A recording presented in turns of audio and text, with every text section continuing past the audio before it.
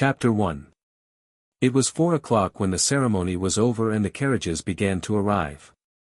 There had been a crowd following all the way, owing to the exuberance of Maria Berksinska's. The occasion rested heavily upon Maria's broad shoulders. It was her task to see that all things went in due form, and after the best home traditions, and, flying wildly hither and thither, bowling everyone out of the way, and scolding and exhorting all day with her tremendous voice, Maria was too eager to see that others conformed to the proprieties to consider them herself. She had left the church last of all, and, desiring to arrive first at the hall, had issued orders to the coachman to drive faster.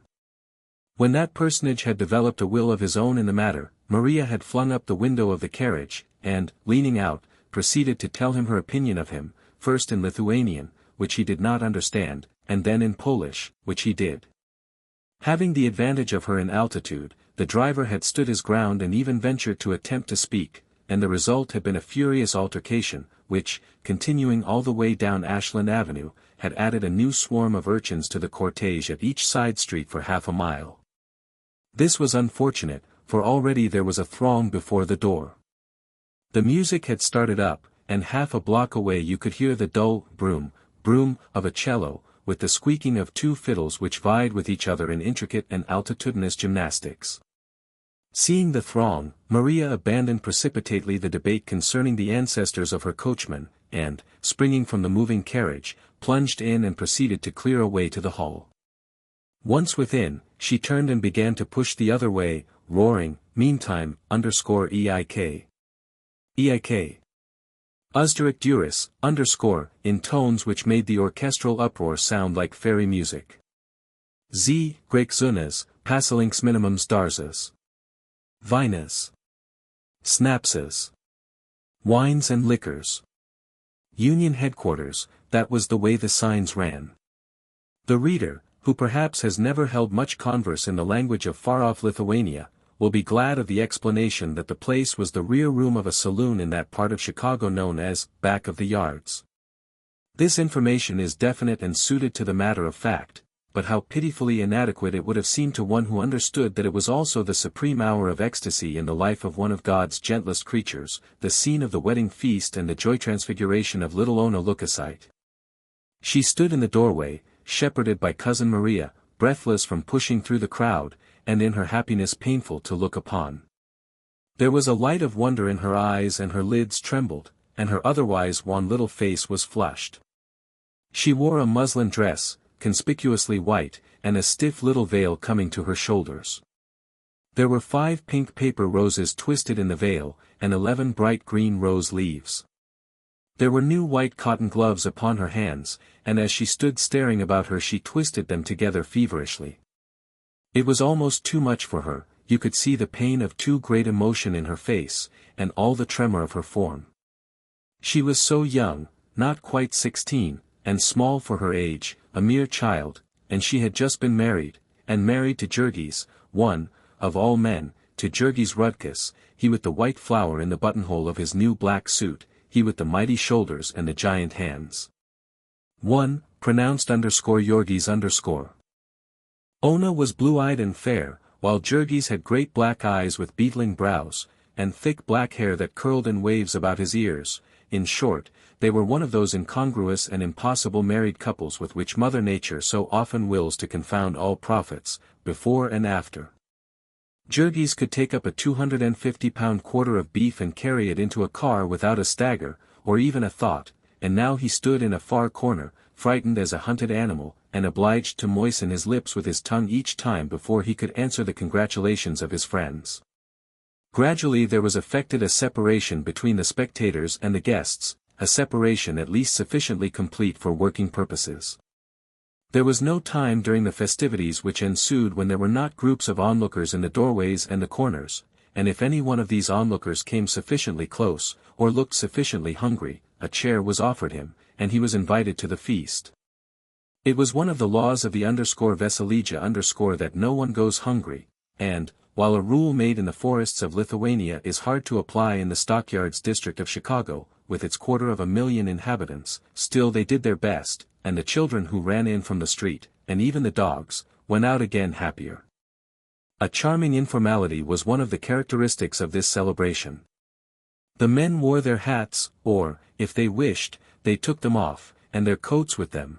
They ate when and where they pleased, and moved as often as they pleased. There were to be speeches and singing, but no one had to listen who did not care to. If he wished, meantime, to speak or sing himself, he was perfectly free.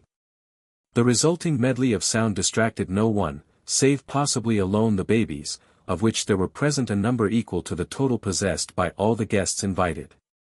There was no other place for the babies to be, and so part of the preparations for the evening consisted of a collection of cribs and carriages in one corner. In these the babies slept, 3 or 4 together, or wakened together, as the case might be. Those who were still older, and could reach the tables, marched about munching contentedly at meat bones and bologna sausages. The room is about 30 feet square, with whitewashed walls, bare save for a calendar, a picture of a race horse, and a family tree in a gilded frame. To the right there is a door from the saloon, with a few loafers in the doorway, and in the corner beyond it a bar, with a presiding genius clad in soiled white, with waxed black mustaches and a carefully oiled curl plastered against one side of his forehead. In the opposite corner are 2 tables, filling a third of the room and laden with dishes and cold viands, which a few of the hungrier guests are already munching. At the head, where sits the bride, is a snow-white cake, with an Eiffel Tower of constructed decoration, with sugar roses and 2 angels upon it, and a generous sprinkling of pink and green and yellow candies. Beyond opens a door into the kitchen, where there is a glimpse to be had of a range with much steam ascending from it, and many women, old and young, rushing hither and thither. In the corner to the left are the 3 musicians, upon a little platform, toiling heroically to make some impression upon the hubbub, also the babies, similarly occupied, and an open window whence the populace imbibes the sights and sounds and odors. Suddenly some of the steam begins to advance, and, peering through it, you discern Aunt Elizabeth, Ona's stepmother, Teta Elsbeta, as they call her, bearing aloft a great platter of stewed duck. Behind her is Katrina, making her way cautiously, staggering beneath a similar burden, and half a minute later there appears old grandmother Majowskiine, with a big yellow bowl of smoking potatoes, nearly as big as herself. So, bit by bit, the feast takes form. There is a ham and a dish of sauerkraut, boiled rice, macaroni, bologna sausages, great piles of penny buns, bowls of milk, and foaming pitchers of beer. There is also, not 6 feet from your back, the bar, where you may order all you please and do not have to pay for it. _Ikes. Grakesai, screams Maria Berksinskas, and falls to work herself, for there is more upon the stove inside that will be spoiled if it be not eaten. So, with laughter and shouts and endless badinage and merriment, the guests take their places. The young men, who for the most part have been huddled near the door, summon their resolution and advance, and the shrinking Jurgis is poked and scolded by the old folks until he consents to seat himself at the right hand of the bride. The 2 bridesmaids, whose insignia of office are paper wreaths, come next, and after them the rest of the guests, old and young, boys and girls. The spirit of the occasion takes hold of the stately bartender, who condescends to a plate of stewed duck, even the fat policeman, whose duty it will be, later in the evening, to break up the fights, draws up a chair to the foot of the table. And the children shout and the babies yell, and every one laughs and sings and chatters, while above all the deafening clamor Cousin Maria shouts orders to the musicians. The musicians, how shall one begin to describe them? All this time they have been there, playing in a mad frenzy. All of this scene must be read, or said, or sung, to music. It is the music which makes it what it is the music which changes the place from the rear room of a saloon in back of the yards to a fairy place, a wonderland, a little corner of the high mansions of the sky. The little person who leads this trio is an inspired man. His fiddle is out of tune, and there is no rosin on his bow, but still he is an inspired man. The hands of the muses have been laid upon him. He plays like one possessed by a demon, by a whole horde of demons. You can feel them in the air round about him, capering frenetically. With their invisible feet they set the pace, and the hair of the leader of the orchestra rises on end, and his eyeballs start from their sockets, as he toils to keep up with them. Tomasius Kaslika is his name, and he has taught himself to play the violin by practicing all night, after working all day on the killing beds. He is in his shirt sleeves, with a vest figured with faded gold horseshoes, and a pink-striped shirt, suggestive of peppermint candy. A pair of military trousers, light blue with a yellow stripe, serve to give that suggestion of authority proper to the leader of a band. He is only about 5 feet high, but even so these trousers are about 8 inches short of the ground. You wonder where he can have gotten them, or rather you would wonder, if the excitement of being in his presence left you time to think of such things. For he is an inspired man. Every inch of him is inspired, you might almost say inspired separately. He stamps with his feet, he tosses his head, he sways and swings to and fro, he has a wizened-up little face, irresistibly comical, and, when he executes a turn or a flourish, his brows knit and his lips work and his eyelids wink, the very ends of his necktie bristle out. And every now and then he turns upon his companions, nodding, signaling, beckoning frantically, with every inch of him appealing, imploring, in behalf of the muses and their call. For they are hardly worthy of Tomáš, the other 2 members of the orchestra. The second violin is a Slovak, a tall, gaunt man with black-rimmed spectacles and the mute and patient look of an overdriven mule. He responds to the whip but feebly, and then always falls back into his old rut. The third man is very fat, with a round, red, sentimental nose, and he plays with his eyes turned up to the sky and a look of infinite yearning. He is playing a bass part upon his cello, and so the excitement is nothing to him. No matter what happens in the treble, it is his task to saw out one long-drawn and lugubrious note after another, from 4 o'clock in the afternoon until nearly the same hour next morning, for his third of the total income of $1 per hour. Before the feast has been 5 minutes under way, Tomáš Kaslíka has risen in his excitement. A minute or 2 more and you see that he is beginning to edge over toward the tables. His nostrils are dilated and his breath comes fast, his demons are driving him.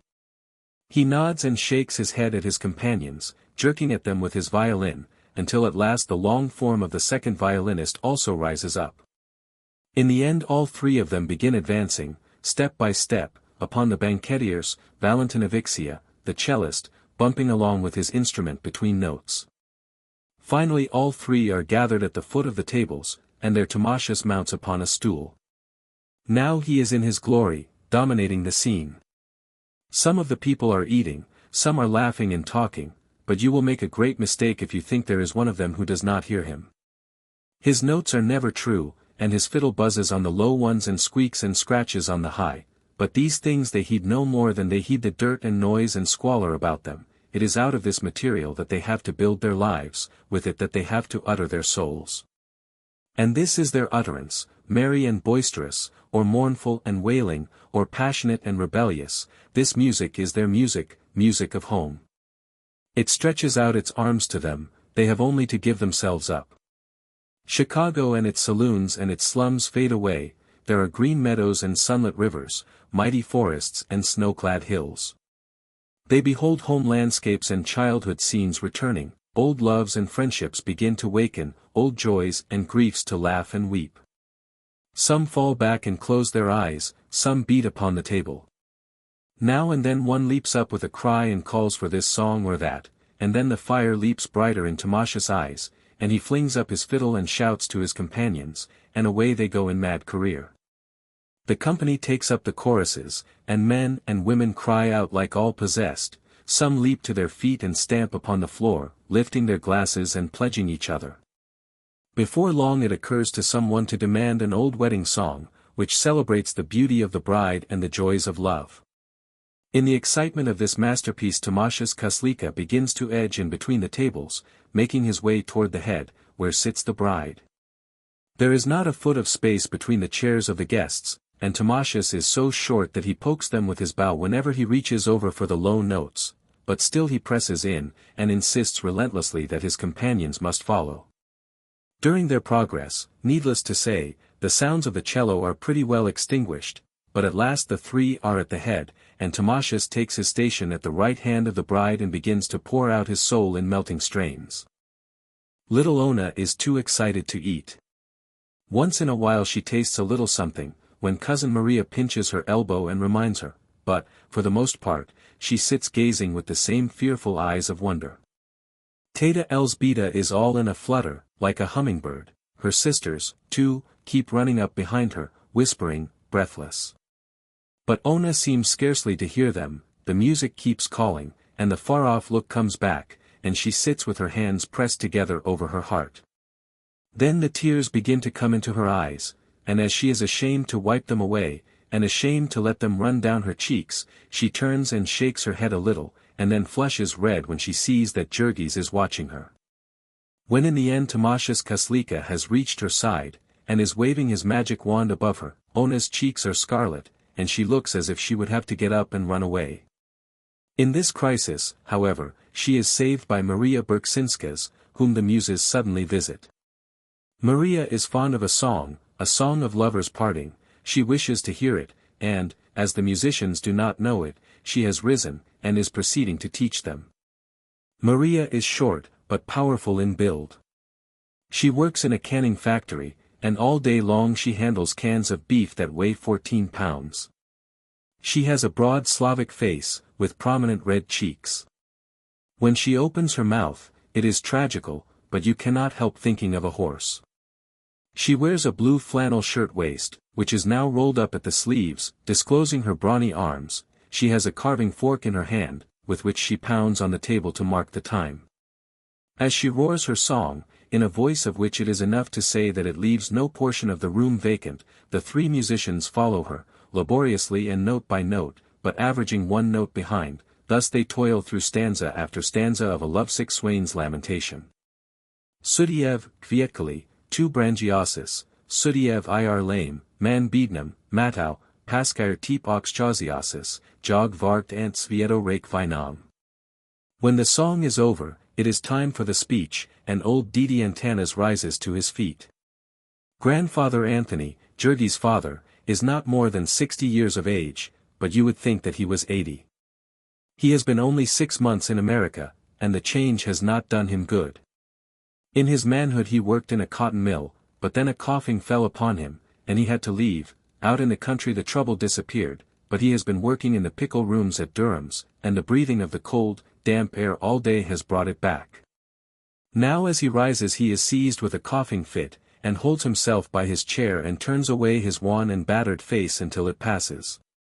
Generally it is the custom for the speech at a_Veselija_ to be taken out of one of the books and learned by heart, but in his youthful days Didi Antanas used to be a scholar, and really make up all the love letters of his friends.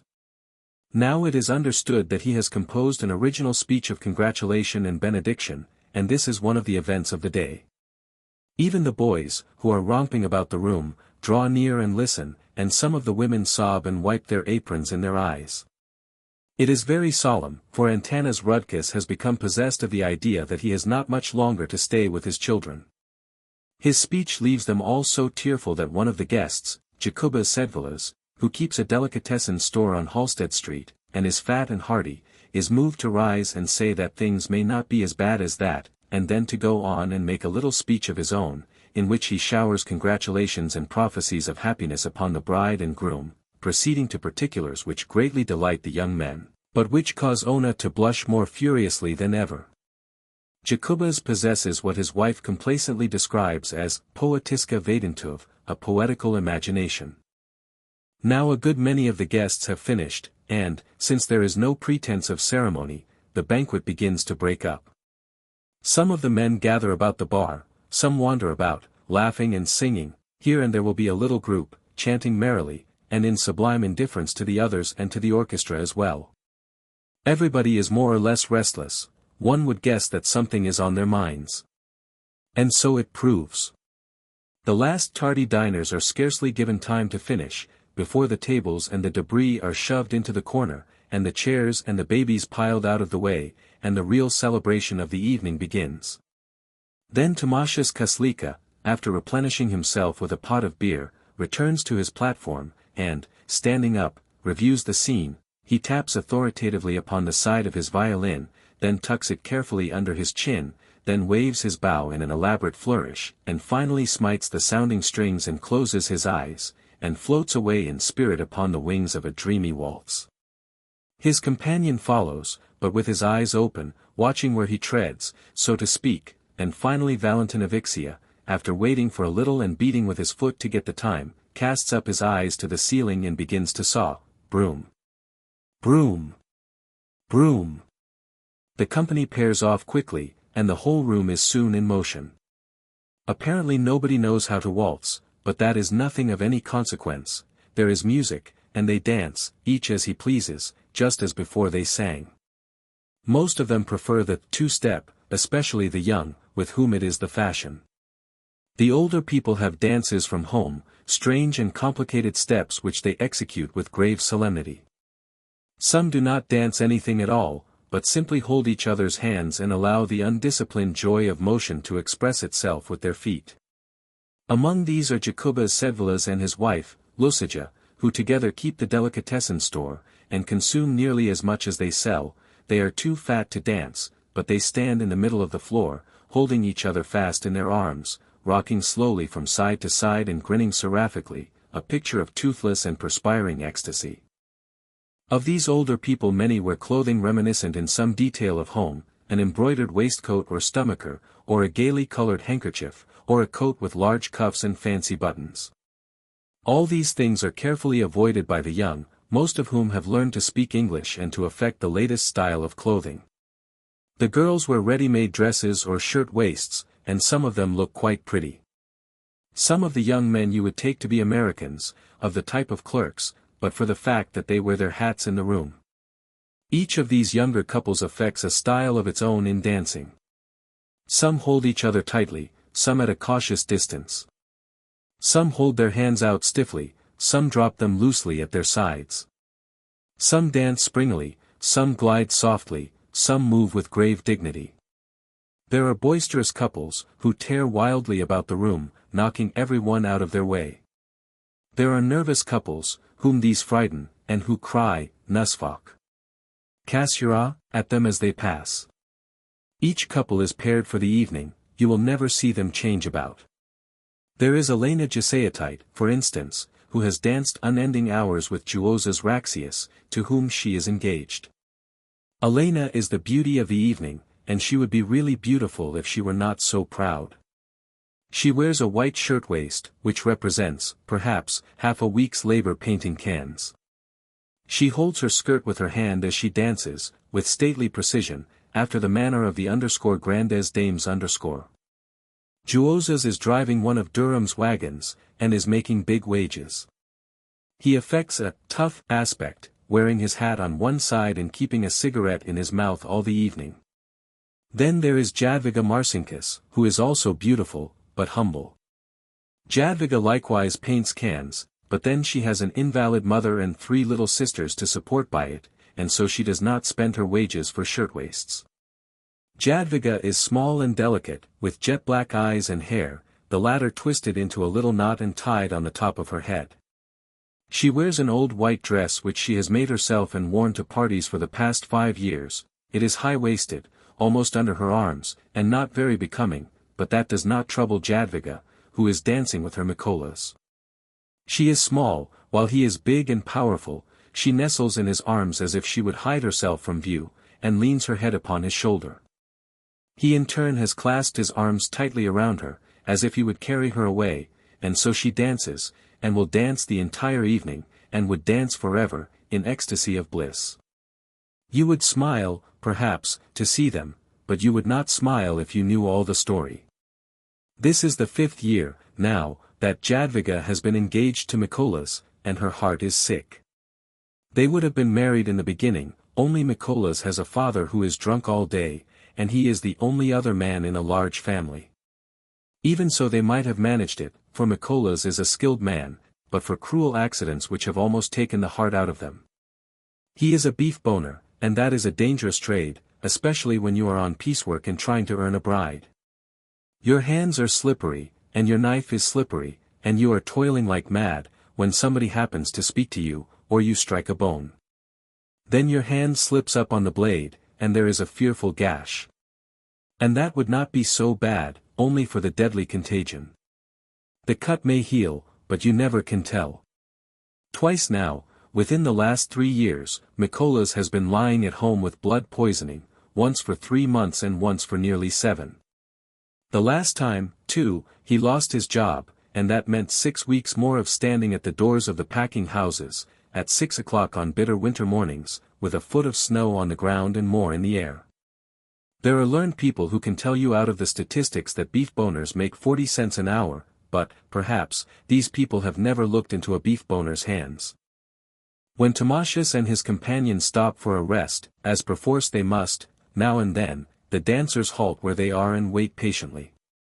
They never seem to tire, and there is no place for them to sit down if they did. It is only for a minute, anyway, for the leader starts up again, in spite of all the protests of the other two. This time it is another sort of a dance, a Lithuanian dance. Those who prefer to, go on with the two-step, but the majority go through an intricate series of motions, resembling more fancy skating than a dance. The climax of it is a furious _prestissimo_, at which the couples seize hands and begin a mad whirling. This is quite irresistible, and everyone in the room joins in, until the place becomes a maze of flying skirts and bodies quite dazzling to look upon. But the sight of sights at this moment is Tamashas Kaslika. The old fiddle squeaks and shrieks in protest, but Tamashas has no mercy. The sweat starts out on his forehead, and he bends over like a cyclist on the last lap of a race. His body shakes and throbs like a runaway steam engine, and the ear cannot follow the flying showers of notes. There is a pale blue mist where you look to see his bowing arm. With a most wonderful rush he comes to the end of the tune, and flings up his hands and staggers back exhausted, and with a final shout of delight the dancers fly apart, reeling here and there, bringing up against the walls of the room. After this there is beer for every one, the musicians included, and the revelers take a long breath and prepare for the great event of the evening, which is the _axiovimas_.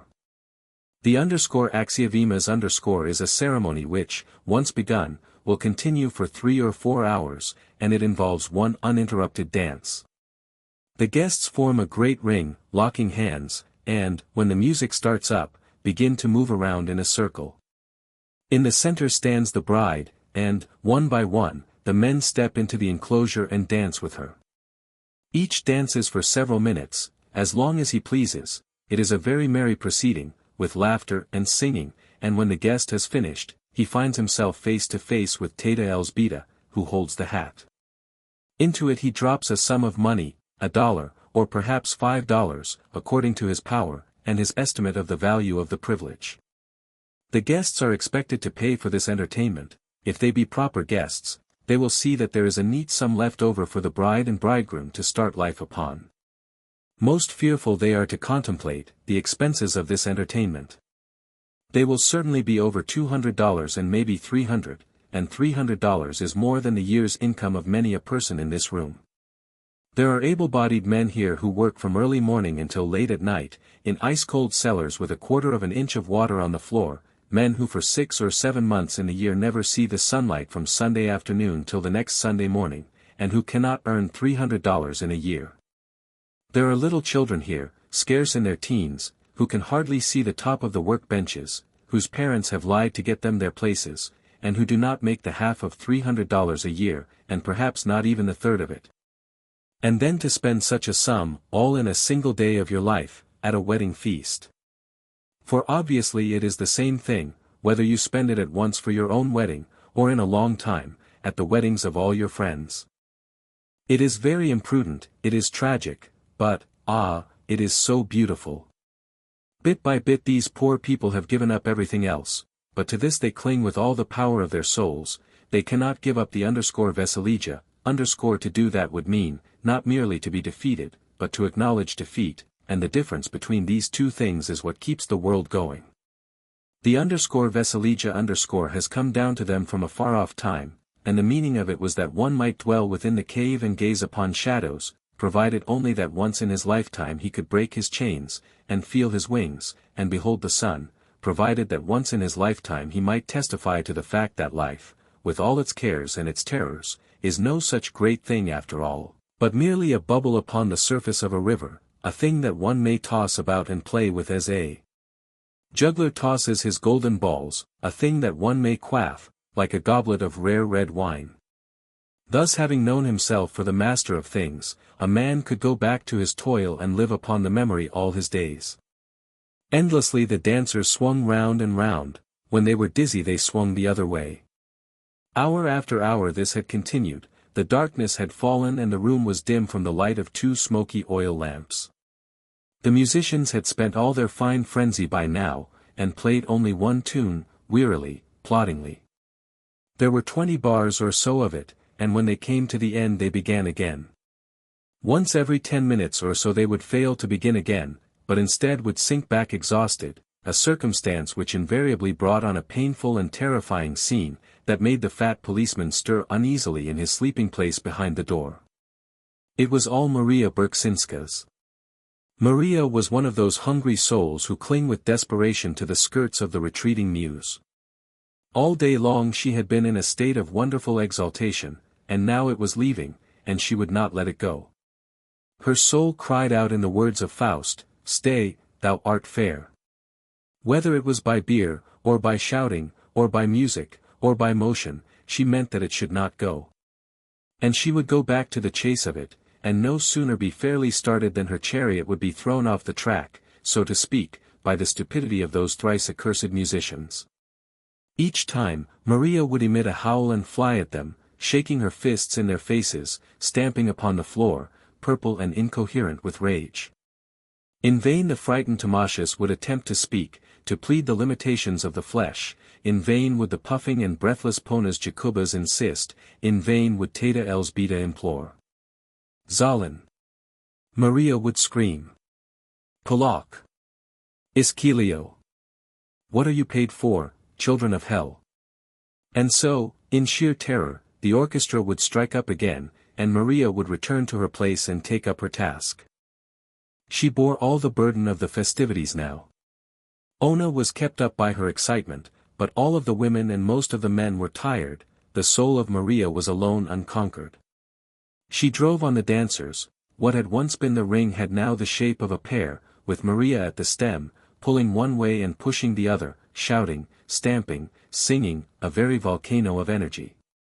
Now and then someone coming in or out would leave the door open, and the night air was chill. Maria as she passed would stretch out her foot and kick the doorknob, and slam would go the door. Once this procedure was the cause of a calamity of which Sebastijonas Sedvilas was the hapless victim.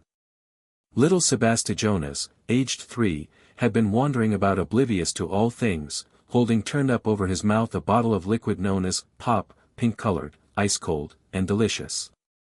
Passing through the doorway the door smote him full, and the shriek which followed brought the dancing to a halt. Maria, who threatened horrid murder 100 times a day, and would weep over the injury of a fly, seized little Sebastijonas in her arms and bid fair to smother him with kisses. There was a long rest for the orchestra, and plenty of refreshments, while Maria was making her peace with her victim, seating him upon the bar, and standing beside him and holding to his lips a foaming schooner of beer. In the meantime there was going on in another corner of the room an anxious conference between Teta Elzbieta and Didi Antanas, and a few of the more intimate friends of the family. A trouble was come upon them. The _Veselija_ is a compact not expressed, but therefore only the more binding upon all. Every one's share was different, and yet every one knew perfectly well what his share was, and strove to give a little more. Now, however, since they had come to the new country, all this was changing. It seemed as if there must be some subtle poison in the air that one breathed here. It was affecting all the young men at once. They would come in crowds and fill themselves with a fine dinner, and then sneak off. One would throw another's hat out of the window, and both would go out to get it, and neither could be seen again. Or now and then half a dozen of them would get together and march out openly, staring at you, and making fun of you to your face.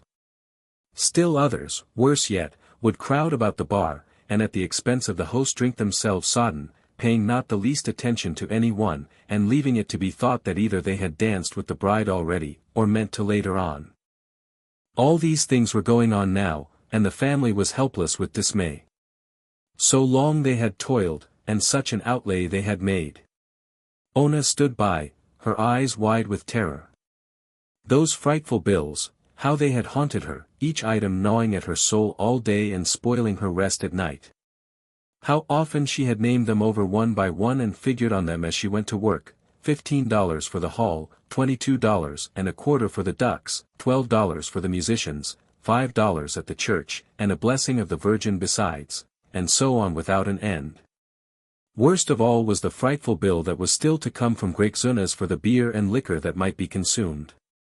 One could never get in advance more than a guess as to this from a saloon keeper, and then, when the time came, he always came to you scratching his head and saying that he had guessed too low, but that he had done his best. Your guests had gotten so very drunk. By him you were sure to be cheated unmercifully, and that even though you thought yourself the dearest of the hundreds of friends he had. He would begin to serve your guests out of a keg that was half full, and finish with one that was half empty, and then you would be charged for 2 kegs of beer. He would agree to serve a certain quality at a certain price, and when the time came you and your friends would be drinking some horrible poison that could not be described. You might complain, but you would get nothing for your pains but a ruined evening, while, as for going to law about it, you might as well go to heaven at once. The saloon keeper stood in with all the big politics men in the district, and when you had once found out what it meant to get into trouble with such people, you would know enough to pay what you were told to pay and shut up. What made all this the more painful was that it was so hard on the few that had really done their best. There was poor old Ponas Jakubas, for instance. He had already given $5, and did not every one know that Jakubas Sedvilas had just mortgaged his delicatessen store for $200 to meet several months' overdue rent? And then there was withered old Pony Anil, who was a widow, and had 3 children, and the rheumatism besides, and did washing for the tradespeople on Halsted Street at prices it would break your heart to hear named. Anil had given the entire profit of her chickens for several months. 8 of them she owned, and she kept them in a little place fenced around on her backstairs. All day long the children of Anil were raking in the dump for food for these chickens, and sometimes, when the competition there was too fierce, you might see them on Halsted Street walking close to the gutters, and with their mother following to see that no one robbed them of their finds. Money could not tell the value of these chickens to old Mrs. Jukniin. She valued them differently, for she had a feeling that she was getting something for nothing by means of them, that with them she was getting the better of a world that was getting the better of her in so many other ways. So she watched them every hour of the day, and had learned to see like an owl at night to watch them then. One of them had been stolen long ago, and not a month passed that someone did not try to steal another. As the frustrating of this one attempt involved a score of false alarms, it will be understood what a tribute old Mrs. Jukniin brought, just because Teta Elzbieta had once loaned her some money for a few days and saved her from being turned out of her house. More and more friends gathered round while the lamentation about these things was going on. Some drew nearer, hoping to overhear the conversation, who were themselves among the guilty, and surely that was a thing to try the patience of a saint. Finally there came Jurgis, urged by someone, and the story was retold to him. Jurgis listened in silence, with his great black eyebrows knitted. Now and then there would come a gleam underneath them and he would glance about the room. Perhaps he would have liked to go at some of those fellows with his big clenched fists, but then, doubtless, he realized how little good it would do him. No bill would be any less for turning out anyone at this time, and then there would be the scandal, and Jurgis wanted nothing except to get away with Ona and to let the world go its own way. So his hands relaxed and he merely said quietly, "It is done, and there is no use in weeping, Teta Elzbieta." Then his look turned toward Ona, who stood close to his side, and he saw the wide look of terror in her eyes. "Little one," he said, in a low voice, "do not worry, it will not matter to us. We will pay them all somehow. I will work harder." That was always what Jurgis said. Ona had grown used to it as the solution of all difficulties: "I will work harder." He had said that in Lithuania when one official had taken his passport from him, and another had arrested him for being without it, and the two had divided a third of his belongings. He had said it again in New York, when the smooth-spoken agent had taken them in hand and made them pay such high prices, and almost prevented their leaving his place, in spite of their paying. Now he said it a third time, and Ona drew a deep breath. It was so wonderful to have a husband, just like a grown woman, and a husband who could solve all problems, and who was so big and strong. The last sob of little Sebastijonas has been stifled, and the orchestra has once more been reminded of its duty. The ceremony begins again, but there are few now left to dance with, and so very soon the collection is over and promiscuous dances once more begin. It is now after midnight, however, and things are not as they were before. The dancers are dull and heavy, most of them have been drinking hard, and have long ago passed the stage of exhilaration.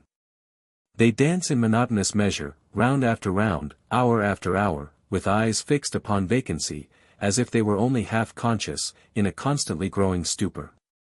The men grasp the women very tightly, but there will be half an hour together when neither will see the other's face. Some couples do not care to dance, and have retired to the corners, where they sit with their arms enlaced. Others, who have been drinking still more, wander about the room, bumping into everything. Some are in groups of 2 or 3, singing, each group its own song. As time goes on there is a variety of drunkenness, among the younger men especially. Some stagger about in each other's arms, whispering maudlin words, others start quarrels upon the slightest pretext, and come to blows and have to be pulled apart. Now the fat policeman wakens definitely, and feels of his club to see that it is ready for business. He has to be prompt, for these 2 o'clock in the morning fights, if they once get out of hand, are like a forest fire, and may mean the whole reserves at the station. The thing to do is to crack every fighting head that you see, before there are so many fighting heads that you cannot crack any of them. There is but scant account kept of cracked heads in back of the yards, for men who have to crack the heads of animals all day seem to get into the habit, and to practice on their friends, and even on their families, between times. This makes it a cause for congratulation that by modern methods a very few men can do the painfully necessary work of head cracking for the whole of the cultured world. There is no fight that night, perhaps because Jurgis, too, is watchful, even more so than the policeman. Jurgis has drunk a great deal, as anyone naturally would on an occasion when it all has to be paid for, whether it is drunk or not, but he is a very steady man, and does not easily lose his temper. Only once there is a tight shave, and that is the fault of Maria Berksinska's. Maria has apparently concluded about 2 hours ago that if the altar in the corner, with the deity in soiled white, be not the true home of the muses, it is, at any rate, the nearest substitute on earth attainable. And Maria is just fighting drunk when there come to her ears the facts about the villains who have not paid that night. Maria goes on the warpath straight off, without even the preliminary of a good cursing, and when she is pulled off it is with the coat collars of 2 villains in her hands. Fortunately, the policeman is disposed to be reasonable, and so it is not Maria who is flung out of the place. All this interrupts the music for not more than a minute or 2. Then again the merciless tune begins, the tune that has been played for the last half hour without one single change. It is an American tune this time, one which they have picked up on the streets, all seem to know the words of it, or, at any rate, the first line of it, which they hum to themselves, over and over again without rest, in the good old summertime, in the good old summertime. In the good old summertime, in the good old summertime. There seems to be something hypnotic about this, with its endlessly recurring dominant. It has put a stupor upon everyone who hears it, as well as upon the men who are playing it.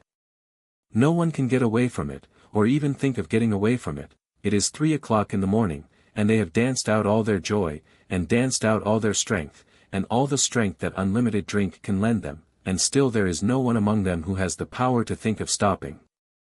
Promptly at 7 o'clock this same Monday morning they will every one of them have to be in their places at Durham's or Brown's or Jones's, each in his working clothes. If one of them be a minute late, he will be docked an hour's pay, and if he be many minutes late, he will be apt to find his brass check turned to the wall, which will send him out to join the hungry mob that waits every morning at the gates of the packing houses, from 6 o'clock until nearly 8:30. There is no exception to this rule, not even little Ona, who has asked for a holiday the day after her wedding day, a holiday without pay, and been refused. While there are so many who are anxious to work as you wish, there is no occasion for incommoding yourself with those who must work otherwise. Little Ona is nearly ready to faint, and half in a stupor herself, because of the heavy scent in the room. She has not taken a drop, but every one else there is literally burning alcohol, as the lamps are burning oil, some of the men who are sound asleep in their chairs or on the floor are reeking of it so that you cannot go near them. Now and then Jurgis gazes at her hungrily. He has long since forgotten his shyness, but then the crowd is there, and he still waits and watches the door, where a carriage is supposed to come. It does not, and finally he will wait no longer, but comes up to Ona, who turns white and trembles. He puts her shawl about her and then his own coat. They live only 2 blocks away, and Jurgis does not care about the carriage. There is almost no farewell, the dancers do not notice them, and all of the children and many of the old folks have fallen asleep of sheer exhaustion. Didi Antanas is asleep, and so are the Sedvalaces, husband and wife, the former snoring in octaves. There is Teta Elzbieta, and Maria, sobbing loudly, and then there is only the silent night, with the stars beginning to pale a little in the east. Jurgis, without a word, lifts Ona in his arms, and strides out with her, and she sinks her head upon his shoulder with a moan. When he reaches home he is not sure whether she has fainted or is asleep, but when he has to hold her with one hand while he unlocks the door, he sees that she has opened her eyes. "You shall not go to Brown's today, little one," he whispers, as he climbs the stairs, and she catches his arm in terror, gasping, "No. No. I dare not. It will ruin us." But he answers her again, "Leave it to me, leave it to me. I will earn more money, I will work harder." Chapter 2. Jurgis talked lightly about work, because he was young. They told him stories about the breaking down of men, there in the stockyards of Chicago, and of what had happened to them afterward, stories to make your flesh creep, but Jurgis would only laugh. He had only been there 4 months, and he was young, and a giant besides. There was too much health in him. He could not even imagine how it would feel to be beaten. "That is well enough for men like you," he would say, _silknas_, puny fellows, but my back is broad. Jurgis was like a boy from the country. He was the sort of man the bosses like to get hold of, the sort they make it a grievance they cannot get hold of. When he was told to go to a certain place, he would go there on the run.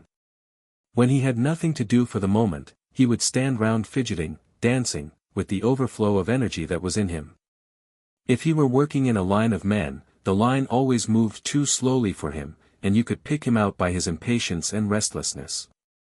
That was why he had been picked out on one important occasion, for Jurgis had stood outside of Brown and Company's Central Time Station, not more than half an hour, the second day of his arrival in Chicago, before he had been beckoned by one of the bosses. Of this he was very proud, and it made him more disposed than ever to laugh at the pessimists.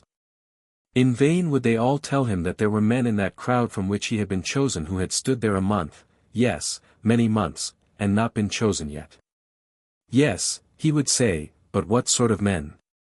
Broken-down tramps and good-for-nothings, fellows who have spent all their money drinking, and want to get more for it.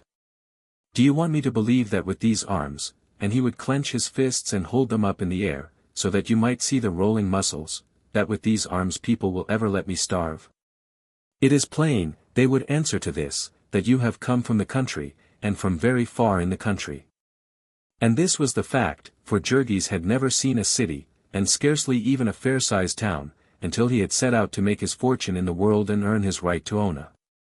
His father, and his father's father before him, and as many ancestors back as legend could go, had lived in that part of Lithuania known as _Brelovich_, the imperial forest. This is a great tract of 100,000 acres, which from time immemorial has been a hunting preserve of the nobility. There are a very few peasants settled in it, holding title from ancient times, and one of these was Antanas Rudkus, who had been reared himself, and had reared his children in turn, upon 6 acres of cleared land in the midst of a wilderness. There had been one son besides Jurgis, and one sister.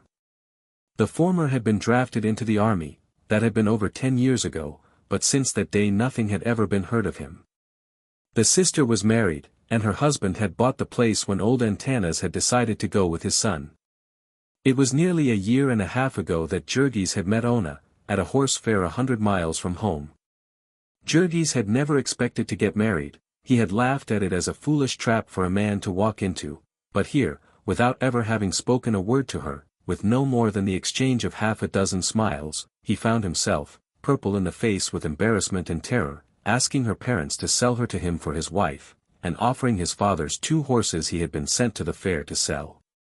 But Ona's father proved as a rock. The girl was yet a child, and he was a rich man, and his daughter was not to be had in that way. So Jurgis went home with a heavy heart, and that spring and summer toiled and tried hard to forget. In the fall, after the harvest was over, he saw that it would not do, and tramped the full fortnight's journey that lay between him and Ona. He found an unexpected state of affairs, for the girl's father had died, and his estate was tied up with creditors. Jurgis' heart leaped as he realized that now the prize was within his reach.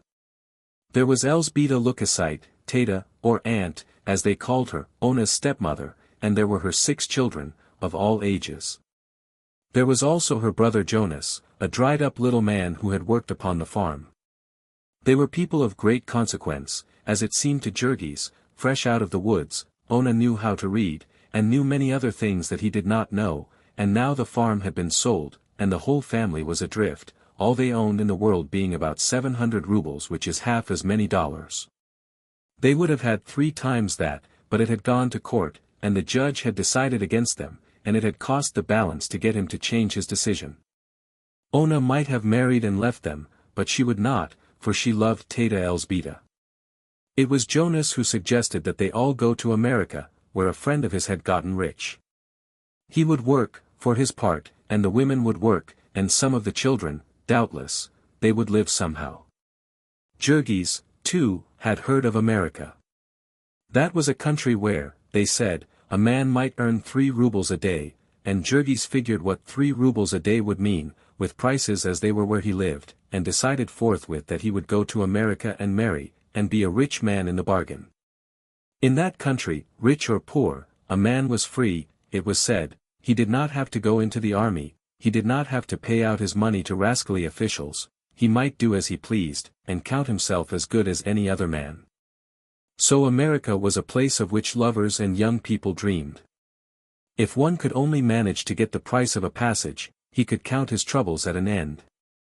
It was arranged that they should leave the following spring, and meantime Jurgis sold himself to a contractor for a certain time, and tramped nearly 400 miles from home with a gang of men to work upon a railroad in Smolensk. This was a fearful experience, with filth and bad food and cruelty and overwork, but Jurgis stood it and came out in fine trim, and with 80 rubles sewed up in his coat.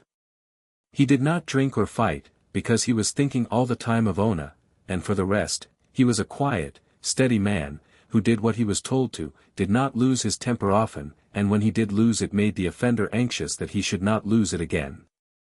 When they paid him off he dodged the company gamblers and dram shops, and so they tried to kill him, but he escaped, and tramped at home, working at odd jobs, and sleeping always with one eye open. So in the summer time they had all set out for America. At the last moment there joined them Maria Berksinskas, who was a cousin of Ona's. Maria was an orphan, and had worked since childhood for a rich farmer of Vilna, who beat her regularly. It was only at the age of 20 that it had occurred to Maria to try her strength, when she had risen up and nearly murdered the man, and then come away. There were 12 in all in the party, 5 adults and 6 children, and Ona, who was a little of both. They had a hard time on the passage. There was an agent who helped them, but he proved a scoundrel, and got them into a trap with some officials, and cost them a good deal of their precious money, which they clung to with such horrible fear. This happened to them again in New York, for, of course, they knew nothing about the country, and had no one to tell them, and it was easy for a man in a blue uniform to lead them away, and to take them to a hotel and keep them there, and make them pay enormous charges to get away. The law says that the rate card shall be on the door of a hotel, but it does not say that it shall be in Lithuanian. It was in the stockyards that Jonah's friend had gotten rich, and so to Chicago the party was bound. They knew that one word, Chicago, and that was all they needed to know, at least, until they reached the city. Then, tumbled out of the cars without ceremony, they were no better off than before. They stood staring down the vista of Dearborn Street, with its big black buildings towering in the distance, unable to realize that they had arrived, and why, when they said, Chicago, people no longer pointed in some direction, but instead looked perplexed, or laughed, or went on without paying any attention.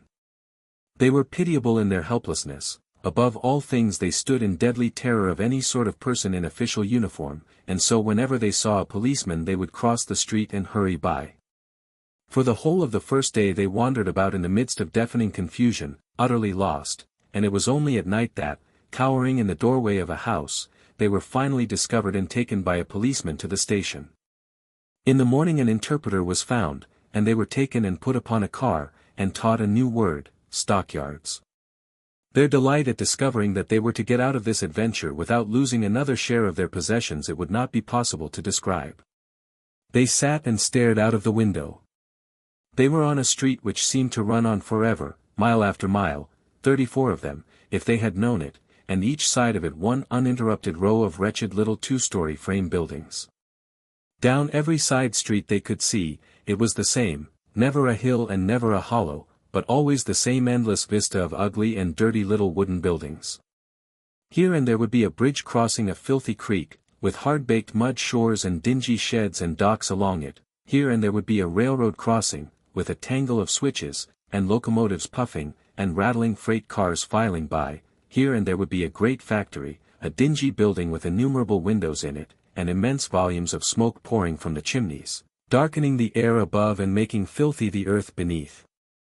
But after each of these interruptions, the desolate procession would begin again, the procession of dreary little buildings. A full hour before the party reached the city they had begun to note the perplexing changes in the atmosphere. It grew darker all the time, and upon the earth the grass seemed to grow less green.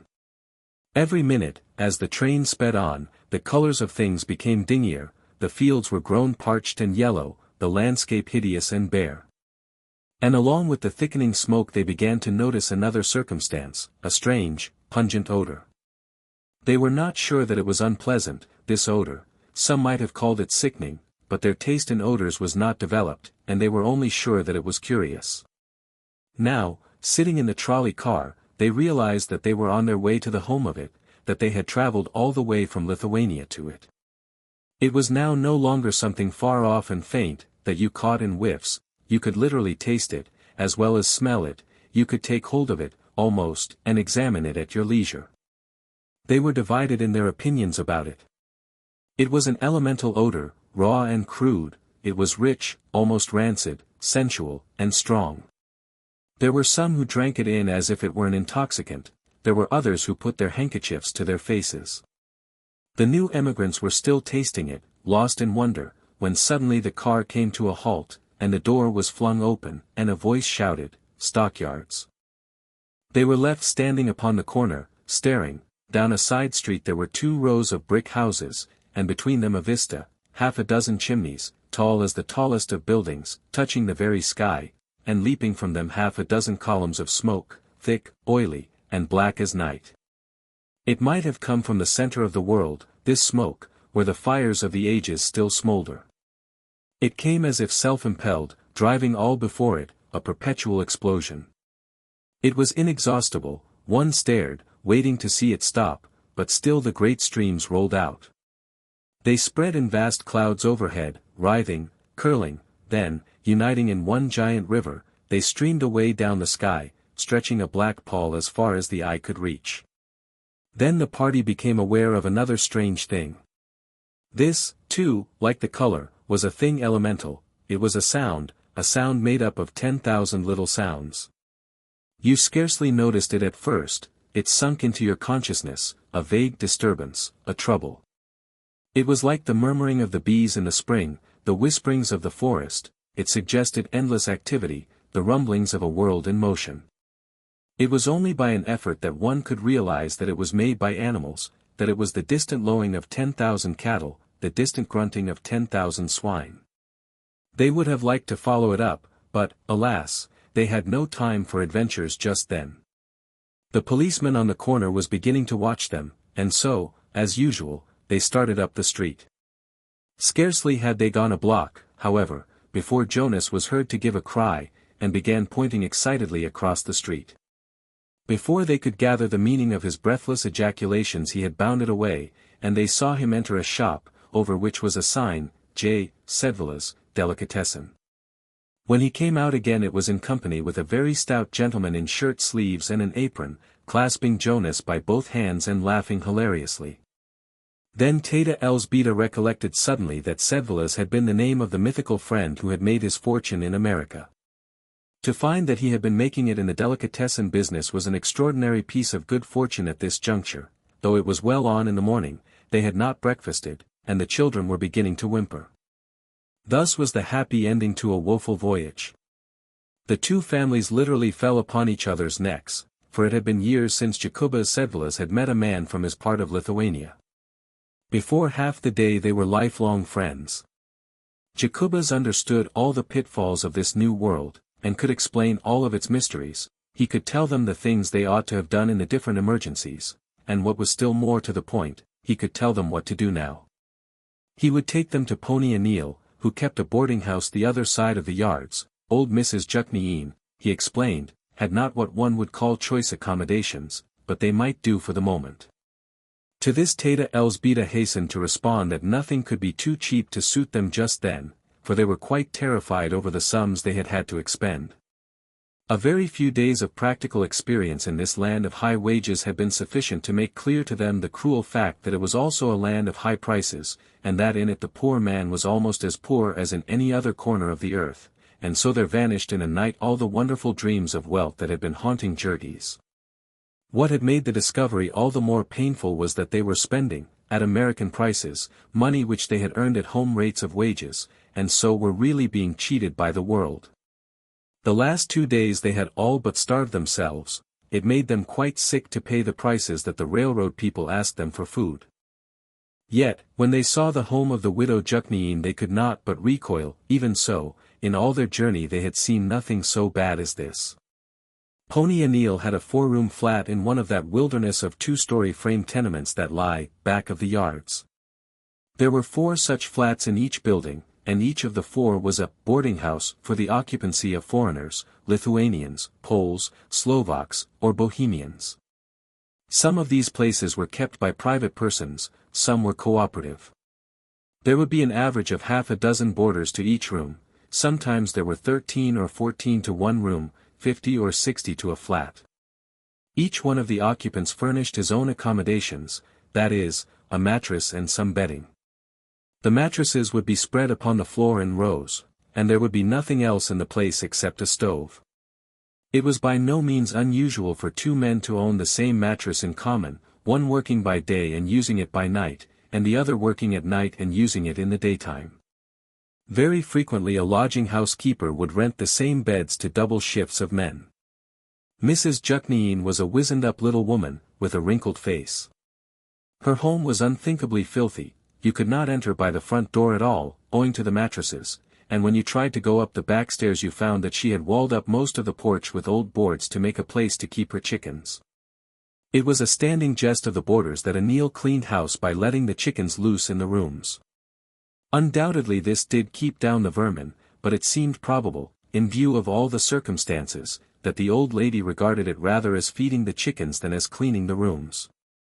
The truth was that she had definitely given up the idea of cleaning anything, under pressure of an attack of rheumatism, which had kept her doubled up in one corner of her room for over a week, during which time 11 of her boarders, heavily in her debt, had concluded to try their chances of employment in Kansas City. This was July, and the fields were green. One never saw the fields, nor any green thing whatever, in Packingtown, but one could go out on the road and hobo it, as the men phrased it, and see the country, and have a long rest, and an easy time riding on the freight cars. Such was the home to which the new arrivals were welcomed. There was nothing better to be had. They might not do so well by looking further, for Mrs. Jukniin had at least kept one room for herself and her 3 little children, and now offered to share this with the women and the girls of the party. They could get bedding at a second-hand store, she explained, and they would not need any. While the weather was so hot, doubtless they would all sleep on the sidewalk such nights as this, as did nearly all of her guests.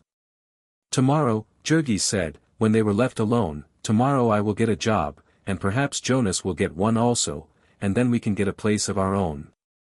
Later that afternoon he and Ona went out to take a walk and look about them, to see more of this district which was to be their home.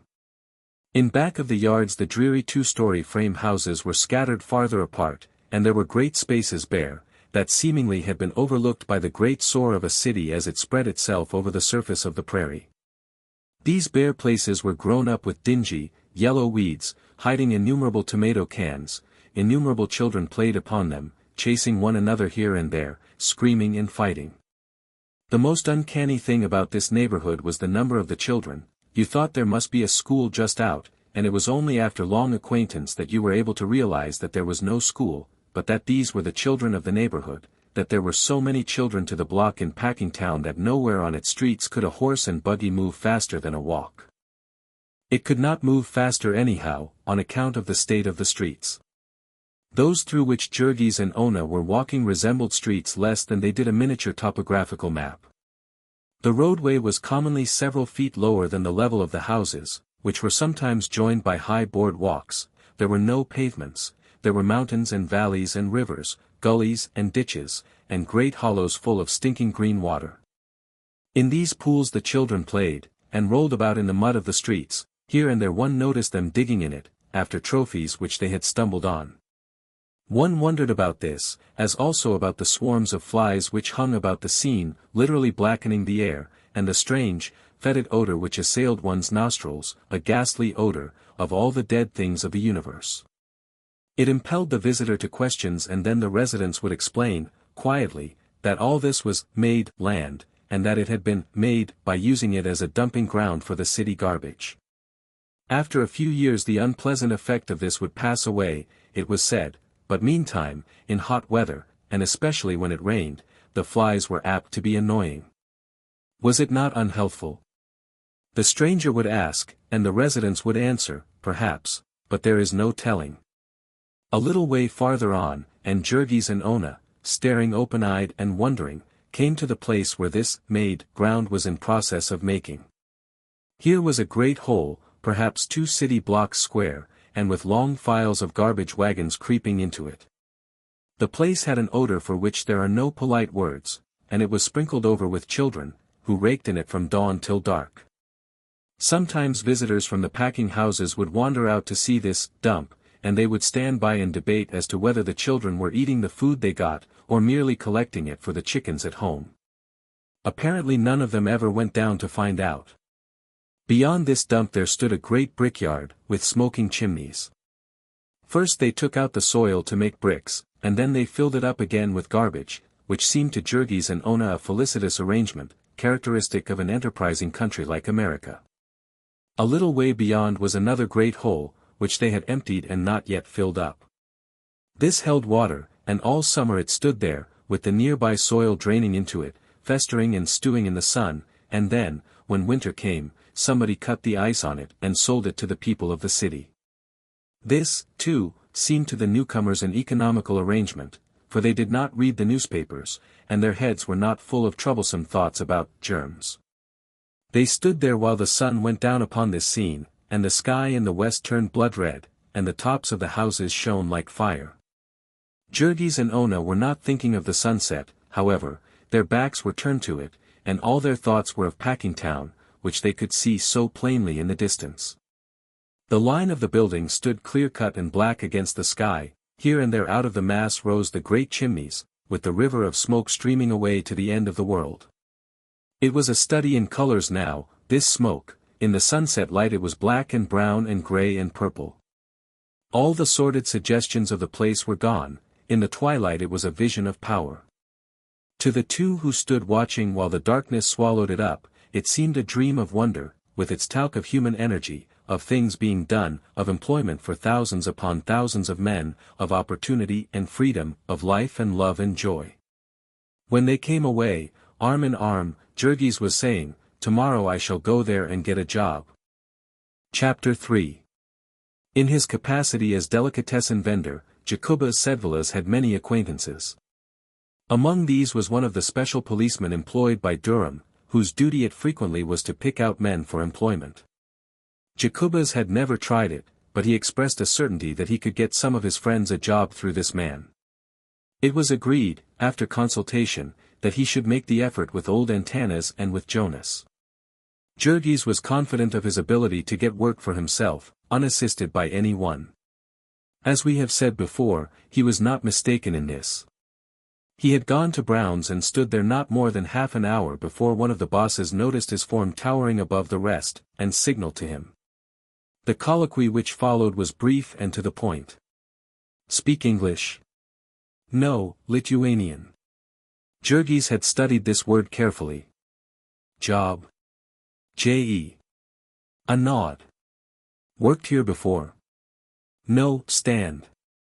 Signals and gesticulations on the part of the boss. Vigorous shakes of the head by Jurgis. "Shovel guts?" "No, stand." More shakes of the head. "Czar nose." "Pagakstis." "Sluofa." Imitative motions. "J.E." "See door." "Duries?" Pointing. "J.E." "Tomorrow, 7 o'clock." "Understand?" "Right oj." "Preaspieties." "Septini." "Decue, temistai." "Thank you, sir." And that was all.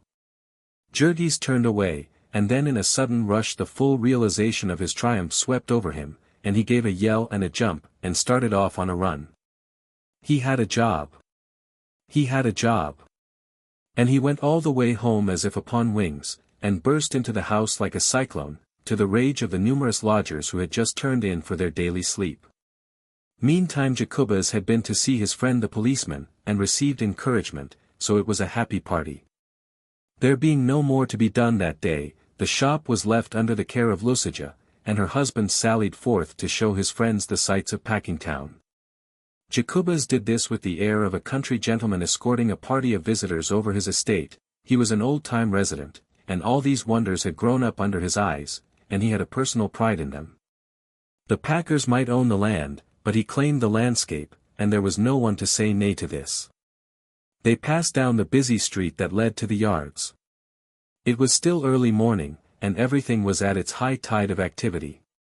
A steady stream of employees was pouring through the gate, employees of the higher sort, at this hour, clerks and stenographers and such. For the women there were waiting big two-horse wagons, which set off at a gallop as fast as they were filled. In the distance there was heard again the lowing of the cattle, a sound as of a far-off ocean calling. They followed it, this time, as eager as children in sight of a circus menagerie, which, indeed, the scene a good deal resembled. They crossed the railroad tracks, and then on each side of the street were the pens full of cattle.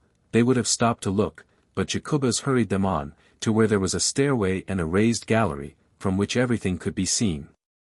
Here they stood, staring, breathless with wonder.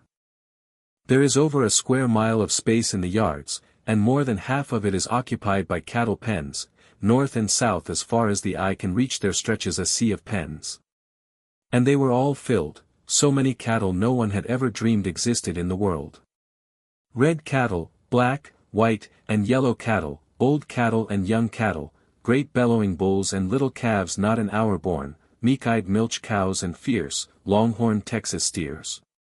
The sound of them here was as of all the barnyards of the universe, and as for counting them, it would have taken all day simply to count the pens. Here and there ran long alleys, blocked at intervals by gates, and Jacobus told them that the number of these gates was 25,000. Jacobus had recently been reading a newspaper article which was full of statistics such as that, and he was very proud as he repeated them and made his guests cry out with wonder. Jurgis too had a little of this sense of pride. Had he not just gotten a job, and become a sharer in all this activity, a cog in this marvelous machine? Here and there about the alleys galloped men upon horseback, booted, and carrying long whips. They were very busy, calling to each other, and to those who were driving the cattle. They were drovers and stock raisers, who had come from far states, and brokers and commission merchants, and buyers for all the big packing houses. Here and there they would stop to inspect a bunch of cattle, and there would be a parley, brief and businesslike. The buyer would nod or drop his whip, and that would mean a bargain, and he would note it in his little book, along with hundreds of others he had made that morning.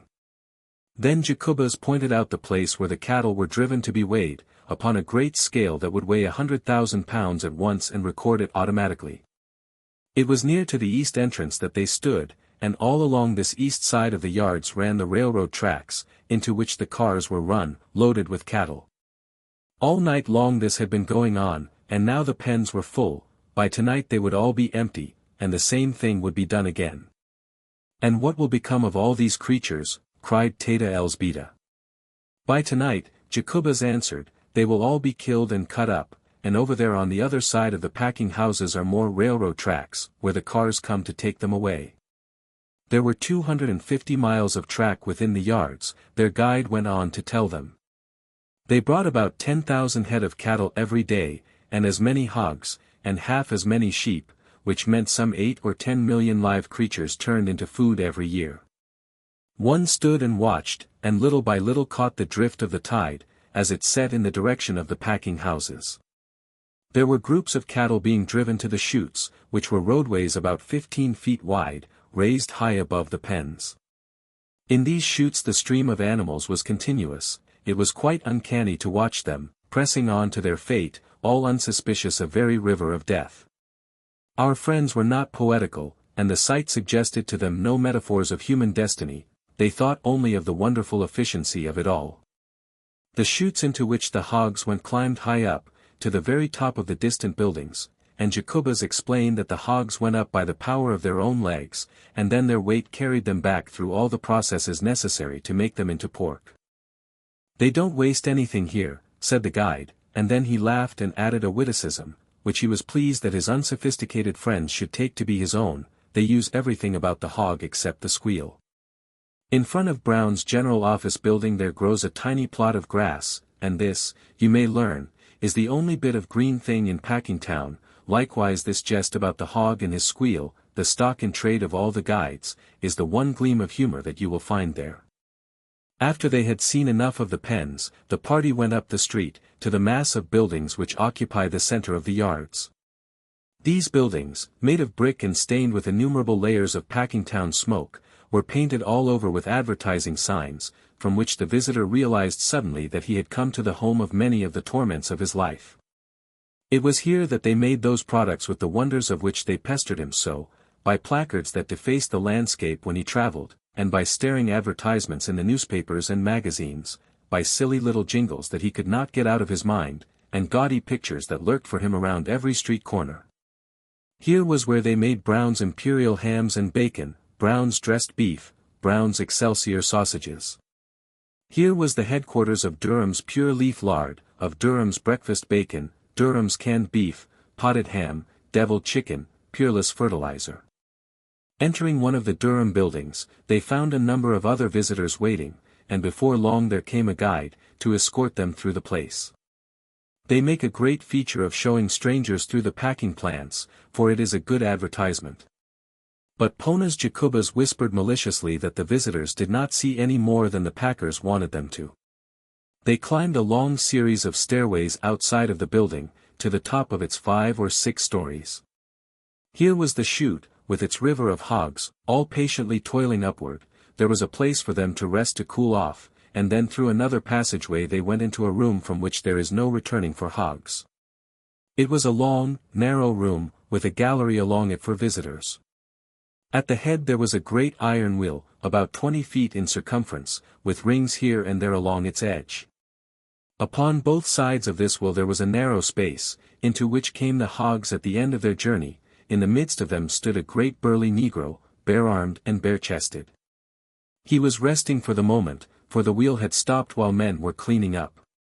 In a minute or two, however, it began slowly to revolve, and then the men upon each side of it sprang to work. They had chains which they fastened about the leg of the nearest hog, and the other end of the chain they hooked into one of the rings upon the wheel. So, as the wheel turned, a hog was suddenly jerked off his feet and borne aloft. At the same instant the car was assailed by a most terrifying shriek. The visitors started in alarm, the women turned pale and shrank back.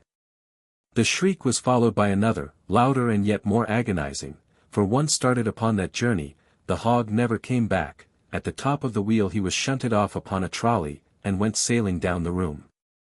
And meantime another was swung up, and then another, until there was a double line of them, each dangling by a foot and kicking in frenzy, and squealing.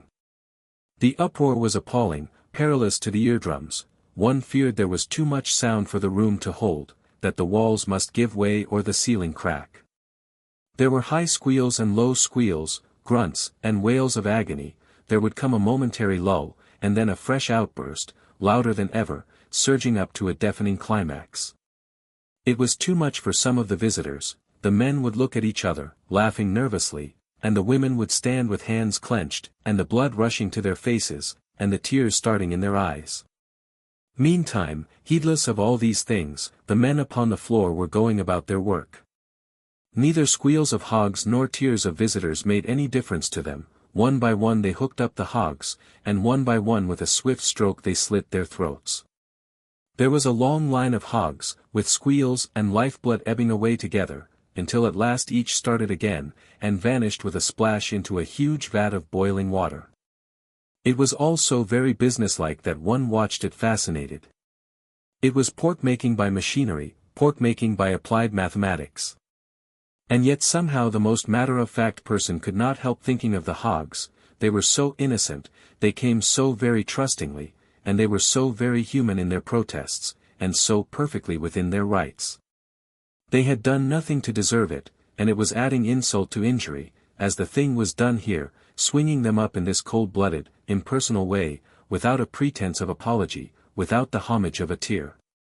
Now and then a visitor wept, to be sure, but this slaughtering machine ran on, visitors or no visitors. It was like some horrible crime committed in a dungeon, all unseen and unheeded, buried out of sight and of memory. One could not stand and watch very long without becoming philosophical, without beginning to deal in symbols and similes, and to hear the hog squeal of the universe. Was it permitted to believe that there was nowhere upon the earth, or above the earth, a heaven for hogs, where they were requited for all this suffering? Each one of these hogs was a separate creature. Some were white hogs, some were black, some were brown, some were spotted, some were old, some young, some were long and lean, some were monstrous. And each of them had an individuality of his own, a will of his own, a hope and a heart's desire. Each was full of self-confidence, of self-importance, and a sense of dignity. And trusting and strong in faith he had gone about his business, the while a black shadow hung over him and a horrid fate waited in his pathway. Now suddenly it had swooped upon him, and had seized him by the leg. Relentless, remorseless, it was. All his protests, his screams, were nothing to it. It did its cruel will with him, as if his wishes, his feelings, had simply no existence at all. It cut his throat and watched him gasp out his life. And now was one to believe that there was nowhere a god of hogs, to whom this hog personality was precious, to whom these hog squeals and agonies had a meaning? Who would take this hog into his arms and comfort him, reward him for his work well done, and show him the meaning of his sacrifice? Perhaps some glimpse of all this was in the thoughts of our humble-minded Jurgis, as he turned to go on with the rest of the party, and muttered, "Dave, but I'm glad I'm not a hog." The carcass hog was scooped out of the vat by machinery, and then it fell to the second floor, passing on the way through a wonderful machine with numerous scrapers, which adjusted themselves to the size and shape of the animal, and sent it out at the other end with nearly all of its bristles removed. It was then again strung up by machinery, and sent upon another trolley ride, this time passing between two lines of men, who sat upon a raised platform, each doing a certain single thing to the carcass as it came to him. One scraped the outside of a leg, another scraped the inside of the same leg. One with a swift stroke cut the throat, another with 2 swift strokes severed the head, which fell to the floor and vanished through a hole. Another made a slit down the body, a second opened the body wider, a third with a saw cut the breastbone, a fourth loosened the entrails, a fifth pulled them out, and they also slid through a hole in the floor. There were men to scrape each side and men to scrape the back. There were men to clean the carcass inside, to trim it and wash it. Looking down this room, one saw, creeping slowly, a line of dangling hogs 100 yards in length, and for every yard there was a man, working as if a demon were after him. At the end of this hog's progress every inch of the carcass had been gone over several times, and then it was rolled into the chilling room, where it stayed for 24 hours, and where a stranger might lose himself in a forest of freezing hogs.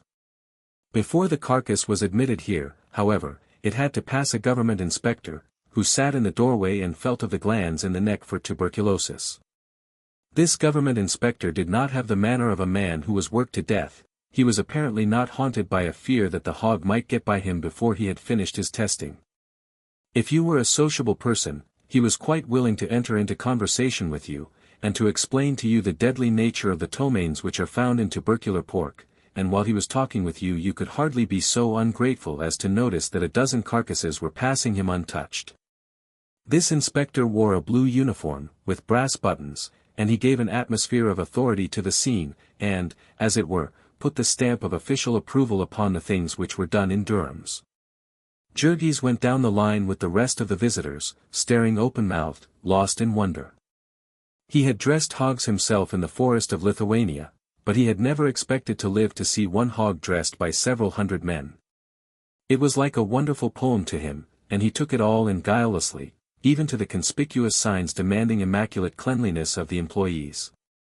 Jurgis was vexed when the cynical Jacobas translated these signs with sarcastic comments, offering to take them to the secret rooms where the spoiled meats went to be doctored. The party descended to the next floor, where the various waste materials were treated. Here came the entrails, to be scraped and washed clean for sausage casings. Men and women worked here in the midst of a sickening stench, which caused the visitors to hasten by, gasping. To another room came all the scraps to be tanked, which meant boiling and pumping off the grease to make soap and lard. Below they took out the refuse, and this, too, was a region in which the visitors did not linger. In still other places men were engaged in cutting up the carcasses that had been through the chilling rooms. First there were the splitters, the most expert workmen in the plant, who earned as high as 50 cents an hour, and did not a thing all day except chop hogs down the middle. Then there were cleaver men, great giants with muscles of iron. Each had 2 men to attend him, to slide the half carcass in front of him on the table, and hold it while he chopped it, and then turn each piece so that he might chop it once more. His cleaver had a blade about 2 feet long, and he never made but one cut. He made it so neatly, too, that his implement did not smite through and dull itself. There was just enough force for a perfect cut, and no more. So through various yawning holes there slipped to the floor below, to one room hams, to another forequarters, to another sides of pork. One might go down to this floor and see the pickling rooms, where the hams were put into vats, and the great smoke rooms, with their airtight iron doors. In other rooms they prepared salt pork. There were whole cellars full of it, built up in great towers to the ceiling. In yet other rooms they were putting up meats in boxes and barrels, and wrapping hams and bacon in oiled paper, sealing and labeling and sewing them.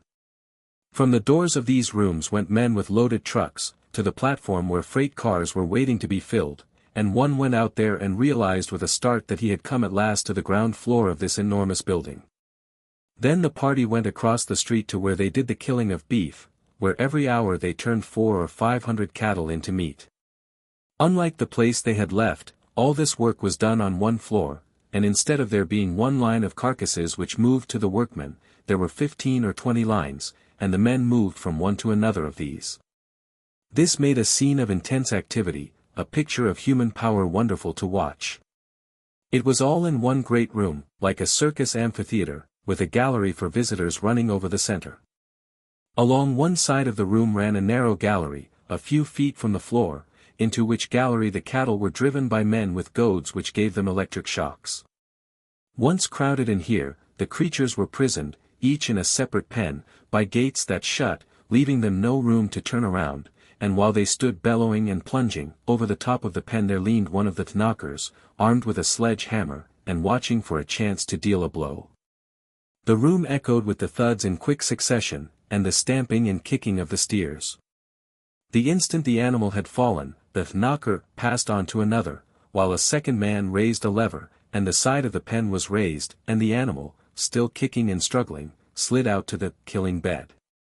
Here a man put shackles about one leg, and pressed another lever, and the body was jerked up into the air. There were 15 or 20 such pens, and it was a matter of only a couple of minutes to knock 15 or 20 cattle and roll them out. Then once more the gates were opened, and another lot rushed in, and so out of each pen there rolled a steady stream of carcasses, which the men upon the killing beds had to get out of the way. The manner in which they did this was something to be seen and never forgotten. They worked with furious intensity, literally upon the run, at a pace with which there is nothing to be compared except a football game. It was all highly specialized labor, each man having his task to do.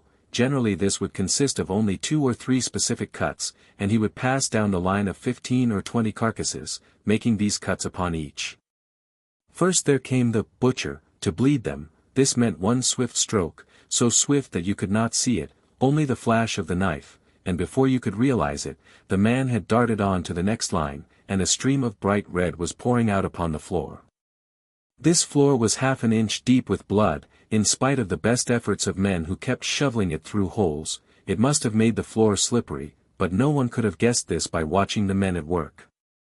The carcass hung for a few minutes to bleed. There was no time lost, however, for there were several hanging in each line, and one was always ready. It was let down to the ground, and there came the headsman, whose task it was to sever the head, with 2 or 3 swift strokes. Then came the floorsman, to make the first cut in the skin, and then another to finish ripping the skin down the center, and then half a dozen more in swift succession, to finish the skinning. After they were through, the carcass was again swung up, and while a man with a stick examined the skin, to make sure that it had not been cut, and another rolled it up and tumbled it through one of the inevitable holes in the floor, the beef proceeded on its journey. There were men to cut it, and men to split it, and men to gut it and scrape it clean inside. There were some with hose which threw jets of boiling water upon it, and others who removed the feet and added the final touches. In the end, as with the hogs, the finished beef was run into the chilling room, to hang its appointed time.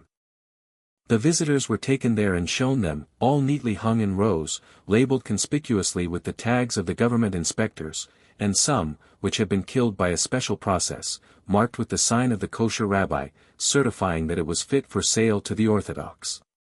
And then the visitors were taken to the other parts of the building, to see what became of each particle of the waste material that had vanished through the floor, and to the pickling rooms, and the salting rooms, the canning rooms, and the packing rooms, where choice meat was prepared for shipping in refrigerator cars, destined to be eaten in all the 4 corners of civilization.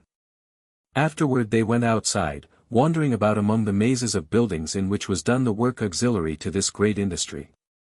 There was scarcely a thing needed in the business that Durham and Company did not make for themselves. There was a great steam power plant and an electricity plant. There was a barrel factory, and a boiler repair shop. There was a building to which the grease was piped, and made into soap and lard, and then there was a factory for making lard cans, and another for making soap boxes. There was a building in which the bristles were cleaned and dried, for the making of hair cushions and such things. There was a building where the skins were dried and tanned, there was another where heads and feet were made into glue, and another where bones were made into fertilizer. No tiniest particle of organic matter was wasted in Durham's. Out of the horns of the cattle they made combs, buttons, hairpins, and imitation ivory. Out of the shin bones and other big bones they cut knife and toothbrush handles, and mouthpieces for pipes. Out of the hoofs they cut hairpins and buttons, before they made the rest into glue. From such things as feet, knuckles, hide clippings, and sinews came such strange and unlikely products as gelatin, isinglass, and phosphorus, bone black, shoe blacking, and bone oil. They had curled hair works for the cattle tails, and a wool pullery for the sheepskins. They made pepsin from the stomachs of the pigs, and albumen from the blood, and violin strings from the ill-smelling entrails. When there was nothing else to be done with a thing, they first put it into a tank and got out of it all the tallow and grease, and then they made it into fertilizer. All these industries were gathered into buildings nearby, connected by galleries and railroads with the main establishment, and it was estimated that they had handled nearly 250 million of animals since the founding of the plant by the elder Durham a generation and more ago. If you counted with it the other big plants, and they were now really all one, it was, so Jacobus informed them, the greatest aggregation of labor and capital ever gathered in one place. It employed 30,000 men, it supported directly 250,000 people in its neighborhood, and indirectly it supported 500,000. It sent its products to every country in the civilized world, and it furnished the food for no less than 30 million people. To all of these things our friends would listen open-mouthed. it seemed to them impossible of belief that anything so stupendous could have been devised by mortal man. That was why to Jurgis it seemed almost profanity to speak about the place as did Jacobus, skeptically. It was a thing as tremendous as the universe, the laws and ways of its working no more than the universe to be questioned or understood. All that a mere man could do, it seemed to Jurgis, was to take a thing like this as he found it, and do as he was told. To be given a place in it and a share in its wonderful activities was a blessing to be grateful for, as one was grateful for the sunshine and the rain. Jurgis was even glad that he had not seen the place before meeting with his triumph, for he felt that the size of it would have overwhelmed him. But now he had been admitted, he was a part of it all. He had the feeling that this whole huge establishment had taken him under its protection, and had become responsible for his welfare. So guileless was he, and ignorant of the nature of business, that he did not even realize that he had become an employee of Brown's, and that Brown and Durham were supposed by all the world to be deadly rivals, were even required to be deadly rivals by the law of the land, and ordered to try to ruin each other under penalty of fine and imprisonment. Chapter 4. Promptly at 7 the next morning Jurgis reported for work. He came to the door that had been pointed out to him, and there he waited for nearly 2 hours. The boss had meant for him to enter, but had not said this, and so it was only when on his way out to hire another man that he came upon Jurgis. He gave him a good cursing, but as Jurgis did not understand a word of it he did not object. He followed the boss, who showed him where to put his street clothes, and waited while he donned the working clothes he had bought in a second-hand shop and brought with him in a bundle. Then he led him to the killing beds. The work which Jurgis was to do here was very simple, and it took him but a few minutes to learn it. He was provided with a stiff besom, such as is used by street sweepers, and it was his place to follow down the line the man who drew out the smoking entrails from the carcass of the steer. This mass was to be swept into a trap, which was then closed, so that no one might slip into it. As Jurgis came in, the first cattle of the morning were just making their appearance, and so, with scarcely time to look about him, and none to speak to any one, he fell to work. It was a sweltering day in July, and the place ran with steaming hot blood. One waited in it on the floor. The stench was almost overpowering, but to Jurgis it was nothing. His whole soul was dancing with joy. He was at work at last. He was at work and earning money. All day long he was figuring to himself. He was paid the fabulous sum of 17.5 cents an hour, and as it proved a rush day and he worked until nearly 7 o'clock in the evening, he went home to the family with the tidings that he had earned more than $1.50 in a single day. At home, also, there was more good news, so much of it at once that there was quite a celebration in Anil's hall bedroom.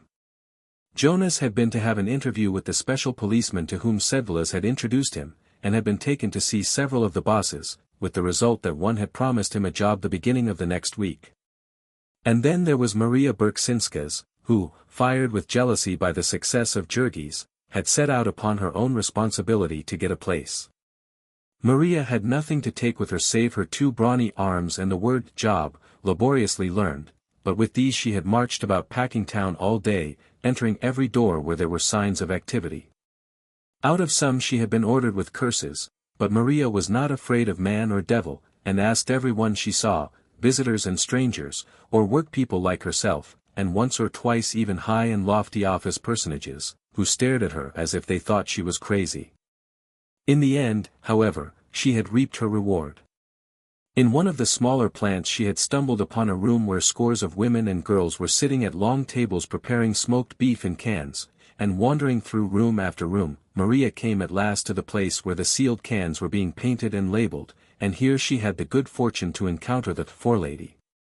Maria did not understand then, as she was destined to understand later, what there was attractive to a forelady about the combination of a face full of boundless good nature and the muscles of a dray horse, but the woman had told her to come the next day and she would perhaps give her a chance to learn the trade of painting cans.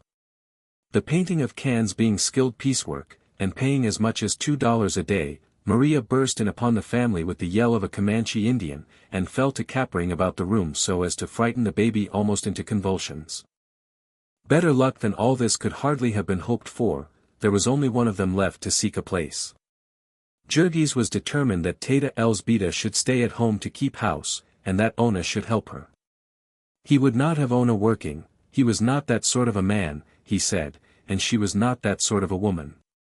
It would be a strange thing if a man like him could not support the family, with the help of the board of Jonas and Maria.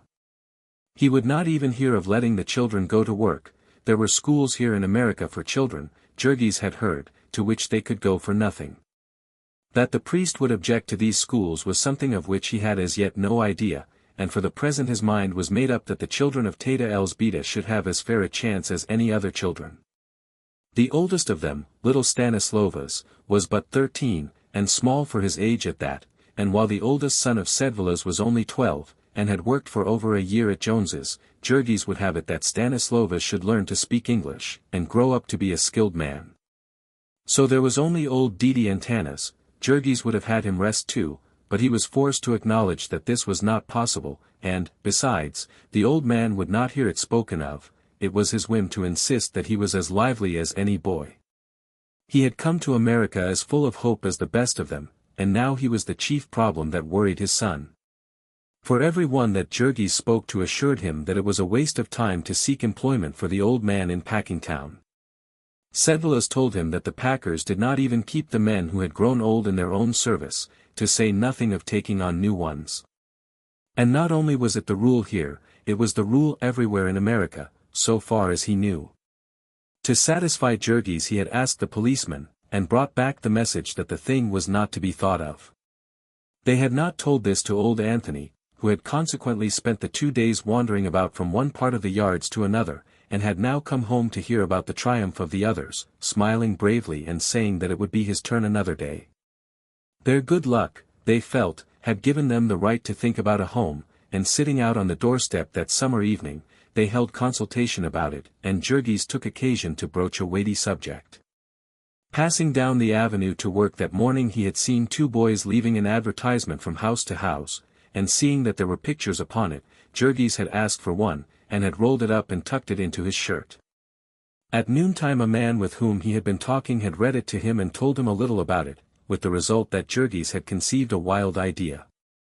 He brought out the placard, which was quite a work of art.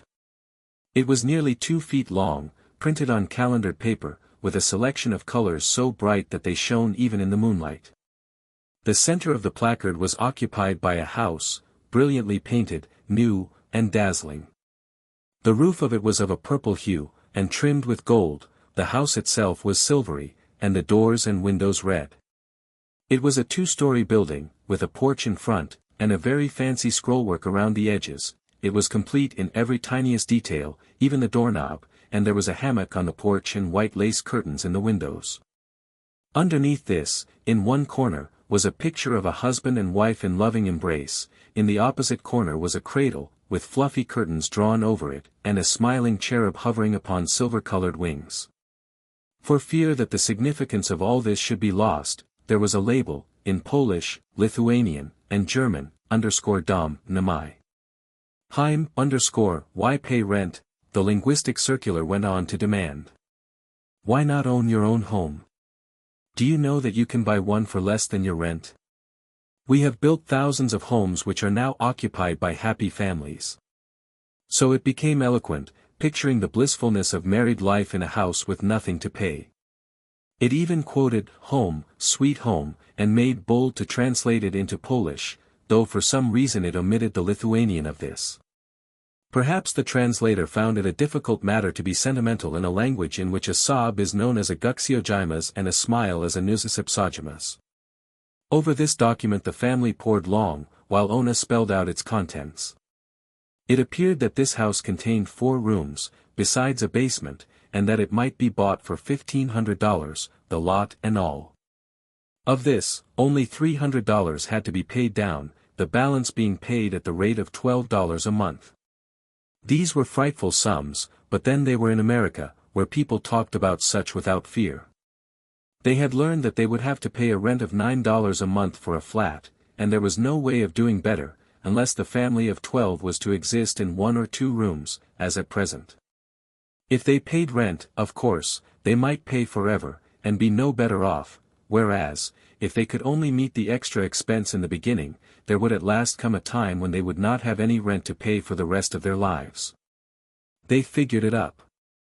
There was a little left of the money belonging to Teta Elzbieta, and there was a little left to Jurgis.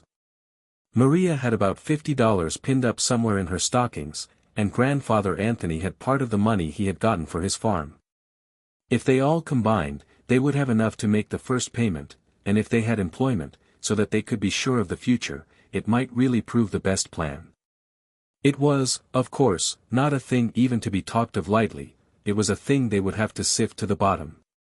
And yet, on the other hand, if they were going to make the venture, the sooner they did it the better, for were they not paying rent all the time, and living in a most horrible way besides? Jurgis was used to dirt, there was nothing could scare a man who had been with a railroad gang, where one could gather up the fleas off the floor of the sleeping room by the handful.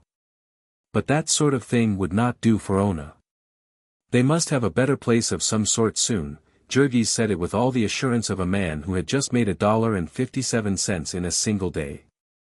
Jurgis was at a loss to understand why, with wages as they were, so many of the people of this district should live the way they did. The next day Maria went to see her forelady, and was told to report the first of the week, and learn the business of can painter. Maria went home, singing out loud all the way, and was just in time to join Ona and her stepmother as they were setting out to go and make inquiry concerning the house. That evening the three made their report to the men. The thing was altogether as represented in the circular, or at any rate so the agent had said. The houses lay to the south, about 1.5 miles from the yards. They were wonderful bargains, the gentleman had assured them, personally, and for their own good. He could do this, so he explained to them, for the reason that he had himself no interest in their sale, he was merely the agent for a company that had built them. These were the last, and the company was going out of business, so if any one wished to take advantage of this wonderful no-rent plan, he would have to be very quick. As a matter of fact there was just a little uncertainty as to whether there was a single house left, for the agent had taken so many people to see them, and for all he knew the company might have parted with the last. Seeing Teta Elzbieta's evident grief at this news, he added, after some hesitation, that if they really intended to make a purchase, he would send a telephone message at his own expense, and have one of the houses kept. So it had finally been arranged, and they were to go and make an inspection the following Sunday morning. That was Thursday, and all the rest of the week the killing gang at Brown's worked at full pressure, and Jurgis cleared $1.75 every day. That was at the rate of $10.50 a week, or $45 a month. Jurgis was not able to figure, except it was a very simple sum, but Ona was like lightning at such things, and she worked out the problem for the family. Maria and Jonas were each to pay $16 a month board, and the old man insisted that he could do the same as soon as he got a place, which might be any day now. That would make $93. Then Maria and Jonas were between them to take a third share in the house, which would leave only $8 a month for Jurgis to contribute to the payment.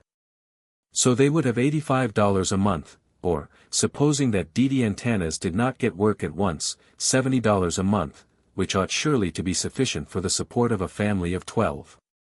An hour before the time on Sunday morning the entire party set out. They had the address written on a piece of paper, which they showed to someone now and then. It proved to be a long 1.5 miles, but they walked it, and half an hour or so later the agent put in an appearance. He was a smooth and florid personage, elegantly dressed, and he spoke their language freely, which gave him a great advantage in dealing with them. He escorted them to the house, which was one of a long row of the typical frame dwellings of the neighborhood, where architecture is a luxury that is dispensed with. Ona's heart sank, for the house was not as it was shown in the picture. The color scheme was different, for one thing, and then it did not seem quite so big. Still, it was freshly painted, and made a considerable show. It was all brand new, so the agent told them, but he talked so incessantly that they were quite confused, and did not have time to ask many questions. There were all sorts of things they had made up their minds to inquire about, but when the time came, they either forgot them or lacked the courage. The other houses in the row did not seem to be new, and few of them seemed to be occupied. When they ventured to hint at this, the agent's reply was that the purchasers would be moving in shortly. To press the matter would have seemed to be doubting his word, and never in their lives had any one of them ever spoken to a person of the class called gentleman, except with deference and humility. The house had a basement, about 2 feet below the street line, and a single story, about 6 feet above it, reached by a flight of steps. In addition there was an attic, made by the peak of the roof, and having one small window in each end. The street in front of the house was unpaved and unlighted, and the view from it consisted of a few exactly similar houses, scattered here and there upon lots grown up with dingy brown weeds. The house inside contained 4 rooms, plastered white. The basement was but a frame, the walls being unplastered and the floor not laid. The agent explained that the houses were built that way, as the purchasers generally preferred to finish the basements to suit their own taste. The attic was also unfinished. The family had been figuring that in case of an emergency they could rent this attic, but they found that there was not even a floor, nothing but joists, and beneath them the lath and plaster of the ceiling below. All of this, however, did not chill their ardor as much as might have been expected, because of the volubility of the agent. There was no end to the advantages of the house, as he set them forth, and he was not silent for an instant. He showed them everything, down to the locks on the doors and the catches on the windows, and how to work them. He showed them the sink in the kitchen, with running water and a faucet, something which Teta Elsbeta had never in her wildest dreams hoped to possess. After a discovery such as that it would have seemed ungrateful to find any fault, and so they tried to shut their eyes to other defects. Still, they were peasant people, and they hung on to their money by instinct. It was quite in vain that the agent hinted at promptness. They would see, they told him. They could not decide until they had had more time. And so they went home again, and all day and evening there was figuring and debating. It was an agony to them to have to make up their minds in a matter such as this.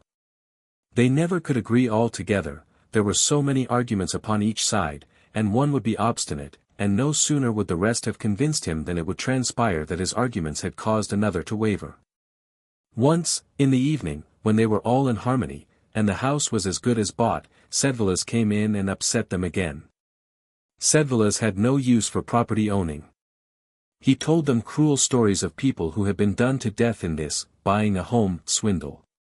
They would be almost sure to get into a tight place and lose all their money, and there was no end of expense that one could never foresee, and the house might be good for nothing from top to bottom. How was a poor man to know? Then, too, they would swindle you with the contract, and how was a poor man to understand anything about a contract? It was all nothing but robbery, and there was no safety but in keeping out of it. And pay rent? Asked Jurgis. Ah, yes, to be sure, the other answered, that too was robbery. It was all robbery, for a poor man. After half an hour of such depressing conversation, they had their minds quite made up that they had been saved at the brink of a precipice, but then Sedvilas went away, and Jonas, who was a sharp little man, reminded them that the delicatessen business was a failure, according to its proprietor, and that this might account for his pessimistic views. Which, of course, reopened the subject. The controlling factor was that they could not stay where they were, they had to go somewhere. And when they gave up the house plan and decided to rent, the prospect of paying out $9 a month forever they found just as hard to face. All day and all night for nearly a whole week they wrestled with the problem, and then in the end Jurgis took the responsibility. Brother Jonas had gotten his job, and was pushing a truck in Durham's, and the killing gang at Brown's continued to work early and late, so that Jurgis grew more confident every hour, more certain of his mastership. It was the kind of thing the man of the family had to decide and carry through, he told himself. Others might have failed at it, but he was not the failing kind. He would show them how to do it. He would work all day, and all night, too, if need be. He would never rest until the house was paid for and his people had a home. So he told them, and so in the end the decision was made. They had talked about looking at more houses before they made the purchase, but then they did not know where any more were, and they did not know any way of finding out. The one they had seen held the sway in their thoughts. Whenever they thought of themselves in a house, it was this house that they thought of. And so they went and told the agent that they were ready to make the agreement. They knew, as an abstract proposition, that in matters of business all men are to be accounted liars, but they could not but have been influenced by all they had heard from the eloquent agent, and were quite persuaded that the house was something they had run a risk of losing by their delay. They drew a deep breath when he told them that they were still in time. They were to come on the morrow, and he would have the papers all drawn up. This matter of papers was one in which Jurgis understood to the full the need of caution, yet he could not go himself. Everyone told him that he could not get a holiday, and that he might lose his job by asking. So there was nothing to be done but to trust it to the women, with Sedvilas, who promised to go with them.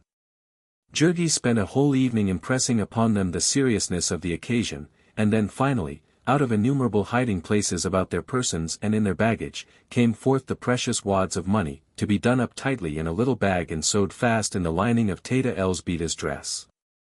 Early in the morning they sallied forth. Jurgis had given them so many instructions and warned them against so many perils, that the women were quite pale with fright, and even the imperturbable delicatessen vendor, who prided himself upon being a businessman, was ill at ease. The agent had the deed all ready, and invited them to sit down and read it. This Sedvilas proceeded to do, a painful and laborious process, during which the agent drummed upon the desk. Teta Elzbieta was so embarrassed that the perspiration came out upon her forehead in beads, for was not this reading as much as to say plainly to the gentleman's face that they doubted his honesty? Yet Jacubas Sedvilas read on, and presently there developed that he had good reason for doing so. For a horrible suspicion had begun dawning in his mind. He knitted his brows more and more as he read. This was not a deed of sale at all, so far as he could see. It provided only for the renting of the property. It was hard to tell, with all this strange legal jargon, words he had never heard before, but was not this plain: the party of the first part hereby covenants and agrees to rent to the said party of the second part. And then again, a monthly rental of $12, for a period of 8 years and 4 months. Then Sedvilas took off his spectacles, and looked at the agent, and stammered a question. The agent was most polite, and explained that that was the usual formula, that it was always arranged that the property should be merely rented. He kept trying to show them something in the next paragraph, but Sedvilas could not get by the word rental, and when he translated it to Teta Elzbieta, she too was thrown into a fright. They would not own the home at all, then, for nearly 9 years. The agent, with infinite patience, began to explain again, but no explanation would do now. Elzbieta had firmly fixed in her mind the last solemn warning of Jurgis: if there is anything wrong, do not give him the money, but go out and get a lawyer. It was an agonizing moment, but she sat in the chair, her hands clenched like death, and made a fearful effort, summoning all her powers, and gasped out her purpose. Jacubas translated her words. She expected the agent to fly into a passion, but he was, to her bewilderment, as ever imperturbable. He even offered to go and get a lawyer for her, but she declined this. They went a long way, on purpose to find a man who would not be a confederate. Then let any one imagine their dismay, when, after half an hour, they came in with a lawyer, and heard him greet the agent by his first name. They felt that all was lost. They sat like prisoners summoned to hear the reading of their death warrant. There was nothing more that they could do. They were trapped. The lawyer read over the deed, and when he had read it he informed Sedvilas that it was all perfectly regular, that the deed was a blank deed such as was often used in these sales. And was the price as agreed?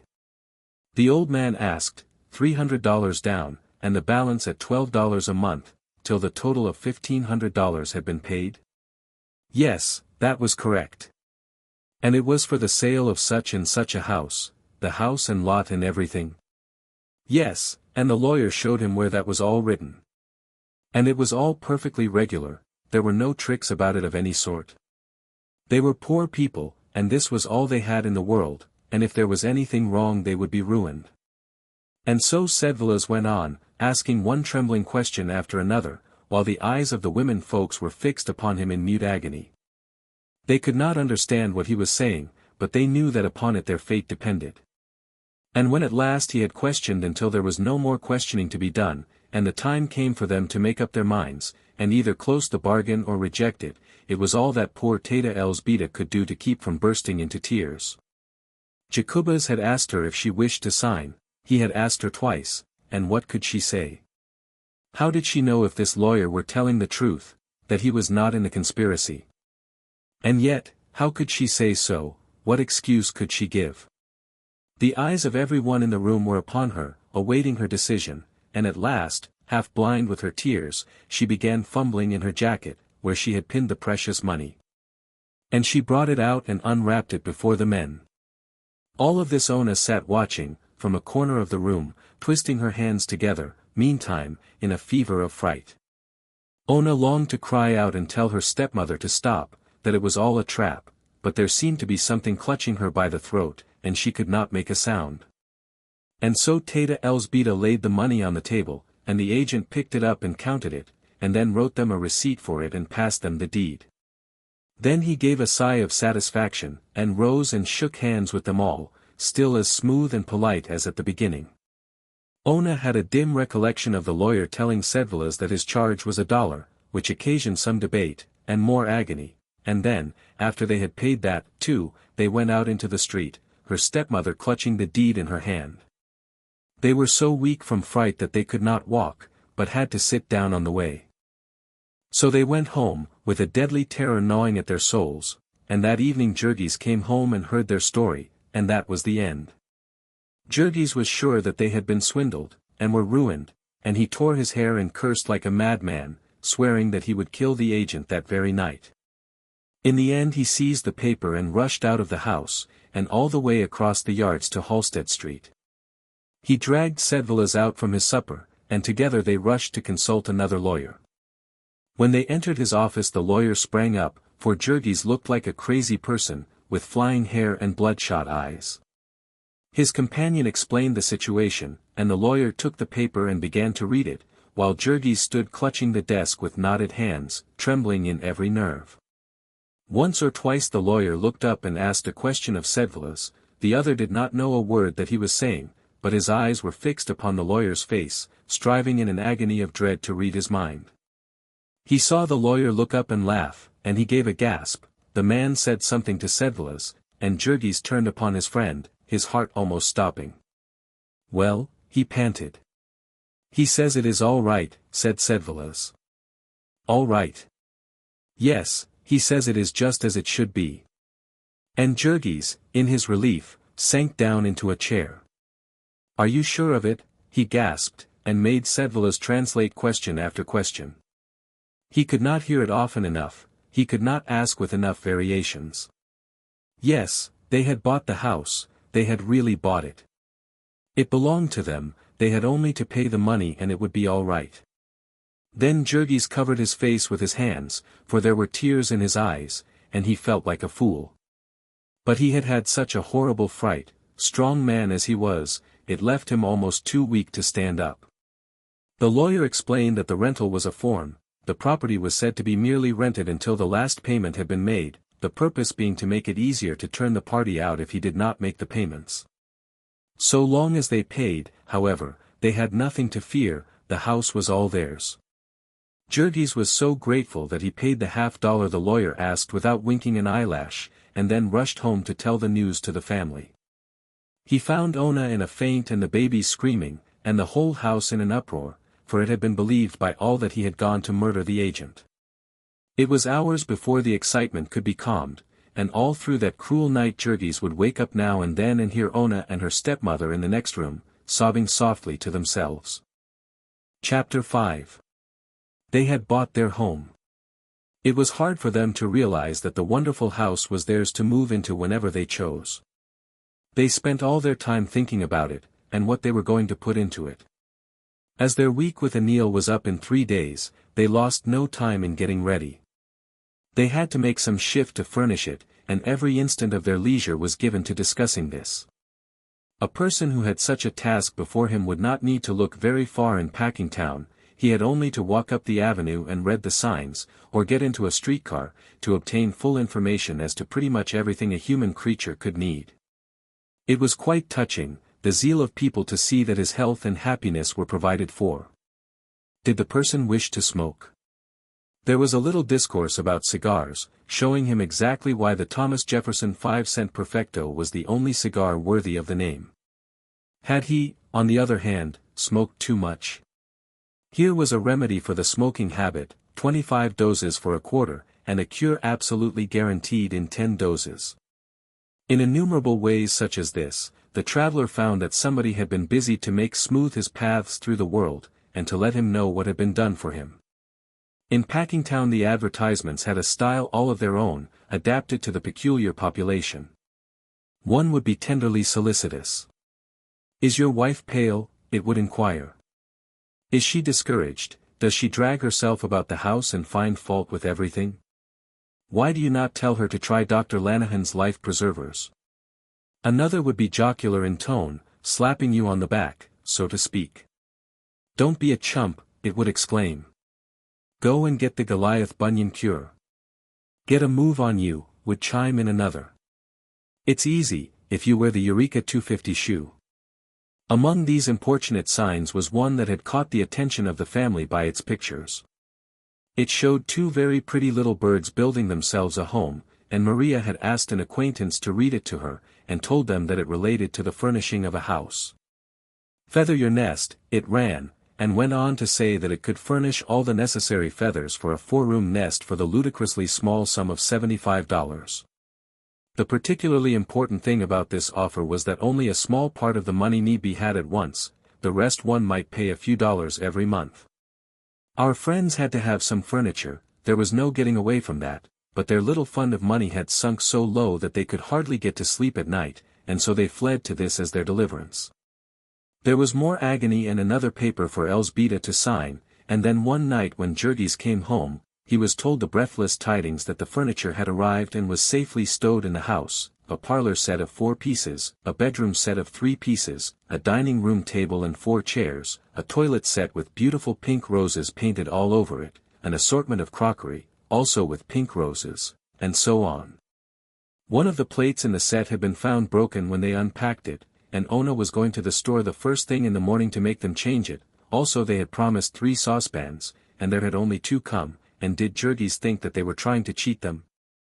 The next day they went to the house, and when the men came from work they ate a few hurried mouthfuls at Anil's, and then set to work at the task of carrying their belongings to their new home. The distance was in reality over 2 miles, but Jurgis made 2 trips that night, each time with a huge pile of mattresses and bedding on his head, with bundles of clothing and bags and things tied up inside. Anywhere else in Chicago he would have stood a good chance of being arrested, but the policemen in Packingtown were apparently used to these informal movings, and contented themselves with a cursory examination now and then. It was quite wonderful to see how fine the house looked, with all the things in it, even by the dim light of a lamp. It was really home, and almost as exciting as the placard had described it. Ona was fairly dancing, and she and Cousin Maria took Jurgis by the arm and escorted him from room to room, sitting in each chair by turns, and then insisting that he should do the same. One chair squeaked with his great weight, and they screamed with fright, and woke the baby and brought everybody running. Altogether it was a great day, and tired as they were, Jurgis and Ona sat up late, contented simply to hold each other and gaze in rapture about the room. They were going to be married as soon as they could get everything settled, and a little spare money put by, and this was to be their home, that little room yonder would be theirs. It was in truth a never-ending delight, the fixing up of this house. They had no money to spend for the pleasure of spending, but there were a few absolutely necessary things, and the buying of these was a perpetual adventure for Ona. It must always be done at night, so that Jurgis could go along, and even if it were only a pepper cruet, or half a dozen glasses for 10 cents, that was enough for an expedition. On Saturday night they came home with a great basketful of things, and spread them out on the table, while every one stood round, and the children climbed up on the chairs, or howled to be lifted up to see. There were sugar and salt and tea and crackers, and a can of lard and a milk pail, and a scrubbing brush, and a pair of shoes for the second oldest boy, and a can of oil, and a tack hammer, and a pound of nails. These last were to be driven into the walls of the kitchen and the bedrooms, to hang things on, and there was a family discussion as to the place where each one was to be driven. Then Jurgis would try to hammer, and hit his fingers because the hammer was too small, and get mad because Ona had refused to let him pay 15 cents more and get a bigger hammer, and Ona would be invited to try it herself, and hurt her thumb, and cry out, which necessitated the thumbs being kissed by Jurgis. Finally, after everyone had had a try, the nails would be driven, and something hung up. Jurgis had come home with a big packing box on his head, and he sent Jonas to get another that he had bought. He meant to take one side out of these tomorrow, and put shelves in them, and make them into bureaus and places to keep things for the bedrooms. The nest which had been advertised had not included feathers for quite so many birds as there were in this family. They had, of course, put their dining table in the kitchen, and the dining room was used as the bedroom of Teta Elzbieta and 5 of her children. She and the 2 youngest slept in the only bed, and the other 3 had a mattress on the floor. Ona and her cousin dragged a mattress into the parlor and slept at night, and the 3 men and the oldest boy slept in the other room, having nothing but the very level floor to rest on for the present. Even so, however, they slept soundly. It was necessary for Teta Elzbieta to pound more than once on the door at 5:15 every morning.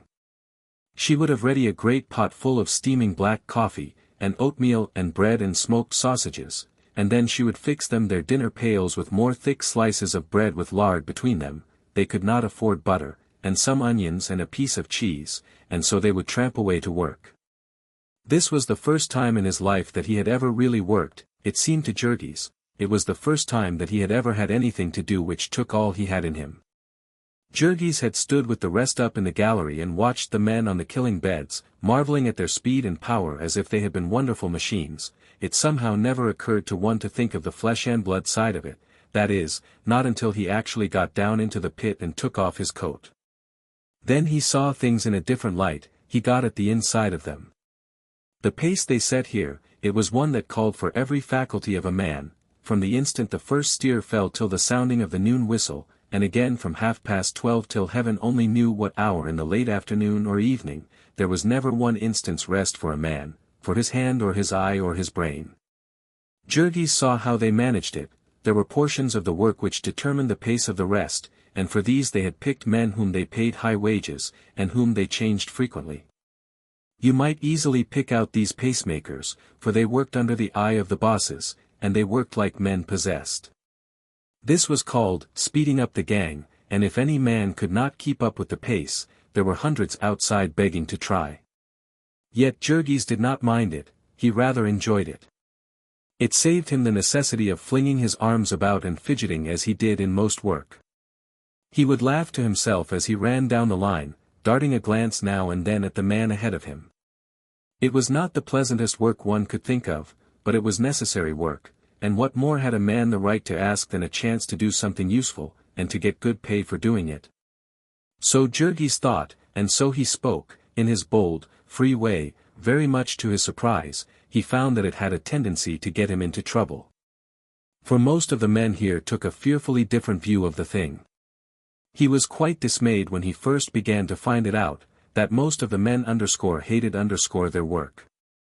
It seemed strange, it was even terrible, when you came to find out the universality of the sentiment, but it was certainly the fact. They hated their work. They hated the bosses and they hated the owners. They hated the whole place, the whole neighborhood, even the whole city, with an all-inclusive hatred, bitter and fierce. Women and little children would fall to cursing about it. It was rotten, rotten as hell, everything was rotten. When Jurgis would ask them what they meant, they would begin to get suspicious, and content themselves with saying, "Never mind, you stay here and see for yourself." One of the first problems that Jurgis ran upon was that of the unions. He had had no experience with unions, and he had to have it explained to him that the men were banded together for the purpose of fighting for their rights. Jurgis asked them what they meant by their rights, a question in which he was quite sincere, for he had not any idea of any rights that he had, except the right to hunt for a job, and do as he was told when he got it. Generally, however, this harmless question would only make his fellow workingmen lose their tempers and call him a fool. There was a delegate of the Butcher Helpers Union who came to see Jurgis to enroll him, and when Jurgis found that this meant that he would have to part with some of his money, he froze up directly, and the delegate, who was an Irishman and only knew a few words of Lithuanian, lost his temper and began to threaten him. In the end Jurgis got into a fine rage, and made it sufficiently plain that it would take more than one Irishman to scare him into a union. Little by little he gathered that the main thing the men wanted was to put a stop to the habit of speeding up. They were trying their best to force a lessening of the pace, for there were some, they said, who could not keep up with it, whom it was killing. But Jurgis had no sympathy with such ideas as this. He could do the work himself, and so could the rest of them, he declared, if they were good for anything. If they couldn't do it, let them go somewhere else. Jurgis had not studied the books, and he would not have known how to pronounce laissez-faire, but he had been round the world enough to know that a man has to shift for himself in it, and that if he gets the worst of it, there is nobody to listen to him holler. Yet there have been known to be philosophers and plain men who swore by Malthus in the books, and would, nevertheless, subscribe to a relief fund in time of a famine. It was the same with Jurgis, who consigned the unfit to destruction, while going about all day sick at heart because of his poor old father, who was wandering somewhere in the yards begging for a chance to earn his bread. Old Antanas had been a worker ever since he was a child. He had run away from home when he was 12, because his father beat him for trying to learn to read. And he was a faithful man, too. He was a man you might leave alone for a month, if only you had made him understand what you wanted him to do in the meantime. And now here he was, worn out in soul and body, and with no more place in the world than a sick dog. He had his home, as it happened, and someone who would care for him if he never got a job, but his son could not help thinking, suppose this had not been the case. Antanas Rudkus had been into every building in Packingtown by this time, and into nearly every room. He had stood mornings among the crowd of applicants till the very policeman had come to know his face and to tell him to go home and give it up. He had been likewise to all the stores and saloons for a mile about, begging for some little thing to do, and everywhere they had ordered him out, sometimes with curses, and not once even stopping to ask him a question. So, after all, there was a crack in the fine structure of Jurgis' faith in things as they are. The crack was wide while Didi Antanas was hunting a job, and it was yet wider when he finally got it. For one evening the old man came home in a great state of excitement, with the tale that he had been approached by a man in one of the corridors of the pickle rooms of Durham's, and asked what he would pay to get a job. He had not known what to make of this at first, but the man had gone on with matter-of-fact frankness to say that he could get him a job, provided that he were willing to pay 1/3 of his wages for it. Was he a boss? Antanas had asked, to which the man had replied that that was nobody's business, but that he could do what he said. Jurgis had made some friends by this time, and he sought one of them and asked what this meant. The friend, who was named Timasius Kaslika, was a sharp little man who folded hides on the killing beds, and he listened to what Jurgis had to say without seeming at all surprised. They were common enough, he said, such cases of petty graft. It was simply some boss who proposed to add a little to his income. After Jurgis had been there a while he would know that the plants were simply honeycombed with rottenness of that sort. The bosses grafted off the men, and they grafted off each other, and some day the superintendent would find out about the boss, and then he would graft off the boss. Warming to the subject, Timasius went on to explain the situation. Here was Durham's, for instance, owned by a man who was trying to make as much money out of it as he could, and did not care in the least how he did it, and underneath him, ranged in ranks and grades like an army, were managers and superintendents and foremen, each one driving the man next below him and trying to squeeze out of him as much work as possible. And all the men of the same rank were pitted against each other, the accounts of each were kept separately, and every man lived in terror of losing his job, if another made a better record than he. So from top to bottom the place was simply a seething cauldron of jealousies and hatreds. There was no loyalty or decency anywhere about it, there was no place in it where a man counted for anything against $1. And worse than there being no decency, there was not even any honesty. The reason for that? Who could say? It must have been old Durham in the beginning. It was a heritage which the self-made merchant had left to his son, along with his millions. Jurgis would find out these things for himself, if he stayed there long enough. It was the men who had to do all the dirty jobs, and so there was no deceiving them, and they caught the spirit of the place, and did like all the rest.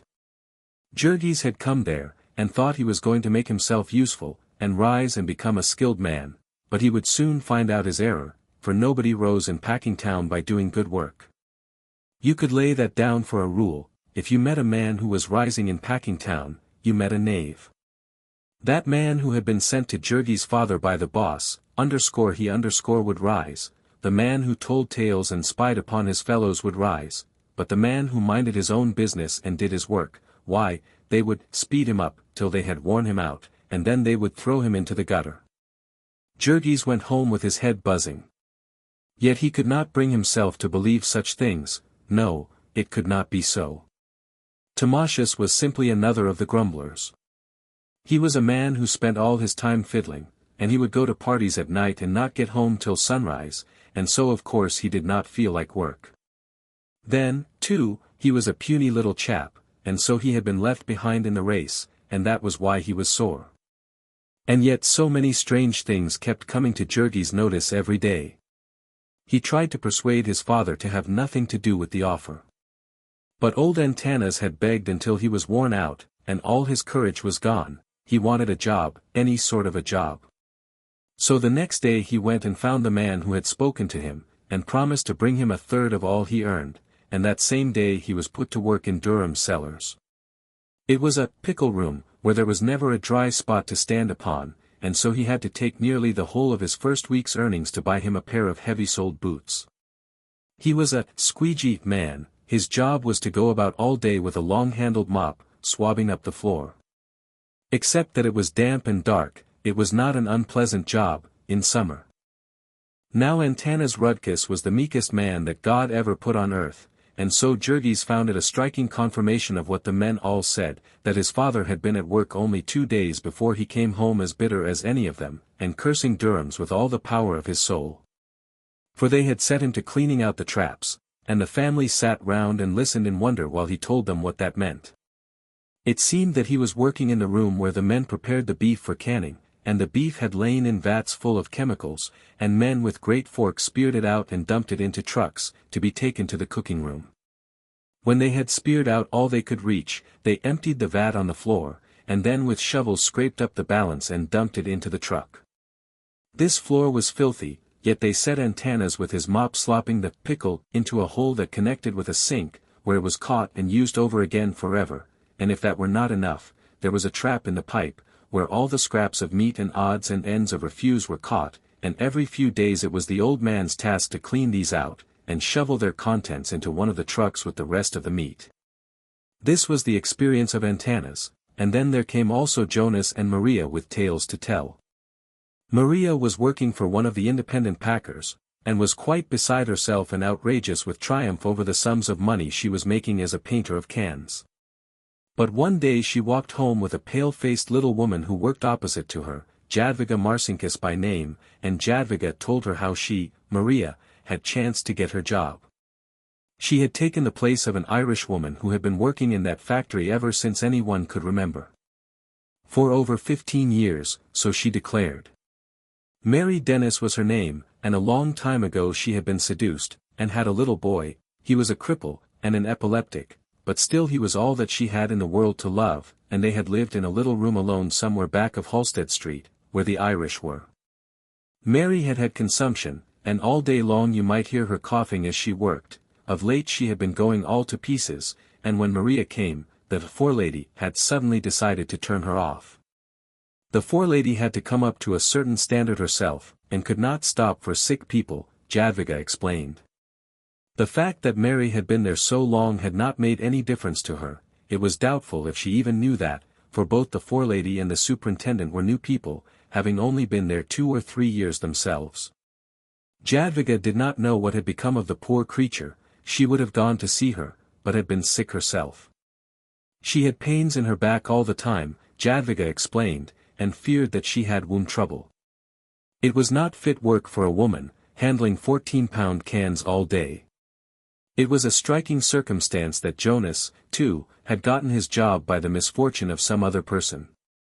Jonas pushed a truck loaded with hams from the smoke rooms onto an elevator, and thence to the packing rooms. The trucks were all of iron, and heavy, and they put about 80 hams on each of them, a load of more than 1/4 of a ton. On the uneven floor it was a task for a man to start one of these trucks, unless he was a giant, and when it was once started he naturally tried his best to keep it going. There was always the boss prowling about, and if there was a second's delay he would fall to cursing. Lithuanians and Slovaks and such, who could not understand what was said to them, the bosses were wont to kick about the place like so many dogs. Therefore these trucks went for the most part on the run, and the predecessor of Jonas had been jammed against the wall by one and crushed in a horrible and nameless manner. All of these were sinister incidents, but they were trifles compared to what Jurgis saw with his own eyes before long. One curious thing he had noticed, the very first day, in his profession of shoveler of guts, which was the sharp trick of the floor bosses whenever there chanced to come a slunk calf. Any man who knows anything about butchering knows that the flesh of a cow that is about to calve, or has just calved, is not fit for food. A good many of these came every day to the packing houses, and, of course, if they had chosen, it would have been an easy matter for the packers to keep them till they were fit for food. But for the saving of time and fodder, it was the law that cows of that sort came along with the others, and whoever noticed it would tell the boss, and the boss would start up a conversation with the government inspector, and the two would stroll away.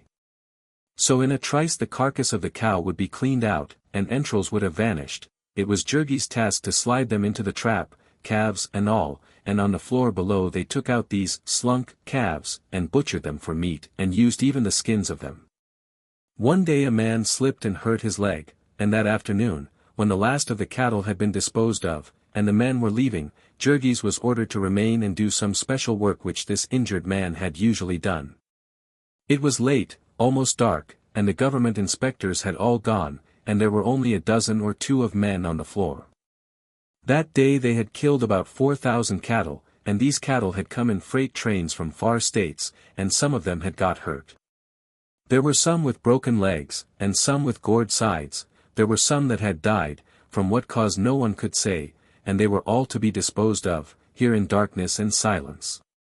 Downers, the men called them, and the packing house had a special elevator upon which they were raised to the killing beds, where the gang proceeded to handle them, with an air of businesslike nonchalance which said plainer than any words that it was a matter of everyday routine.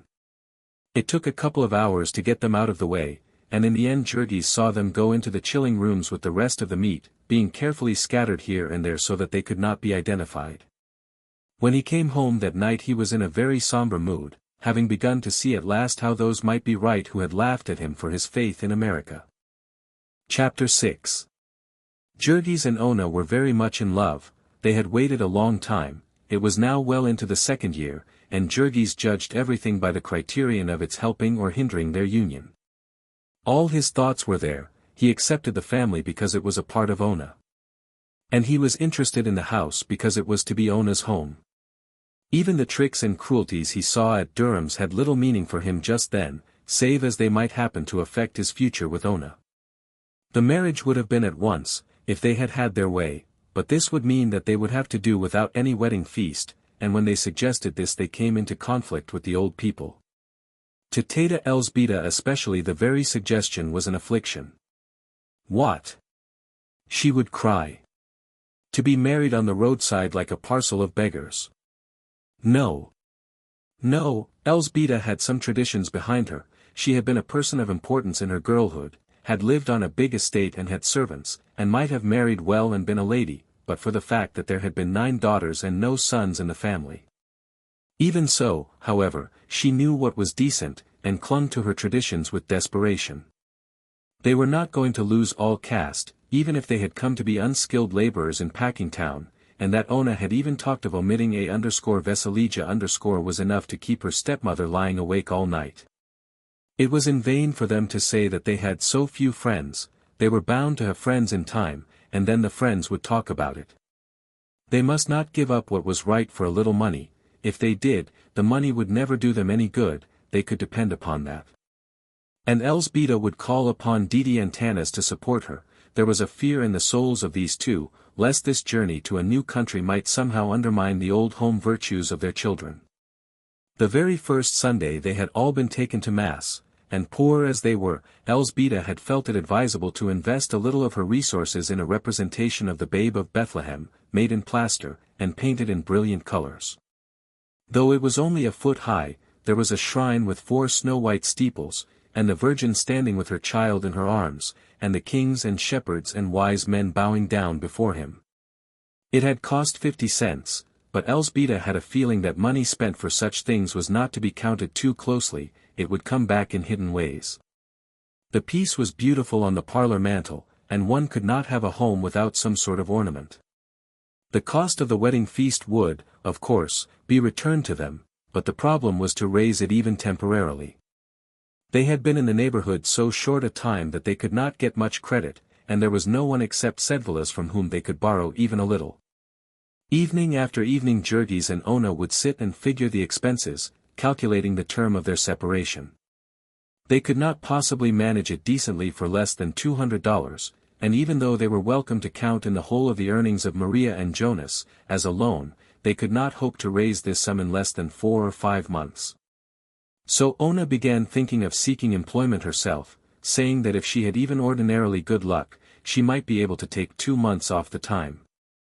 They were just beginning to adjust themselves to this necessity, when out of the clear sky there fell a thunderbolt upon them, a calamity that scattered all their hopes to the 4 winds. About a block away from them there lived another Lithuanian family, consisting of an elderly widow and 1 grown son. Their name was Majowskis, and our friend struck up an acquaintance with them before long. One evening they came over for a visit, and naturally the first subject upon which the conversation turned was the neighborhood and its history, and then Grandmother Majowskiin, as the old lady was called, proceeded to recite to them a string of horrors that fairly froze their blood. She was a wrinkled-up and wizened personage, she must have been 80, and as she mumbled the grim story through her toothless gums, she seemed a very old witch to them.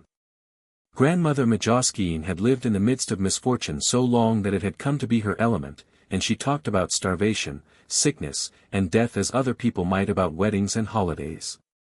The thing came gradually. In the first place, as to the house they had bought, it was not new at all, as they had supposed. It was about 15 years old, and there was nothing new upon it but the paint, which was so bad that it needed to be put on new every year or 2. The house was one of a whole row that was built by a company which existed to make money by swindling poor people. The family had paid $1,500 for it, and it had not cost the builders $500, when it was new. Grandmother Majowskiin knew that because her son belonged to a political organization with a contractor who put up exactly such houses. They used the very flimsiest and cheapest material, they built the houses a dozen at a time, and they cared about nothing at all except the outside shine. The family could take her word as to the trouble they would have, for she had been through it all. She and her son had bought their house in exactly the same way. They had fooled the company, however, for her son was a skilled man, who made as high as $100 a month, and as he had had sense enough not to marry, they had been able to pay for the house. Grandmother Majowskiin saw that her friends were puzzled at this remark. They did not quite see how paying for the house was fooling the company. Evidently they were very inexperienced. Cheap as the houses were, they were sold with the idea that the people who bought them would not be able to pay for them. When they failed, if it were only by a single month, they would lose the house and all that they had paid on it, and then the company would sell it over again. And did they often get a chance to do that? Grandmother Majowskiin raised her hands. They did it, how often no one could say, but certainly more than half of the time. They might ask anyone who knew anything at all about Packingtown as to that. She had been living here ever since this house was built, and she could tell them all about it. And had it ever been sold before? Susamilki, y, since it had been built, no less than 4 families that their informant could name had tried to buy it and failed. She would tell them a little about it. The first family had been Germans. The families had all been of different nationalities. There had been a representative of several races that had displaced each other in the stockyards. Grandmother Majowskiin had come to America with her son at a time when, so far as she knew, there was only one other Lithuanian family in the district.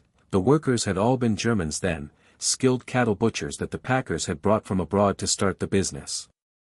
Afterward, as cheaper labor had come, these Germans had moved away. The next were the Irish. There had been 6 or 8 years when Packingtown had been a regular Irish city. There were a few colonies of them still here, enough to run all the unions and the police force and get all the graft, but most of those who were working in the packing houses had gone away at the next drop in wages, after the big strike. The Bohemians had come then, and after them the Poles.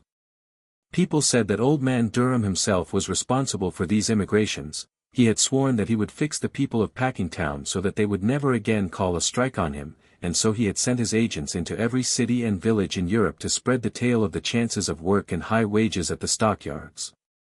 The people had come in hordes, and old Durham had squeezed them tighter and tighter, speeding them up and grinding them to pieces and sending for new ones. The Poles, who had come by tens of thousands, had been driven to the wall by the Lithuanians, and now the Lithuanians were giving way to the Slovaks.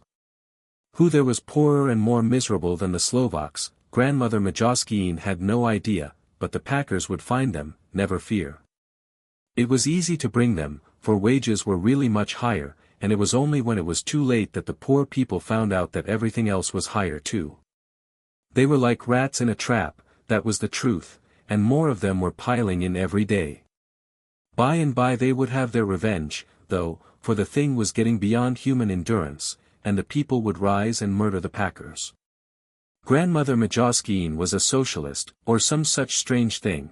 Another son of hers was working in the mines of Siberia, and the old lady herself had made speeches in her time, which made her seem all the more terrible to her present auditors. They called her back to the story of the house. The German family had been a good sort. To be sure there had been a great many of them, which was a common failing in Packingtown, but they had worked hard, and the father had been a steady man, and they had a good deal more than half paid for the house. But he had been killed in an elevator accident in Durham's. Then there had come the Irish, and there had been lots of them, too. The husband drank and beat the children, the neighbors could hear them shrieking any night. They were behind with their rent all the time, but the company was good to them. There was some politics back of that. Grandmother Majowskiine could not say just what, but the Laffertys had belonged to the War Whoop League, which was a sort of political club of all the thugs and rowdies in the district, and if you belonged to that, you could never be arrested for anything. Once upon a time old Lafferty had been caught with a gang that had stolen cows from several of the poor people of the neighborhood and butchered them in an old shanty back of the yards and sold them. He had been in jail only 3 days for it, and had come out laughing, and had not even lost his place in the packing house. He had gone all to ruin with the drink, however, and lost his power. One of his sons, who was a good man, had kept him and the family up for a year or two, but then he had got sick with consumption. That was another thing. Grandmother Majowskiine interrupted herself. This house was unlucky. Every family that lived in it, someone was sure to get consumption. Nobody could tell why that was. There must be something about the house, or the way it was built. Some folks said it was because the building had been begun in the dark of the moon. There were dozens of houses that way in Packingtown. Sometimes there would be a particular room that you could point out. If anybody slept in that room he was just as good as dead. With this house it had been the Irish first, and then a Bohemian family had lost a child of it, though, to be sure, that was uncertain, since it was hard to tell what was the matter with children who worked in the yards. In those days there had been no law about the age of children. The packers had worked all but the babies. At this remark the family looked puzzled, and Grandmother Majowskiine again had to make an explanation, that it was against the law for children to work before they were 16. What was the sense of that? They asked. They had been thinking of letting little Stanislovas go to work. Well, there was no need to worry, Grandmother Majowskiine said. The law made no difference except that it forced people to lie about the ages of their children. One would like to know what the lawmakers expected them to do. There were families that had no possible means of support except the children, and the law provided them no other way of getting a living. Very often a man could get no work in Packingtown for months, while a child could go and get a place easily. There was always some new machine, by which the packers could get as much work out of a child as they had been able to get out of a man, and for a third of the pay. To come back to the house again, it was the woman of the next family that had died. That was after they had been there nearly 4 years, and this woman had had twins regularly every year, and there had been more than you could count when they moved in. After she died the man would go to work all day and leave them to shift for themselves. The neighbors would help them now and then, for they would almost freeze to death. At the end there were 3 days that they were alone, before it was found out that the father was dead. He was a floors man at Jones's, and a wounded steer had broken loose and mashed him against a pillar. Then the children had been taken away, and the company had sold the house that very same week to a party of emigrants.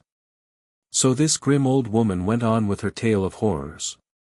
How much of it was exaggeration, who could tell? It was only too plausible. There was that about consumption, for instance. They knew nothing about consumption whatever, except that it made people cough, and for 2 weeks they had been worrying about a coughing spell of Antanas. It seemed to shake him all over, and it never stopped. You could see a red stain wherever he had spit upon the floor. And yet all these things were as nothing to what came a little later. They had begun to question the old lady as to why one family had been unable to pay, trying to show her by figures that it ought to have been possible, and Grandmother Majowskiine had disputed their figures. You say $12 a month, but that does not include the interest. Then they stared at her. Interest, they cried. Interest on the money you still owe, she answered. But we don't have to pay any interest, they exclaimed, 3 or 4 at once. We only have to pay $12 each month. And for this she laughed at them. You are like all the rest, she said, they trick you and eat you alive. They never sell the houses without interest. Get your deed, and see. Then, with a horrible sinking of the heart, Teta Elzbieta unlocked her bureau and brought out the paper that had already caused them so many agonies. Now they sat round, scarcely breathing, while the old lady, who could read English, ran over it. Yes, she said, finally, here it is, of course, with interest thereon monthly, at the rate of 7% per annum. And there followed a dead silence. What does that mean? Asked Jurgis finally, almost in a whisper. That means, replied the other, that you have to pay them $7 next month, as well as the $12. Then again there was not a sound. It was sickening, like a nightmare, in which suddenly something gives way beneath you, and you feel yourself sinking, down into bottomless abysses. As if in a flash of lightning they saw themselves, victims of a relentless fate, cornered, trapped, in the grip of destruction. All the fair structure of their hopes came crashing about their ears. And all the time the old woman was going on talking. They wished that she would be still, her voice sounded like the croaking of some dismal raven. Jurgis sat with his hands clenched and beads of perspiration on his forehead, and there was a great lump in Ona's throat, choking her. Then suddenly Teta Elzbieta broke the silence with a wail, and Maria began to wring her hands and sob, _AI. AI. Beta man, _. All their outcry did them no good, of course. There sat Grandmother Majowskiine, unrelenting, typifying fate. No, of course it was not fair, but then fairness had nothing to do with it. And of course they had not known it. They had not been intended to know it. But it was in the deed, and that was all that was necessary, as they would find when the time came. Somehow or other they got rid of their guest, and then they passed a night of lamentation. The children woke up and found out that something was wrong, and they wailed and would not be comforted. In the morning, of course, most of them had to go to work. The packing houses would not stop for their sorrows, but by 7 o'clock Ona and her stepmother were standing at the door of the office of the agent. Yes, he told them, when he came, it was quite true that they would have to pay interest. And then Teta Elzbieta broke forth into protestations and reproaches, so that the people outside stopped and peered in at the window. The agent was as bland as ever. He was deeply pained, he said. He had not told them, simply because he had supposed they would understand that they had to pay interest upon their debt, as a matter of course. So they came away, and Ona went down to the yards, and at noontime saw Jurgis and told him. Jurgis took it stolidly, he had made up his mind to it by this time. It was part of fate, they would manage it somehow. He made his usual answer, I will work harder. It would upset their plans for a time, and it would perhaps be necessary for Ona to get work after all. Then Ona added that Teta Elzbieta had decided that little Stanislovas would have to work too. It was not fair to let Jurgis and her support the family would have to help as it could. Previously Jurgis had scouted this idea, but now knit his brows and nodded his head slowly. Yes, perhaps it would be best, they would all have to make some sacrifices now. So Ona set out that day to hunt for work, and at night Maria came home saying that she had met a girl named Giseatite who had a friend that worked in one of the wrapping rooms in Brown's, and might get a place for Ona there, only the forelady was the kind that takes presents. It was no use for anyone to ask her for a place unless at the same time they slipped a $10 bill into her hand. Jurgis was not in the least surprised at this now, he merely asked what the wages of the place would be. So negotiations were opened, and after an interview Ona came home and reported that the forelady seemed to like her, and had said that, while she was not sure, she thought she might be able to put her at work sewing covers on hams, a job at which she would earn as much as $8 or $10 a week. That was a bid, so Maria reported, after consulting her friend, and then there was an anxious conference at home. The work was done in one of the cellars, and Jurgis did not want Ona to work in such a place, but then it was easy work, and one could not have everything. So in the end Ona, with a $10 bill burning a hole in her palm, had another interview with the forelady. Meantime Teta Elzbieta had taken Stanislovas to the priest and gotten a certificate to the effect that he was 2 years older than he was, and with it the little boy now sallied forth to make his fortune in the world. It chanced that Durham had just put in a wonderful new lard machine, and when the special policeman in front of the time station saw Stanislovas and his document, he smiled to himself and told him to go, Zaya.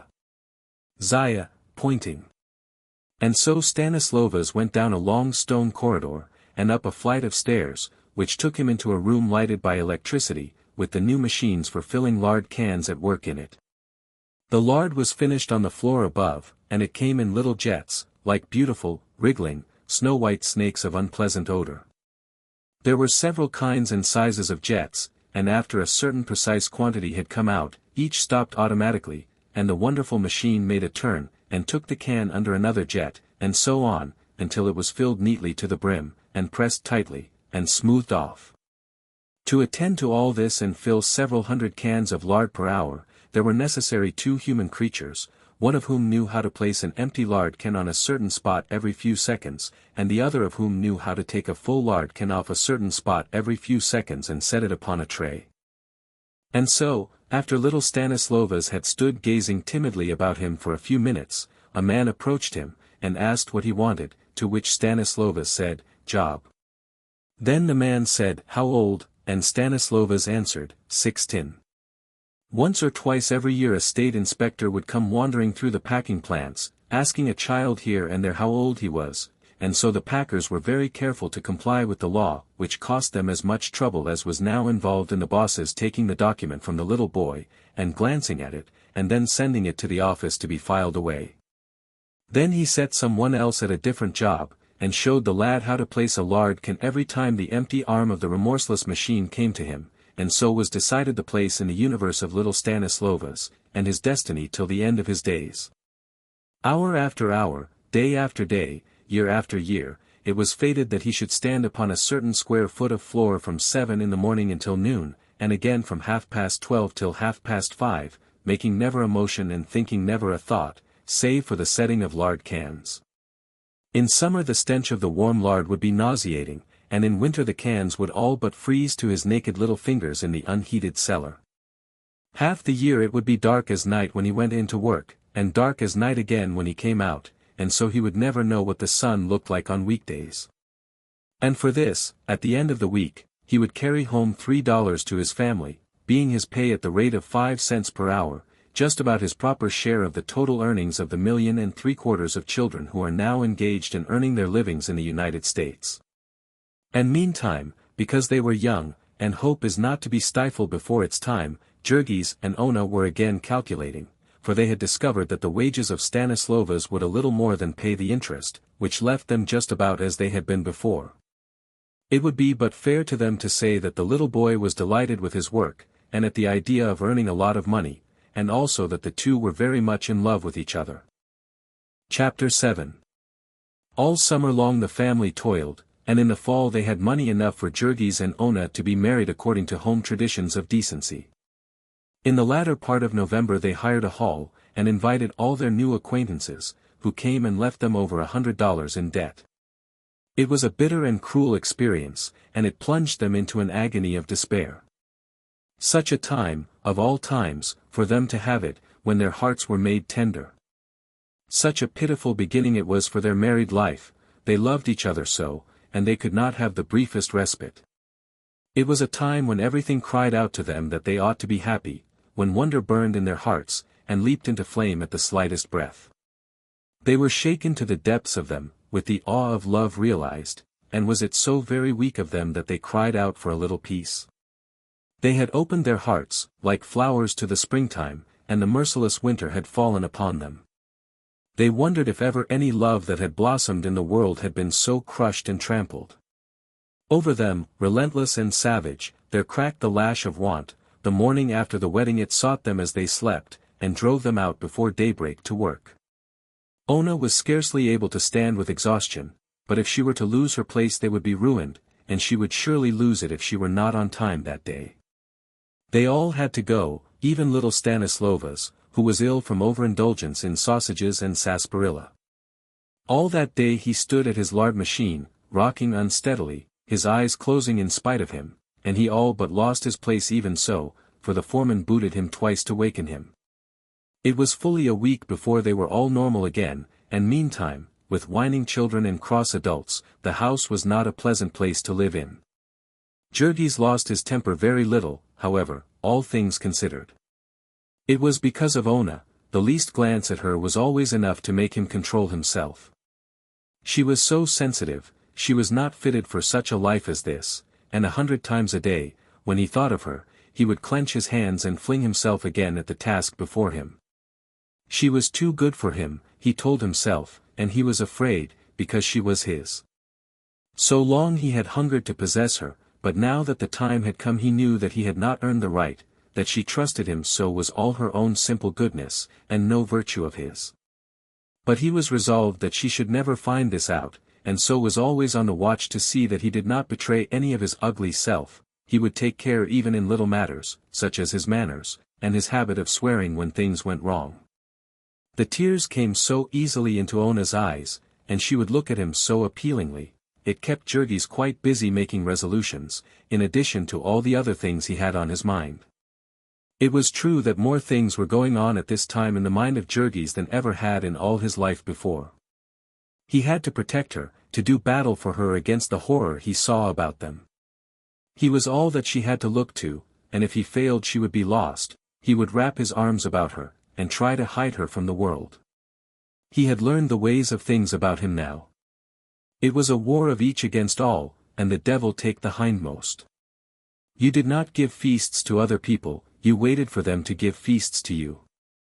You went about with your soul full of suspicion and hatred. You understood that you were environed by hostile powers that were trying to get your money, and who used all the virtues to bait their traps with. The storekeepers plastered up their windows with all sorts of lies to entice you. The very fences by the wayside, the lampposts and telegraph poles, were pasted over with lies. The great corporation which employed you lied to you, and lied to the whole country. From top to bottom it was nothing but one gigantic lie. So Jurgis said that he understood it, and yet it was really pitiful, for the struggle was so unfair, some had so much the advantage. Here he was, for instance, vowing upon his knees that he would save Ona from harm, and only a week later she was suffering atrociously, and from the blow of an enemy that he could not possibly have thwarted. There came a day when the rain fell in torrents, and it being December, to be wet with it and have to sit all day long in one of the cold cellars of Brown's was no laughing matter. Ona was a working girl, and did not own waterproofs and such things, and so Jurgis took her and put her on the streetcar. Now it chanced that this car line was owned by gentlemen who were trying to make money. And the city having passed an ordinance requiring them to give transfers, they had fallen into a rage, and first they had made a rule that transfers could be had only when the fare was paid, and later, growing still uglier, they had made another, that the passenger must ask for the transfer, the conductor was not allowed to offer it.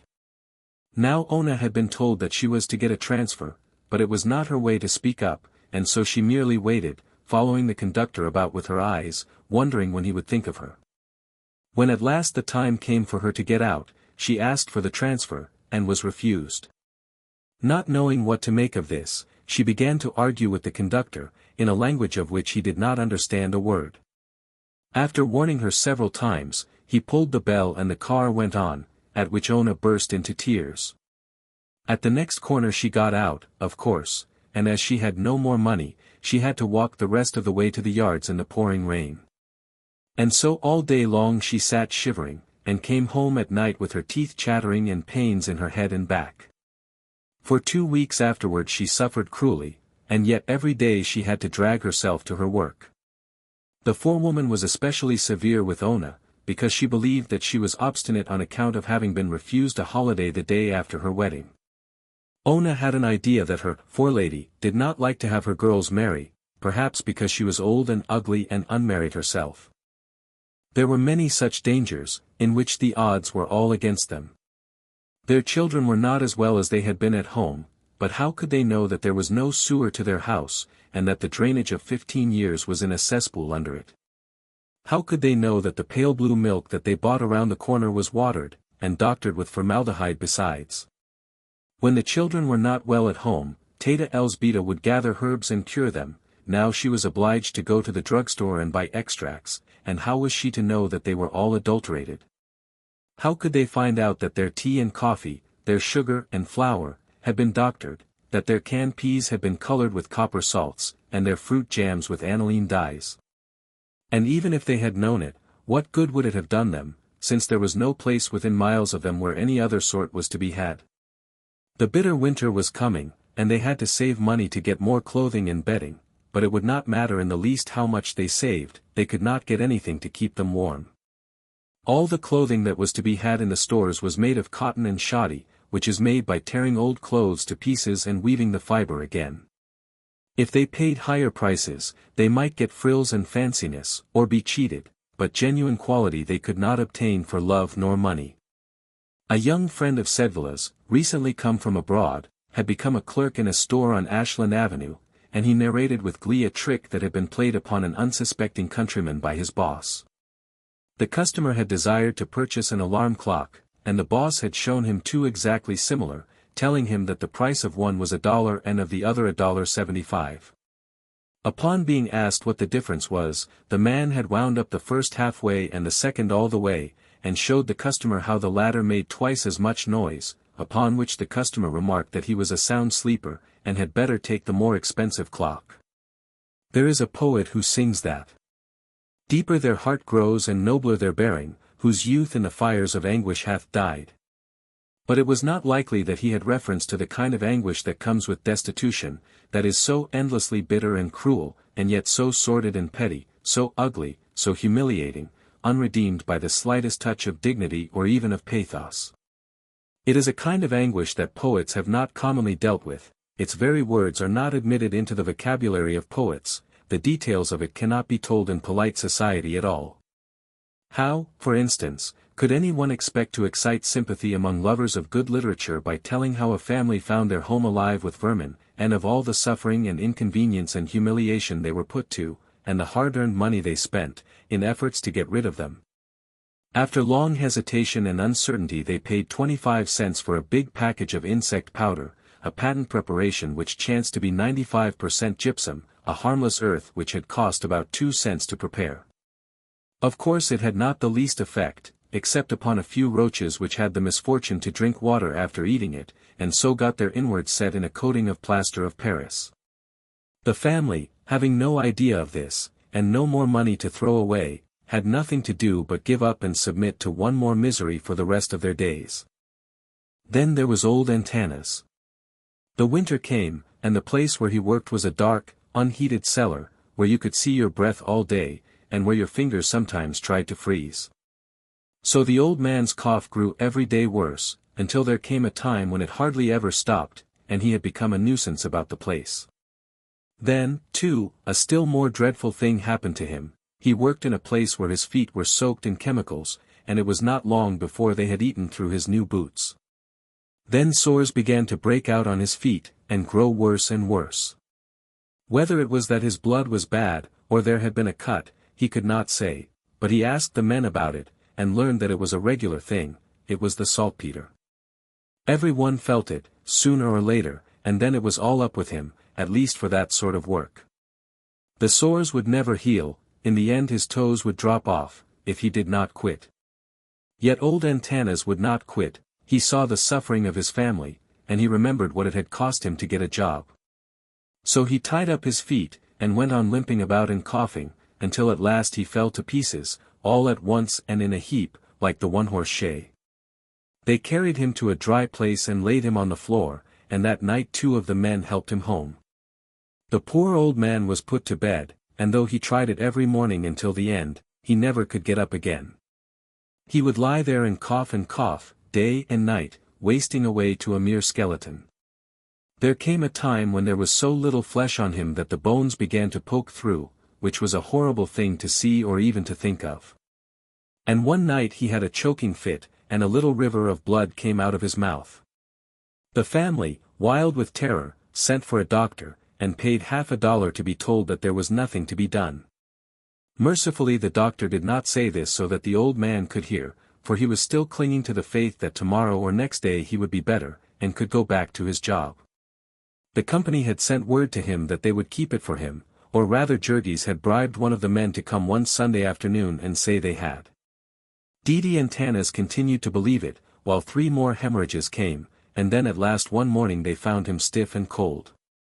Things were not going well with them then, and though it nearly broke Tata Elzbieta's heart, they were forced to dispense with nearly all the decencies of a funeral. They had only a hearse, and 1 hack for the women and children, and Jurgis, who was learning things fast, spent all Sunday making a bargain for these, and he made it in the presence of witnesses, so that when the man tried to charge him for all sorts of incidentals, he did not have to pay. For 25 years old Antanas Rudkus and his son had dwelt in the forest together, and it was hard to part in this way. Perhaps it was just as well that Jurgis had to give all his attention to the task of having a funeral without being bankrupted, and so had no time to indulge in memories and grief. Now the dreadful winter was come upon them. In the forests, all summer long, the branches of the trees do battle for light, and some of them lose and die, and then come the raging blasts, and the storms of snow and hail, and strew the ground with these weaker branches. Just so it was in Packingtown. The whole district braced itself for the struggle that was an agony, and those whose time was come died off in hordes. All the year round they had been serving as cogs in the great packing machine, and now was the time for the renovating of it, and the replacing of damaged parts. There came pneumonia and grippe, stalking among them, seeking for weakened constitutions. There was the annual harvest of those whom tuberculosis had been dragging down. There came cruel, cold, and biting winds, and blizzards of snow, all testing relentlessly for failing muscles and impoverished blood. Sooner or later came the day when the unfit one did not report for work, and then, with no time lost in waiting, and no inquiries or regrets, there was a chance for a new hand. The new hands were here by the thousands. All day long the gates of the packing houses were besieged by starving and penniless men. They came, literally, by the thousands every single morning, fighting with each other for a chance for life. Blizzards and cold made no difference to them. They were always on hand. They were on hand 2 hours before the sun rose, an hour before the work began. Sometimes their faces froze, sometimes their feet and their hands, sometimes they froze altogether, but still they came, for they had no other place to go. One day Durham advertised in the paper for 200 men to cut ice, and all that day the homeless and starving of the city came trudging through the snow from all over its 200 square miles. That night 40 score of them crowded into the station house of the Stockyards district. They filled the rooms, sleeping in each other's laps, toboggan fashion, and they piled on top of each other in the corridors, till the police shut the doors and left some to freeze outside. On the morrow, before daybreak, there were 3,000 at Durham's, and the police reserves had to be sent for to quell the riot. Then Durham's bosses picked out 20 of the biggest. The 200 proved to have been a printer's error. 4 or 5 miles to the eastward lay the lake, and over this the bitter winds came raging. Sometimes the thermometer would fall to 10 or 20 degrees below zero at night, and in the morning the streets would be piled with snowdrifts up to the first-floor windows. The streets through which our friends had to go to their work were all unpaved and full of deep holes and gullies. In summer, when it rained hard, a man might have to wade to his waist to get to his house, and now in winter it was no joke getting through these places, before light in the morning and after dark at night. They would wrap up in all they owned, but they could not wrap up against exhaustion, and many a man gave out in these battles with the snowdrifts, and lay down and fell asleep. And if it was bad for the men, one may imagine how the women and children fared. Some would ride in the cars, if the cars were running, but when you are making only 5 cents an hour, as was little Stanislova's, you do not like to spend that much to ride 2 miles. The children would come to the yards with great shawls about their ears, and so tied up that you could hardly find them, and still there would be accidents. One bitter morning in February the little boy who worked at the lard machine with Stanislova's came about an hour late, and screaming with pain. They unwrapped him, and a man began vigorously rubbing his ears, and as they were frozen stiff, it took only 2 or 3 rubs to break them short off. As a result of this, little Stanislova's conceived a terror of the cold that was almost a mania. Every morning, when it came time to start for the yards, he would begin to cry and protest.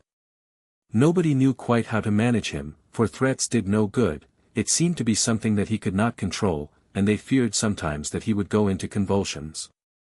In the end it had to be arranged that he always went with Jurgis, and came home with him again, and often, when the snow was deep, the man would carry him the whole way on his shoulders. Sometimes Jurgis would be working until late at night, and then it was pitiful, for there was no place for the little fellow to wait, save in the doorways or in a corner of the killing beds, and he would all but fall asleep there, and freeze to death. There was no heat upon the killing beds, the men might exactly as well have worked out of doors all winter. For that matter, there was very little heat anywhere in the building, except in the cooking rooms and such places, and it was the men who worked in these who ran the most risk of all, because whenever they had to pass to another room they had to go through ice-cold corridors, and sometimes with nothing on above the waist except a sleeveless undershirt. On the killing beds you were apt to be covered with blood, and it would freeze solid. If you leaned against a pillar, you would freeze to that, and if you put your hand upon the blade of your knife, you would run a chance of leaving your skin on it. The men would tie up their feet in newspapers and old sacks, and these would be soaked in blood and frozen, and then soaked again, and so on, until by night-time a man would be walking on great lumps the size of the feet of an elephant. Now and then, when the bosses were not looking, you would see them plunging their feet and ankles into the steaming hot carcass of the steer, or darting across the room to the hot water jets.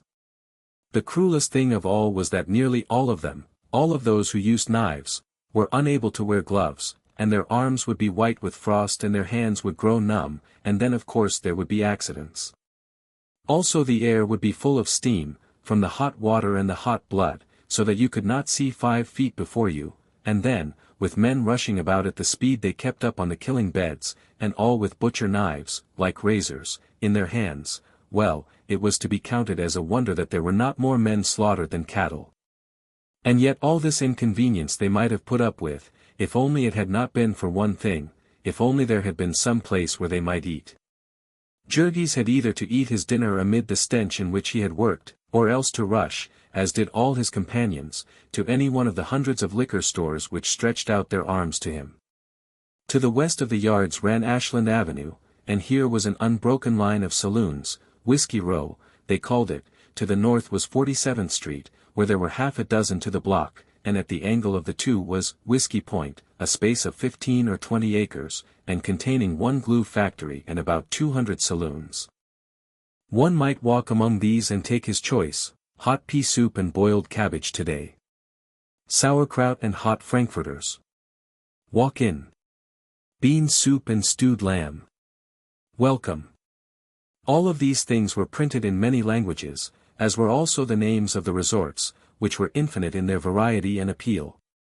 There was the home circle, and the cozy corner, there were firesides, and hearthstones, and pleasure palaces, and wonderlands, and dream castles, and love's delights.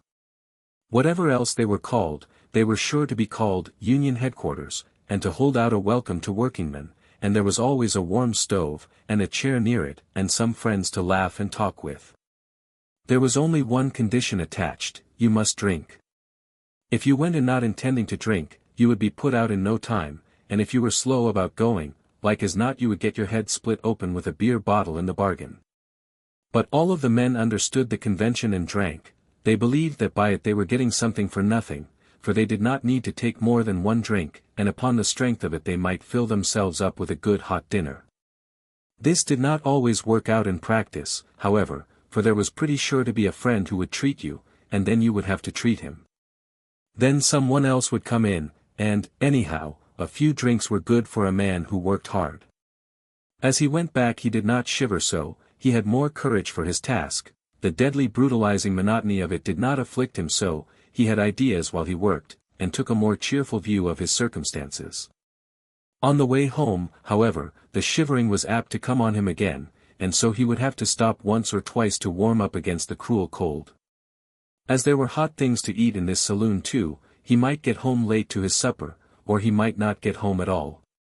And then his wife might set out to look for him, and she too would feel the cold, and perhaps she would have some of the children with her, and so a whole family would drift into drinking, as the current of a river drifts downstream. As if to complete the chain, the packers all paid their men in checks, refusing all requests to pay in coin, and where in Packingtown could a man go to have his check cashed but to a saloon, where he could pay for the favor by spending a part of the money? From all of these things Jurgis was saved because of Ona. He never would take but the one drink at noontime, and so he got the reputation of being a surly fellow, and was not quite welcome at the saloons, and had to drift about from one to another. Then at night he would go straight home, helping Ona and Stanislovas, or often putting the former on a car. And when he got home perhaps he would have to trudge several blocks, and come staggering back through the snowdrifts with a bag of coal upon his shoulder. Home was not a very attractive place, at least not this winter. They had only been able to buy one stove, and this was a small one, and proved not big enough to warm even the kitchen in the bitterest weather. This made it hard for Teta Elzbieta all day, and for the children when they could not get to school. At night they would sit huddled round this stove, while they ate their supper off their laps, and then Jurgis and Jonas would smoke a pipe, after which they would all crawl into their beds to get warm, after putting out the fire to save the coal. Then they would have some frightful experiences with the cold. They would sleep with all their clothes on, including their overcoats, and put over them all the bedding and spare clothing they owned. The children would sleep all crowded into one bed, and yet even so they could not keep warm. The outside ones would be shivering and sobbing, crawling over the others and trying to get down into the center, and causing a fight. This old house with the leaky weatherboards was a very different thing from their cabins at home, with great thick walls plastered inside and outside with mud, and the cold which came upon them was a living thing, a demon presence in the room. They would waken in the midnight hours, when everything was black, perhaps they would hear it yelling outside, or perhaps there would be death-like stillness, and that would be worse yet. They could feel the cold as it crept in through the cracks, reaching out for them with its icy, death-dealing fingers, and they would crouch and cower, and try to hide from it, all in vain. It would come, and it would come, a grisly thing, a spectre born in the black caverns of terror, a power primeval, cosmic, shadowing the tortures of the lost souls flung out to chaos and destruction. It was cruel iron hard, and hour after hour they would cringe in its grasp, alone, alone. There would be no one to hear them if they cried out, there would be no help, no mercy. And so on until morning, when they would go out to another day of toil, a little weaker, a little nearer to the time when it would be their turn to be shaken from the tree. Chapter 8. Yet even by this deadly winter the germ of hope was not to be kept from sprouting in their hearts. It was just at this time that the great adventure befell Maria. The victim was Tamasius Kaslika, who played the violin. Everybody laughed at them, for Tamasius was petite and frail, and Maria could have picked him up and carried him off under one arm. But perhaps that was why she fascinated him. The sheer volume of Maria's energy was overwhelming. That first night at the wedding Tamasius had hardly taken his eyes off her, and later on, when he came to find that she had really the heart of a baby, her voice and her violence ceased to terrify him, and he got the habit of coming to pay her visits on Sunday afternoons. There was no place to entertain company except in the kitchen, in the midst of the family, and Tamasius would sit there with his hat between his knees, never saying more than half a dozen words at a time, and turning red in the face before he managed to say those, until finally Jurgis would clap him upon the back, in his hearty way, crying, "Come now, brother, give us a tune." And then Tamasius' face would light up and he would get out his fiddle, tuck it under his chin, and play. And forthwith the soul of him would flame up and become eloquent. It was almost an impropriety, for all the while his gaze would be fixed upon Maria's face, until she would begin to turn red and lower her eyes. There was no resisting the music of Tamasius, however, Even the children would sit awed and wondering, and the tears would run down Teta Elzbieta's cheeks. A wonderful privilege it was to be thus admitted into the soul of a man of genius, to be allowed to share the ecstasies and the agonies of his inmost life. Then there were other benefits accruing to Maria from this friendship, benefits of a more substantial nature. People paid Tamashas big money to come and make music on state occasions, and also they would invite him to parties and festivals, knowing well that he was too good-natured to come without his fiddle, and that having brought it, he could be made to play while others danced. Once he made bold to ask Maria to accompany him to such a party, and Maria accepted, to his great delight, after which he never went anywhere without her, while if the celebration were given by friends of his, he would invite the rest of the family also. In any case Maria would bring back a huge pocketful of cakes and sandwiches for the children, and stories of all the good things she herself had managed to consume. She was compelled, at these parties, to spend most of her time at the refreshment table, for she could not dance with anybody except other women and very old men. Tamashas was of an excitable temperament, and afflicted with a frantic jealousy, and any unmarried man who ventured to put his arm about the ample waist of Maria would be certain to throw the orchestra out of tune. It was a great help to a person who had to toil all the week to be able to look forward to some such relaxation as this on Saturday nights. The family was too poor and too hardworked to make many acquaintances. In Packingtown, as a rule, people know only their near neighbors and shopmates, and so the place is like a myriad of little country villages. But now there was a member of the family who was permitted to travel and widen her horizon, and so each week there would be new personalities to talk about, how so-and-so was dressed, and where she worked, and what she got, and whom she was in love with, and how this man had jilted his girl, and how she had quarreled with the other girl, and what had passed between them, and how another man beat his wife, and spent all her earnings upon drink, and pawned her very clothes. Some people would have scorned this talk as gossip, but then one has to talk about what one knows. It was one Saturday night, as they were coming home from a wedding, that Tamashas found courage, and set down his violin case in the street and spoke his heart, and then Maria clasped him in her arms. She told them all about it the next day, and fairly cried with happiness, for she said that Tamashas was a lovely man. After that he no longer made love to her with his fiddle, but they would sit for hours in the kitchen, blissfully happy in each other's arms. It was the tacit convention of the family to know nothing of what was going on in that corner. They were planning to be married in the spring, and have the garret of the house fixed up, and live there. Tamashas made good wages, and little by little the family were paying back their debt to Maria, so she ought soon to have enough to start life upon, only, with her preposterous soft-heartedness, she would insist upon spending a good part of her money every week for things which she saw they needed. Maria was really the capitalist of the party, for she had become an expert can painter by this time. She was getting 14 cents for every 110 cans, and she could paint more than 2 cans every minute. Maria felt, so to speak, that she had her hand on the throttle, and the neighborhood was vocal with her rejoicings.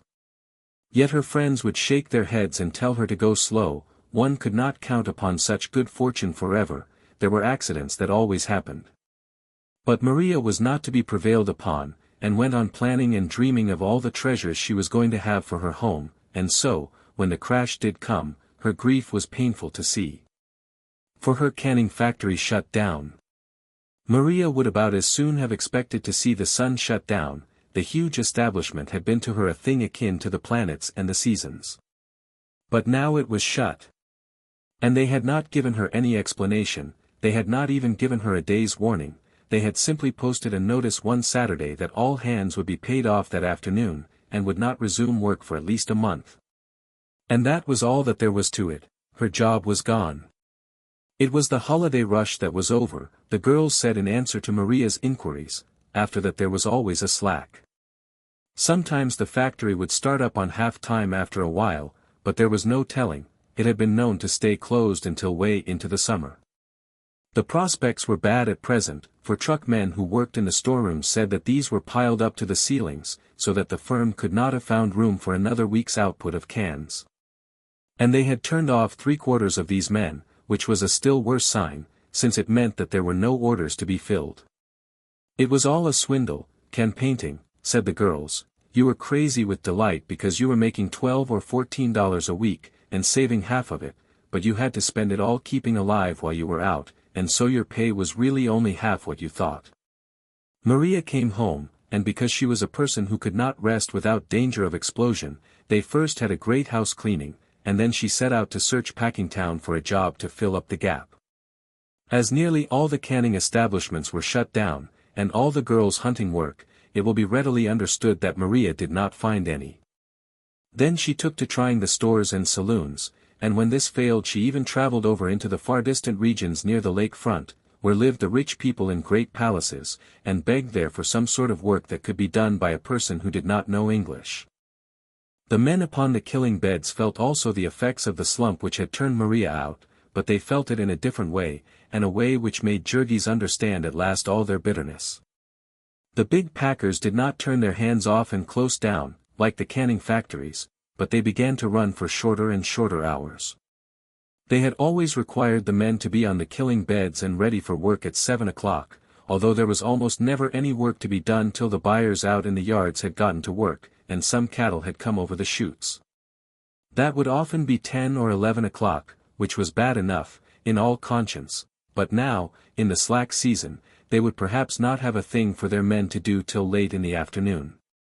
And so they would have to loaf around, in a place where the thermometer might be 20 degrees below zero. At first one would see them running about, or skylarking with each other, trying to keep warm, but before the day was over they would become quite chilled through and exhausted, and, when the cattle finally came, so near frozen that to move was an agony.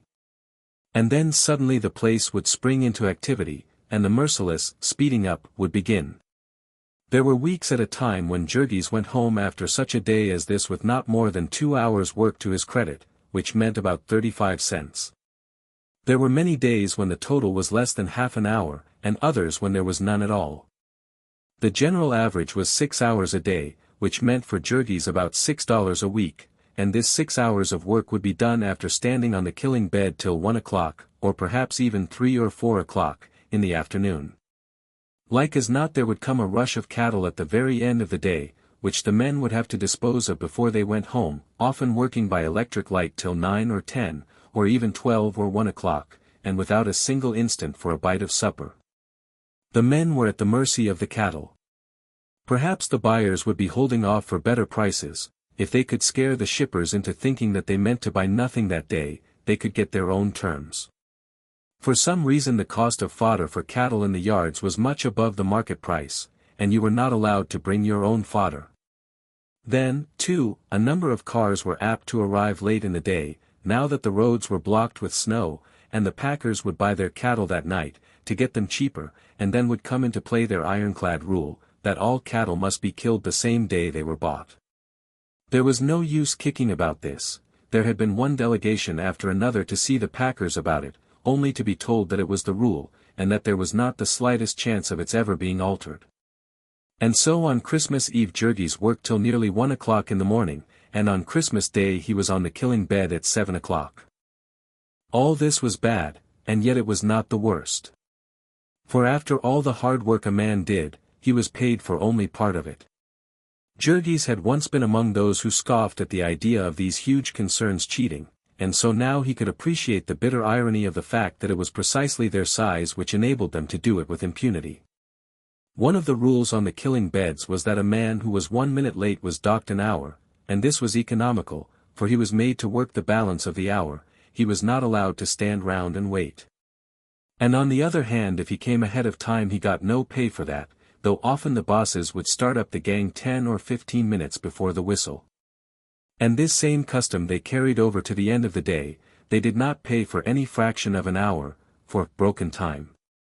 A man might work full 50 minutes, but if there was no work to fill out the hour, there was no pay for him. Thus the end of every day was a sort of lottery, a struggle, all but breaking into open war between the bosses and the men, the former trying to rush a job through and the latter trying to stretch it out. Jurgis blamed the bosses for this, though the truth to be told it was not always their fault, for the packers kept them frightened for their lives, and when one was in danger of falling behind the standard, what was easier than to catch up by making the gang work a while, for the church? This was a savage witticism the men had, which Jurgis had to have explained to him. Old Man Jones was great on missions and such things, and so whenever they were doing some particularly disreputable job, the men would wink at each other and say, "Now we're working for the church." One of the consequences of all these things was that Jurgis was no longer perplexed when he heard men talk of fighting for their rights. He felt like fighting now himself, and when the Irish delegate of the Butcher Helpers Union came to him a second time, he received him in a far different spirit. A wonderful idea it now seemed to Jurgis, this of the men, that by combining they might be able to make a stand and conquer the packers. Jurgis wondered who had first thought of it, and when he was told that it was a common thing for men to do in America, he got the first inkling of a meaning in the phrase, "a free country." The delegate explained to him how it depended upon their being able to get every man to join and stand by the organization, and so Jurgis signified that he was willing to do his share. Before another month was by, all the working members of his family had union cards, and wore their union buttons conspicuously and with pride. For fully a week they were quite blissfully happy, thinking that belonging to a union meant an end to all their troubles. But only 10 days after she had joined, Maria's canning factory closed down, and that blow quite staggered them. They could not understand why the union had not prevented it, and the very first time she attended a meeting Maria got up and made a speech about it. It was a business meeting, and was transacted in English, but that made no difference to Maria. She said what was in her, and all the pounding of the chairman's gavel and all the uproar and confusion in the room could not prevail. Quite apart from her own troubles she was boiling over with a general sense of the injustice of it, and she told what she thought of the packers, and what she thought of a world where such things were allowed to happen, and then, while the echoes of the hall rang with the shock of her terrible voice, she sat down again and fanned herself, and the meeting gathered itself together and proceeded to discuss the election of a recording secretary. Jurgis too had an adventure the first time he attended a union meeting, but it was not of his own seeking. Jurgis had gone with the desire to get into an inconspicuous corner and see what was done, but this attitude of silent and open-eyed attention had marked him out for a victim. Tommy Finnegan was a little Irishman, with big staring eyes and a wild aspect, a hoister by trade, and badly cracked. Somewhere back in the far distant past Tommy Finnegan had had a strange experience, and the burden of it rested upon him. All the balance of his life he had done nothing but try to make it understood. When he talked he caught his victim by the buttonhole, and his face kept coming closer and closer, which was trying, because his teeth were so bad. Jurgis did not mind that, only he was frightened. The method of operation of the higher intelligences was Tom Finnegan's theme, and he desired to find out if Jurgis had ever considered that the representation of things in their present similarity might be altogether unintelligible upon a more elevated plane. There were assuredly wonderful mysteries about the developing of these things, and then, becoming confidential, Mr. Finnegan proceeded to tell of some discoveries of his own. "If ye have ever had a nithing to do with sperits," said he, and looked inquiringly at Jurgis, who kept shaking his head. Never mind," continued the other, "but their influences may be operatin' upon ye, it's sure as I'm tellin' ye, it's them that has the reference to the immediate surroundings that has the most of power. It was vouchsafed to me in me youthful days to be acquainted with sperits," and so Tommy Finnegan went on, expounding a system of philosophy, while the perspiration came out on Jurgis' forehead, so great was his agitation and embarrassment.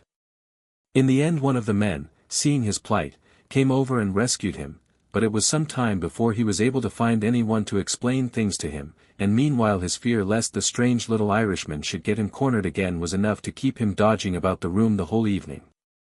He never missed a meeting, however.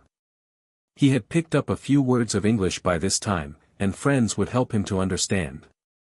They were often very turbulent meetings, with half a dozen men declaiming at once, in as many dialects of English, but the speakers were all desperately in earnest, and Jurgis was in earnest too, for he understood that a fight was on, and that it was his fight. Since the time of his disillusionment, Jurgis had sworn to trust no man, except in his own family, but here he discovered that he had brothers in affliction, and allies. Their one chance for life was in union, and so the struggle became a kind of crusade. Jurgis had always been a member of the church, because it was the right thing to be, but the church had never touched him, he left all that for the women. Here, however, was a new religion, one that did touch him, that took hold of every fiber of him, and with all the zeal and fury of a convert he went out as a missionary. There were many non-union men among the Lithuanians, and with these he would labor and wrestle in prayer, trying to show them the right. Sometimes they would be obstinate and refuse to see it, and Jurgis, alas, was not always patient.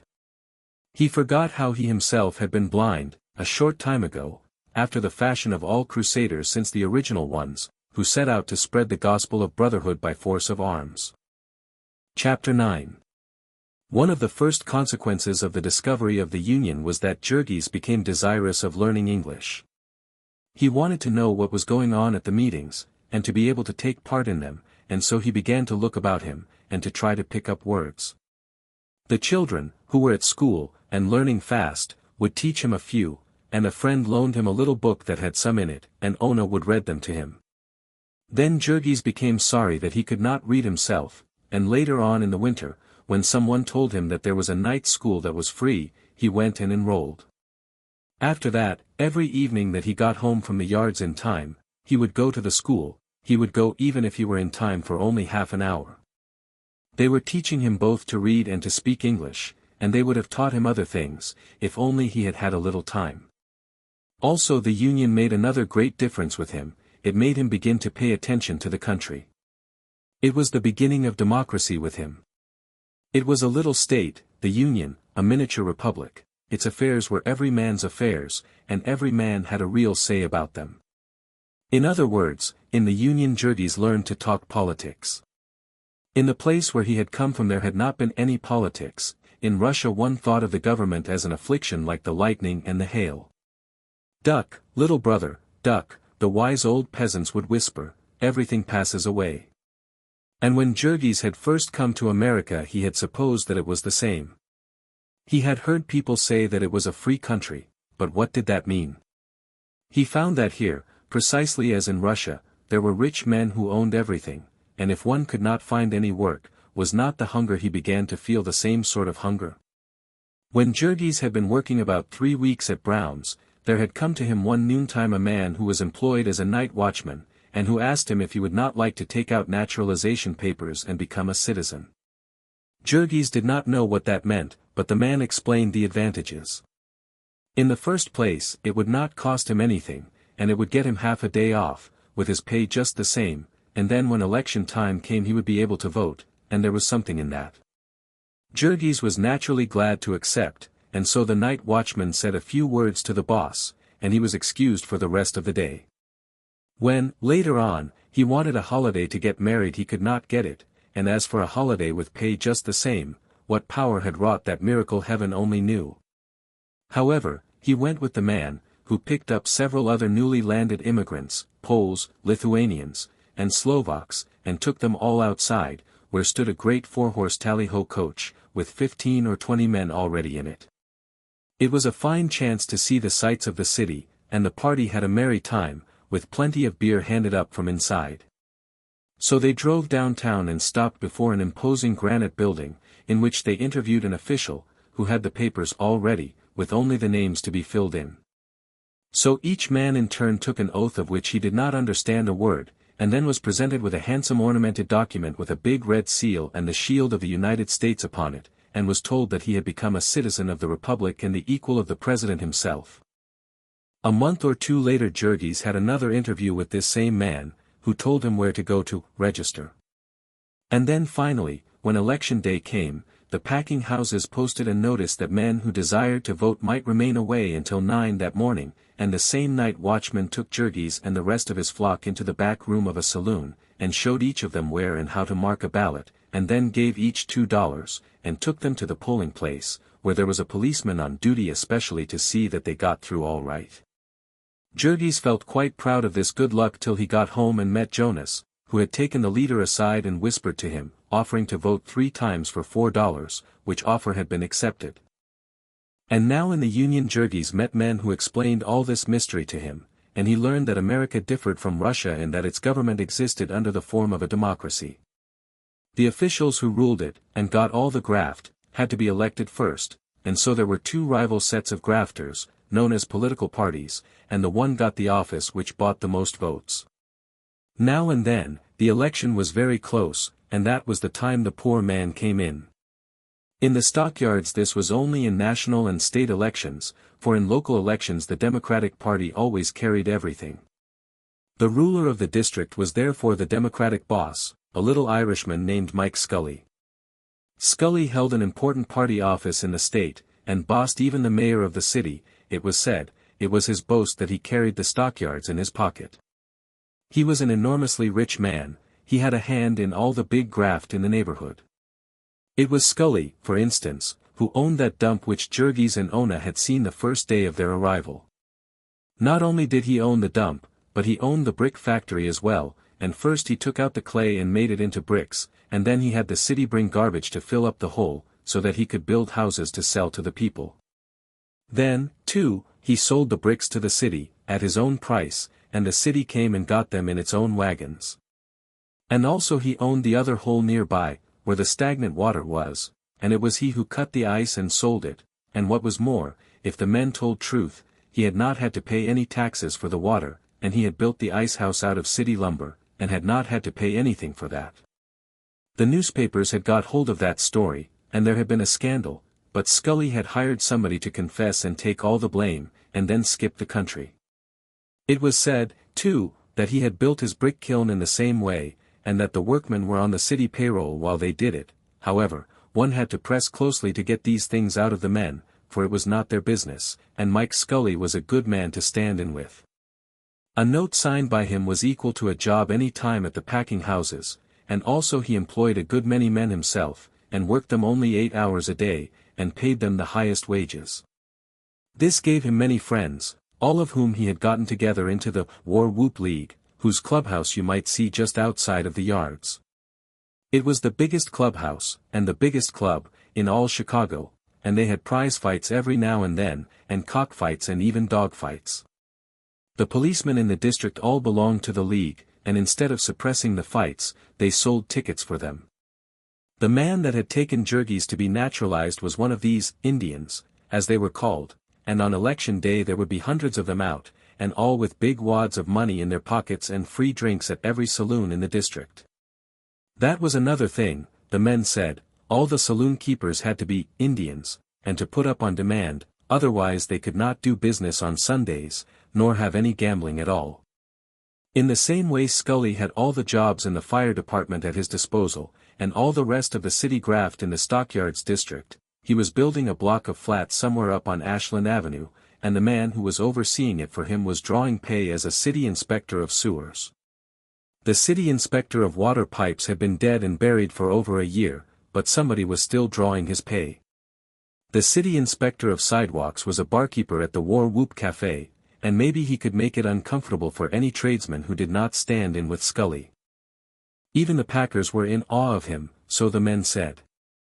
It gave them pleasure to believe this, for Scully stood as the people's man, and boasted of it boldly when election day came.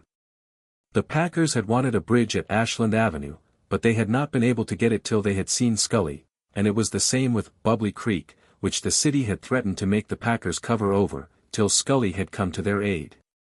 Bubbly Creek is an arm of the Chicago River, and forms the southern boundary of the yards. All the drainage of the square mile of packing houses empties into it, so that it is really a great open sewer 100 or 2 feet wide.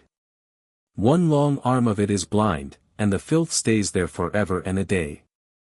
The grease and chemicals that are poured into it undergo all sorts of strange transformations, which are the cause of its name. It is constantly in motion, as if huge fish were feeding in it, or great leviathans disporting themselves in its depths. Bubbles of carbonic acid gas will rise to the surface and burst, and make rings 2 or 3 feet wide. Here and there the grease and filth have caked solid, and the creek looks like a bed of lava. Chickens walk about on it, feeding, and many times an unwary stranger has started to stroll across, and vanished temporarily. The packers used to leave the creek that way, till every now and then the surface would catch on fire and burn furiously, and the fire department would have to come and put it out. Once, however, an ingenious stranger came and started to gather this filth in scows, to make lard out of. Then the packers took the cue, and got out an injunction to stop him, and afterward gathered it themselves. The banks of Bubbly Creek are plastered thick with hairs, and this also the packers gather and clean.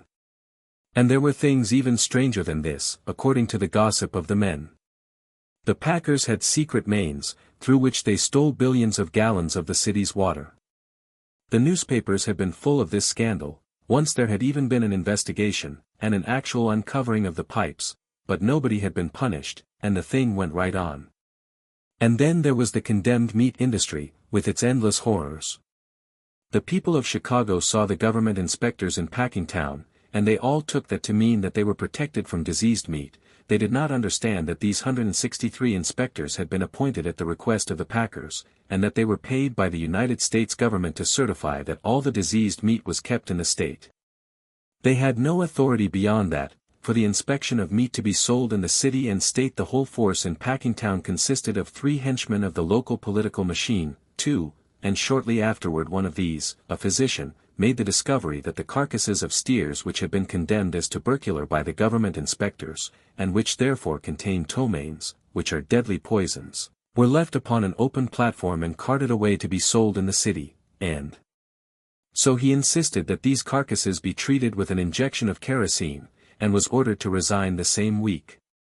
So indignant were the packers that they went farther, and compelled the mayor to abolish the whole Bureau of Inspection, so that since then there has not been even a pretense of any interference with the graft. There was said to be $2,000 a week hush money from the tubercular steers alone, and as much again from the hogs which had died of cholera on the trains, and which you might see any day being loaded into boxcars and hauled away to a place called Globe, in Indiana, where they made a fancy grade of lard. 2. Rules and regulations for the inspection of livestock and their products. United States Department of Agriculture, Bureau of Animal Industries, Order No. 125, Section 1. Proprietors of slaughterhouses, canning, salting, packing, or rendering establishments engaged in the slaughtering of cattle, sheep, or swine, or the packing of any of their products, the carcasses or products of which are to become subjects of interstate or foreign commerce, shall make application to the Secretary of Agriculture for inspection of said animals and their products. Section 15. Such rejected or condemned animals shall at once be removed by the owners from the pens containing animals which have been inspected and found to be free from disease and fit for human food, and shall be disposed of in accordance with the laws, ordinances, and regulations of the state and municipality in which said rejected or condemned animals are located. Section 25.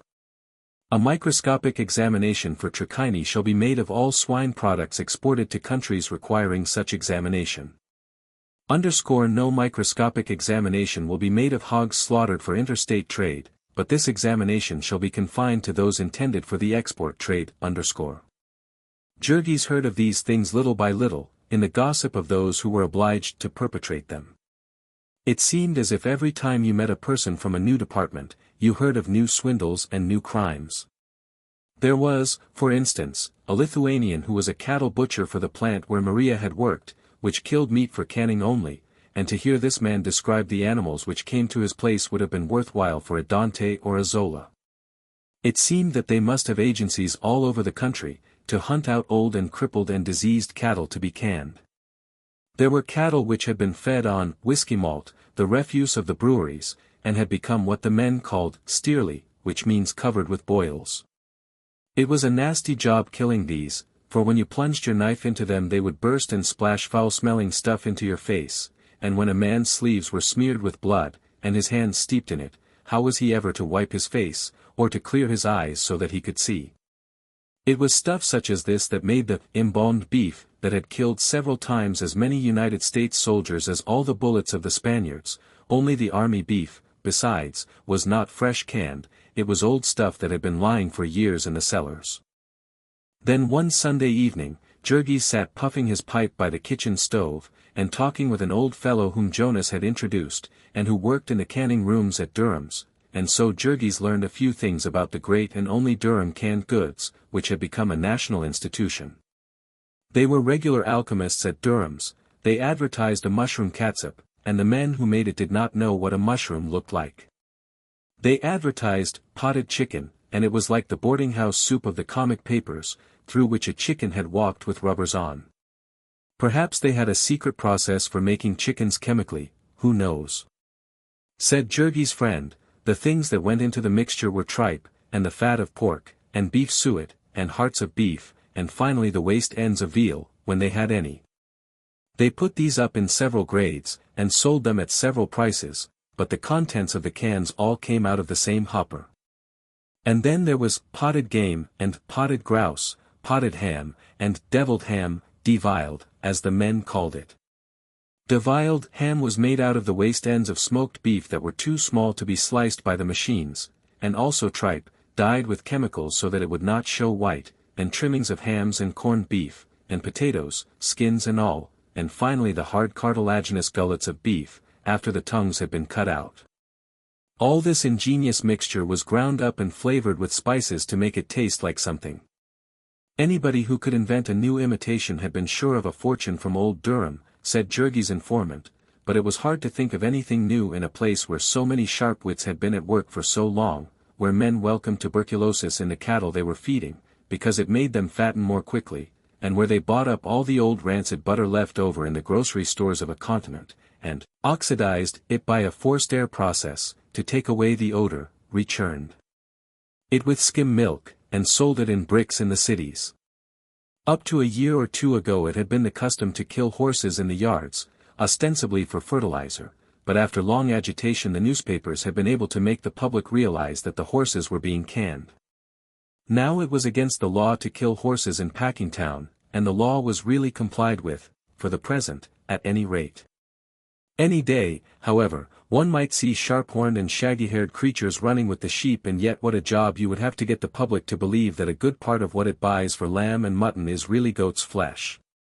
There was another interesting set of statistics that a person might have gathered in Packingtown, those of the various afflictions of the workers. When Jurgis had first inspected the packing plants with Sedvilas, he had marveled while he listened to the tale of all the things that were made out of the carcasses of animals, and of all the lesser industries that were maintained there. Now he found that each one of these lesser industries was a separate little inferno, in its way as horrible as the killing beds, the source and fountain of them all. The workers in each of them had their own peculiar diseases. And the wandering visitor might be skeptical about all the swindles, but he could not be skeptical about these, for the worker bore the evidence of them about on his own person. Generally he had only to hold out his hand.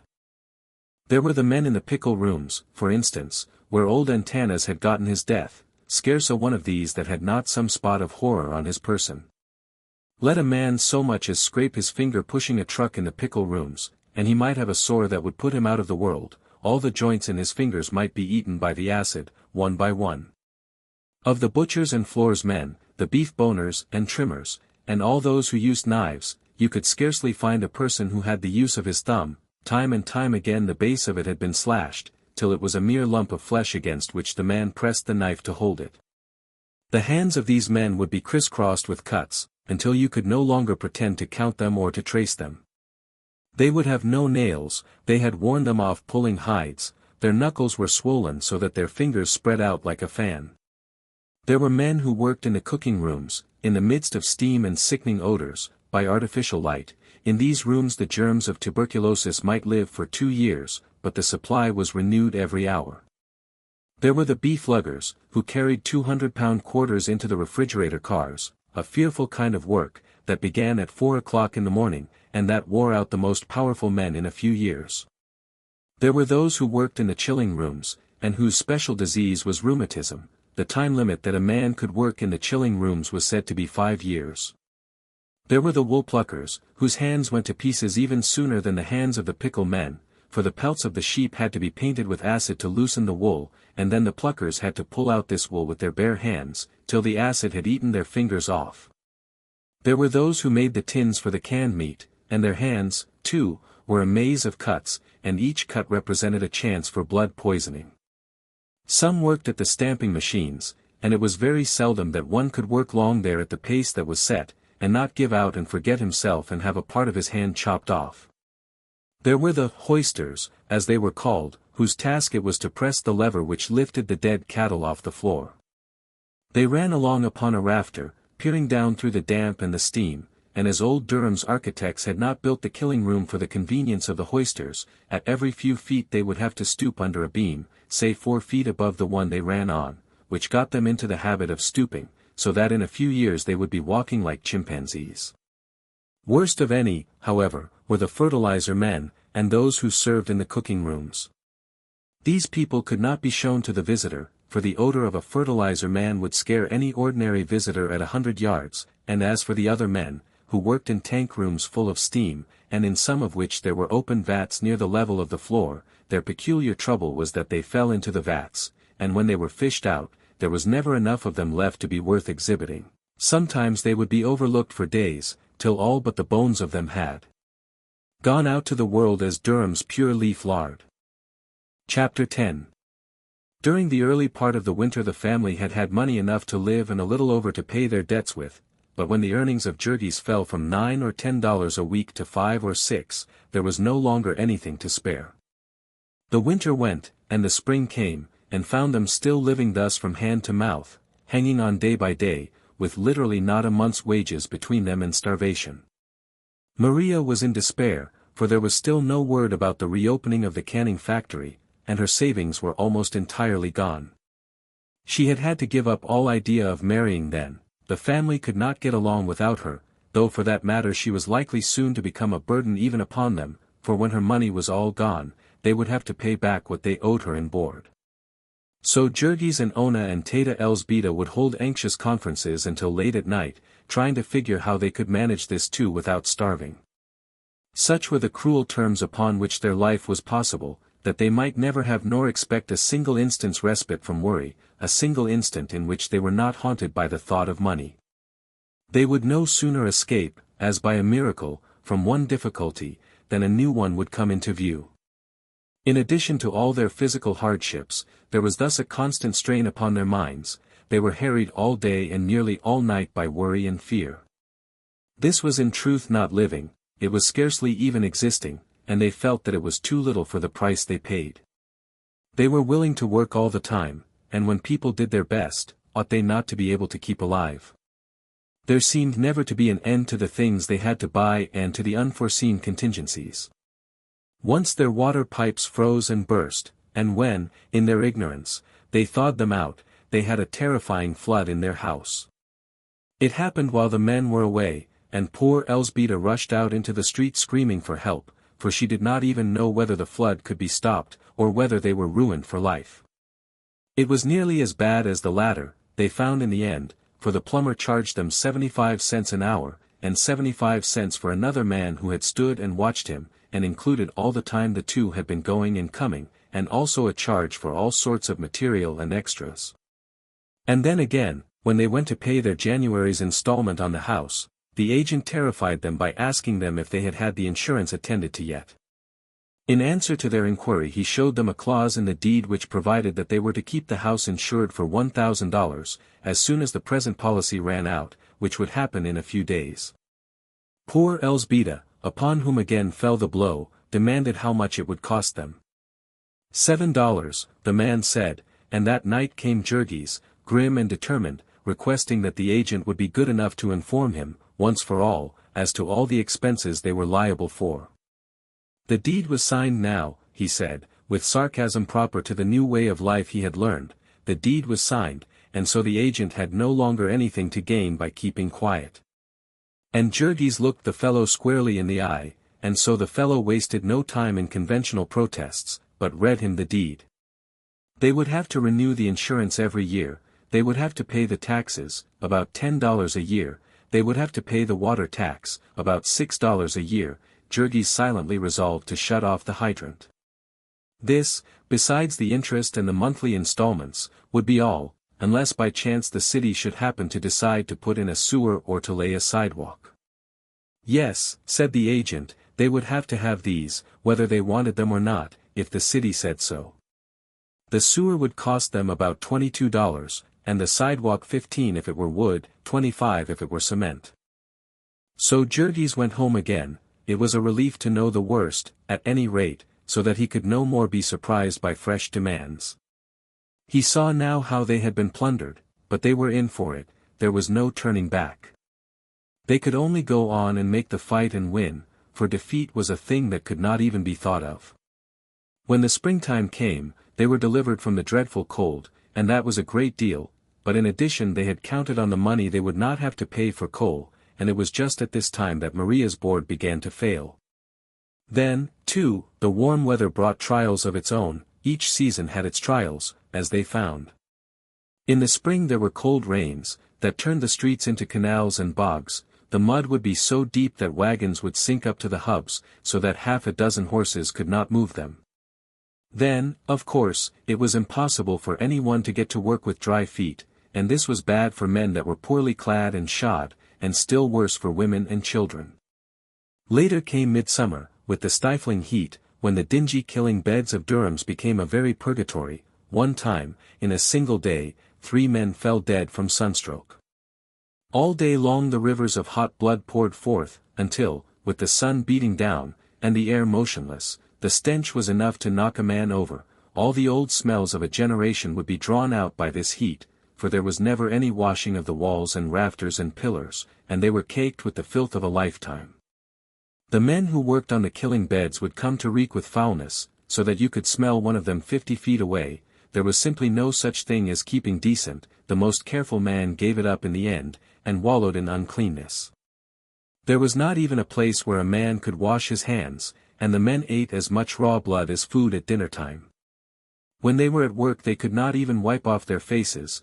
They were as helpless as newly born babes in that respect, and it may seem like a small matter, but when the sweat began to run down their necks and tickle them, or a fly to bother them, it was a torture like being burned alive. Whether it was the slaughterhouses or the dumps that were responsible, one could not say, but with the hot weather there descended upon Packingtown a veritable Egyptian plague of flies. There could be no describing this. The houses would be black with them. There was no escaping. You might provide all your doors and windows with screens, but their buzzing outside would be like the swarming of bees, and whenever you opened the door they would rush in as if a storm of wind were driving them. Perhaps the summertime suggests to you thoughts of the country, visions of green fields and mountains and sparkling lakes. It had no such suggestion for the people in the yards. The great packing machine ground on remorselessly, without thinking of green fields, and the men and women and children who were part of it never saw any green thing, not even a flower. 4 or 5 miles to the east of them lay the blue waters of Lake Michigan, but for all the good it did them it might have been as far away as the Pacific Ocean. They had only Sundays, and then they were too tired to walk. They were tied to the great packing machine, and tied to it for life. The managers and superintendents and clerks of Packingtown were all recruited from another class, and never from the workers. They scorned the workers, the very meanest of them. A poor devil of a bookkeeper who had been working in Durham's for 20 years at a salary of $6 a week, and might work there for 20 more and do no better, would yet consider himself a gentleman, as far removed as the poles from the most skilled worker on the killing beds. He would dress differently, and live in another part of the town, and come to work at a different hour of the day, and in every way make sure that he never rubbed elbows with a laboring man. Perhaps this was due to the repulsiveness of the work. At any rate, the people who worked with their hands were a class apart, and were made to feel it. In the late spring the canning factory started up again, and so once more Maria was heard to sing, and the love music of Tamashas took on a less melancholy tone. It was not for long, however, for a month or 2 later a dreadful calamity fell upon Maria. Just 1 year and 3 days after she had begun work as a can painter, she lost her job. It was a long story. Maria insisted that it was because of her activity in the union. The packers, of course, had spies in all the unions, and in addition they made a practice of buying up a certain number of the union officials, as many as they thought they needed. So every week they received reports as to what was going on, and often they knew things before the members of the union knew them. Anyone who was considered to be dangerous by them would find that he was not a favorite with his boss, and Maria had been a great hand for going after the foreign people and preaching to them. However that might be, the known facts were that a few weeks before the factory closed, Maria had been cheated out of her pay for 300 cans. The girls worked at a long table, and behind them walked a woman with pencil and notebook, keeping count of the number they finished.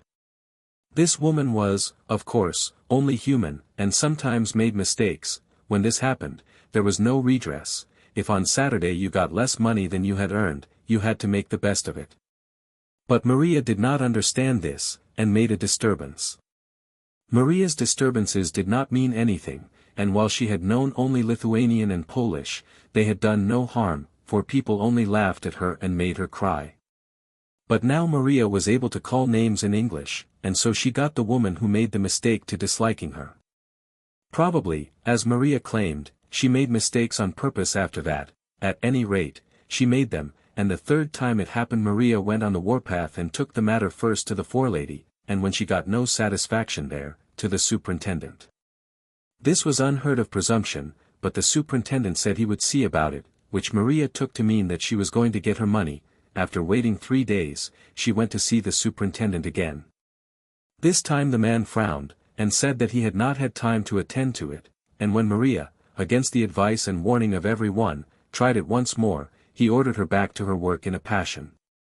Just how things happened after that Maria was not sure, but that afternoon the forelady told her that her services would not be any longer required. Poor Maria could not have been more dumbfounded had the woman knocked her over the head. At first she could not believe what she heard, and then she grew furious and swore that she would come anyway, that her place belonged to her. In the end she sat down in the middle of the floor and wept and wailed. It was a cruel lesson, but then Maria was headstrong, she should have listened to those who had had experience. The next time she would know her place, as the forelady expressed it, and so Maria went out, and the family faced the problem of an existence again. It was especially hard this time, for Ona was to be confined before long, and Jurgis was trying hard to save up money for this. He had heard dreadful stories of the midwives, who grow as thick as fleas in Packingtown, and he had made up his mind that Ona must have a man-doctor. Jurgis could be very obstinate when he wanted to, and he was in this case, much to the dismay of the women, who felt that a man-doctor was an impropriety, and that the matter really belonged to them. The cheapest doctor they could find would charge them $15, and perhaps more when the bill came in, and here was Jurgis, declaring that he would pay it, even if he had to stop eating in the meantime. Maria had only about $25 left. Day after day she wandered about the yards begging a job, but this time without hope of finding it. Maria could do the work of an able-bodied man, when she was cheerful, but discouragement wore her out easily, and she would come home at night a pitiable object. She learned her lesson this time, poor creature, she learned it 10 times over. All the family learned it along with her, that when you have once got a job in Packingtown, you hang on to it, come what will. For weeks Maria hunted, and half of a 5th week. Of course she stopped paying her dues to the union. She lost all interest in the union, and cursed herself for a fool that she had ever been dragged into one. She had about made up her mind that she was a lost soul, when somebody told her of an opening, and she went and got a place as a beef trimmer. She got this because the boss saw that she had the muscles of a man, and so he discharged a man and put Maria to do his work, paying her a little more than half what he had been paying before. When she first came to Packingtown, Maria would have scorned such work as this. She was in another canning factory, and her work was to trim the meat of those diseased cattle that Jurgis had been told about not long before. She was shut up in one of the rooms where the people seldom saw the daylight. Beneath her were the chilling rooms, where the meat was frozen, and above her were the cooking rooms, and so she stood on an ice-cold floor, while her head was often so hot that she could scarcely breathe. Trimming beef off the bones by the hundredweight, while standing up from early morning till late at night, with heavy boots on and the floor always damp and full of puddles, liable to be thrown out of work indefinitely because of a slackening in the trade, liable again to be kept overtime in rush seasons, and be worked till she trembled in every nerve and lost her grip on her slimy knife, and gave herself a poison wound. That was the new life that unfolded itself before Maria. But because Maria was a human horse she merely laughed and went at it. It would enable her to pay her board again, and keep the family going. And as for Tamashas, well, they had waited a long time, and they could wait a little longer. They could not possibly get along upon his wages alone, and the family could not live without hers. He could come and visit her, and sit in the kitchen and hold her hand, and he must manage to be content with that. But day by day the music of Tamasha's violin became more passionate and heartbreaking, and Maria would sit with her hands clasped and her cheeks wet and all her body a-tremble, hearing in the wailing melodies the voices of the unborn generations which cried out in her for life. Maria's lesson came just in time to save Ona from a similar fate. Ona, too, was dissatisfied with her place, and had far more reason than Maria. She did not tell half of her story at home, because she saw it was a torment to Jurgis, and she was afraid of what he might do. For a long time Ona had seen that Miss Henderson, the forelady in her department, did not like her. At first she thought it was the old-time mistake she had made in asking for a holiday to get married. Then she concluded it must be because she did not give the forelady a present occasionally. She was the kind that took presents from the girls, Ona learned, and made all sorts of discriminations in favor of those who gave them. In the end, however, Ona discovered that it was even worse than that. Miss Henderson was a newcomer, and it was some time before rumor made her out, but finally it transpired that she was a kept woman, the former mistress of the superintendent of a department in the same building. He had put her there to keep her quiet, it seemed, and that not altogether with success, for once or twice they had been heard quarreling. She had the temper of a hyena, and soon the place she ran was a witch's cauldron. There were some of the girls who were of her own sort, who were willing to toady to her and flatter her, and these would carry tales about the rest, and so the furies were unchained in the place. Worse than this, the woman lived in a bawdy house downtown, with a coarse, red-faced Irishman named Connor, who was the boss of the loading gang outside, and would make free with the girls as they went to and from their work. In the slack season some of them would go with Miss Henderson to this house downtown.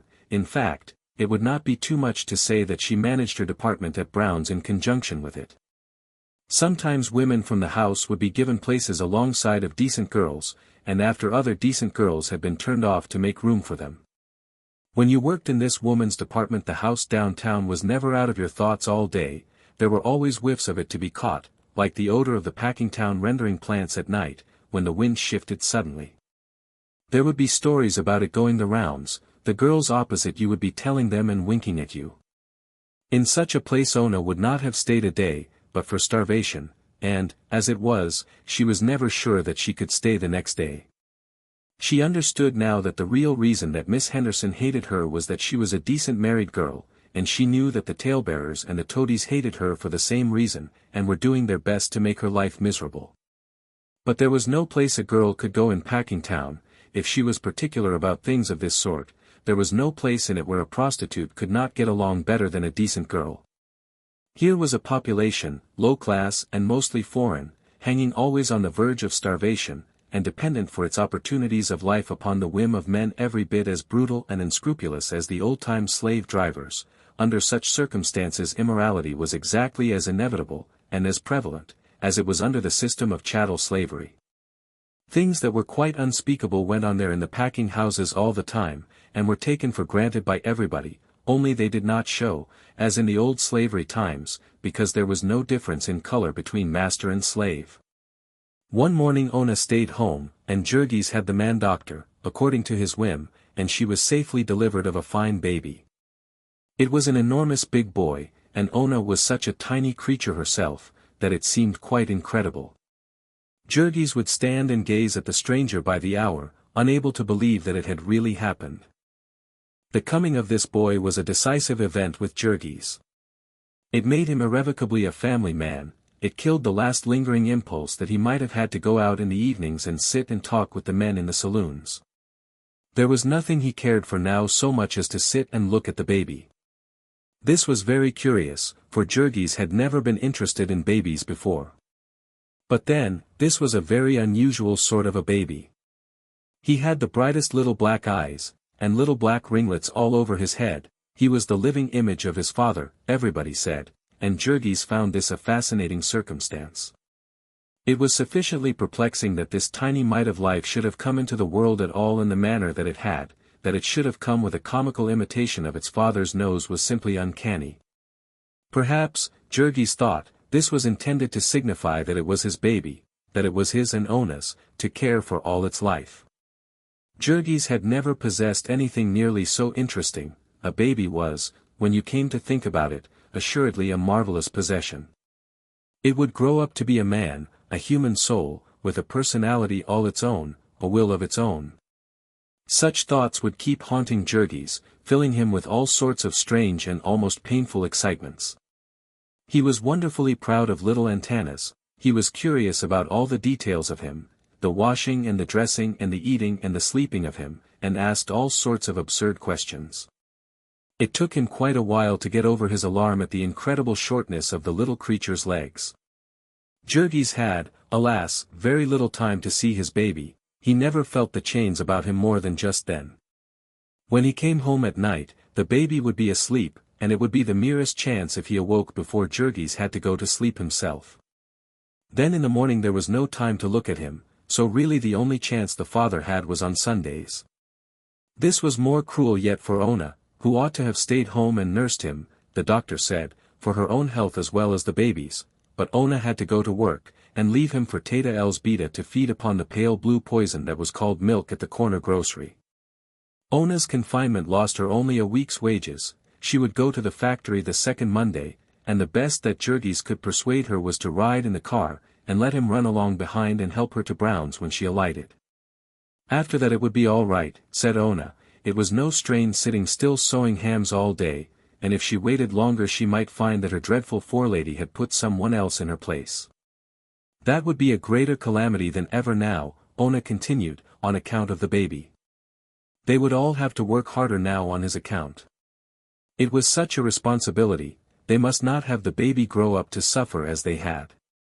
And this indeed had been the first thing that Jurgis had thought of himself. He had clenched his hands and braced himself anew for the struggle, for the sake of that tiny mite of human possibility.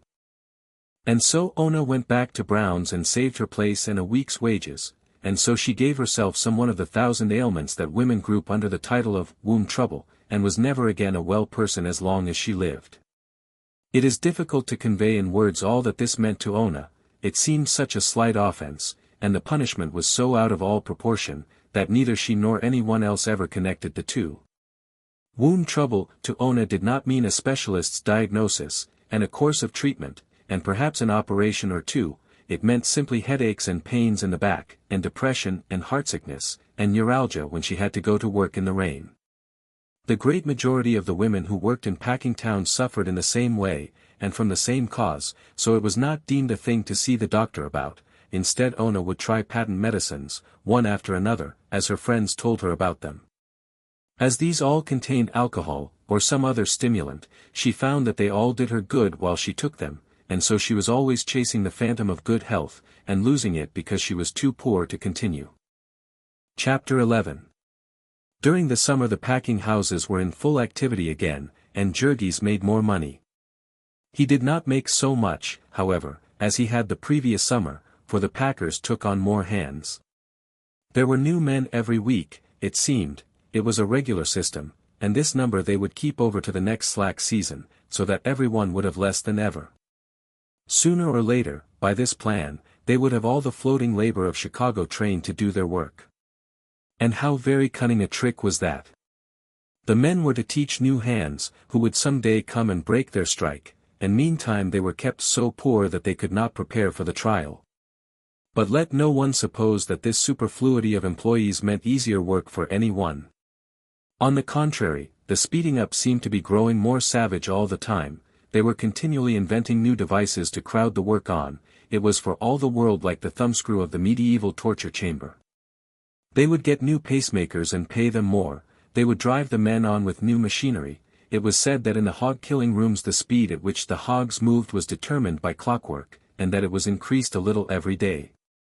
In piecework they would reduce the time, requiring the same work in a shorter time, and paying the same wages, and then, after the workers had accustomed themselves to this new speed, they would reduce the rate of payment to correspond with the reduction in time. They had done this so often in the canning establishments that the girls were fairly desperate. Their wages had gone down by a full third in the past 2 years, and a storm of discontent was brewing that was likely to break any day. Only a month after Maria had become a beef trimmer the canning factory that she had left posted a cut that would divide the girls' earnings almost squarely in half, and so great was the indignation at this that they marched out without even a parley, and organized in the street outside.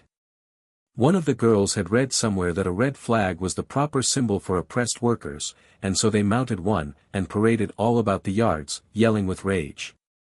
A new union was the result of this outburst, but the impromptu strike went to pieces in 3 days, owing to the rush of new labor. At the end of it, the girl who had carried the red flag went downtown and got a position in a great department store, at a salary of $2.50 a week. Jurgis and Ona heard these stories with dismay, for there was no telling when their own time might come. Once or twice there had been rumors that one of the big houses was going to cut its unskilled men to 15 cents an hour, and Jurgis knew that if this was done, his turn would come soon. He had learned by this time that Packingtown was really not a number of firms at all, but one great firm, the Beef Trust. And every week the managers of it got together and compared notes, and there was one scale for all the workers in the yards and one standard of efficiency. Jurgis was told that they also fixed the price they would pay for beef on the hoof and the price of all dressed meat in the country, but that was something he did not understand or care about. The only one who was not afraid of a cut was Maria, who congratulated herself, somewhat naively, that there had been one in her place only a short time before she came. Maria was getting to be a skilled beef trimmer, and was mounting to the heights again. During the summer and fall Jurgis and Ona managed to pay her back the last penny they owed her, and so she began to have a bank account. Tamashas had a bank account also, and they ran a race, and began to figure upon household expenses once more. The possession of vast wealth entails cares and responsibilities, however, as poor Maria found out. She had taken the advice of a friend and invested her savings in a bank on Ashland Avenue. Of course she knew nothing about it, except that it was big and imposing. What possible chance has a poor foreign working girl to understand the banking business, as it is conducted in this land of frenzied finance? So Maria lived in a continual dread lest something should happen to her bank, and would go out of her way mornings to make sure that it was still there. Her principal thought was of fire, for she had deposited her money in bills, and was afraid that if they were burned up the bank would not give her any others. Jurgis made fun of her for this, for he was a man and was proud of his superior knowledge, telling her that the bank had fireproof vaults, and all its millions of dollars hidden safely away in them. However, one morning Maria took her usual detour, and, to her horror and dismay, saw a crowd of people in front of the bank, filling the avenue solid for half a block. All the blood went out of her face for terror. She broke into a run, shouting to the people to ask what was the matter, but not stopping to hear what they answered, till she had come to where the throng was so dense that she could no longer advance.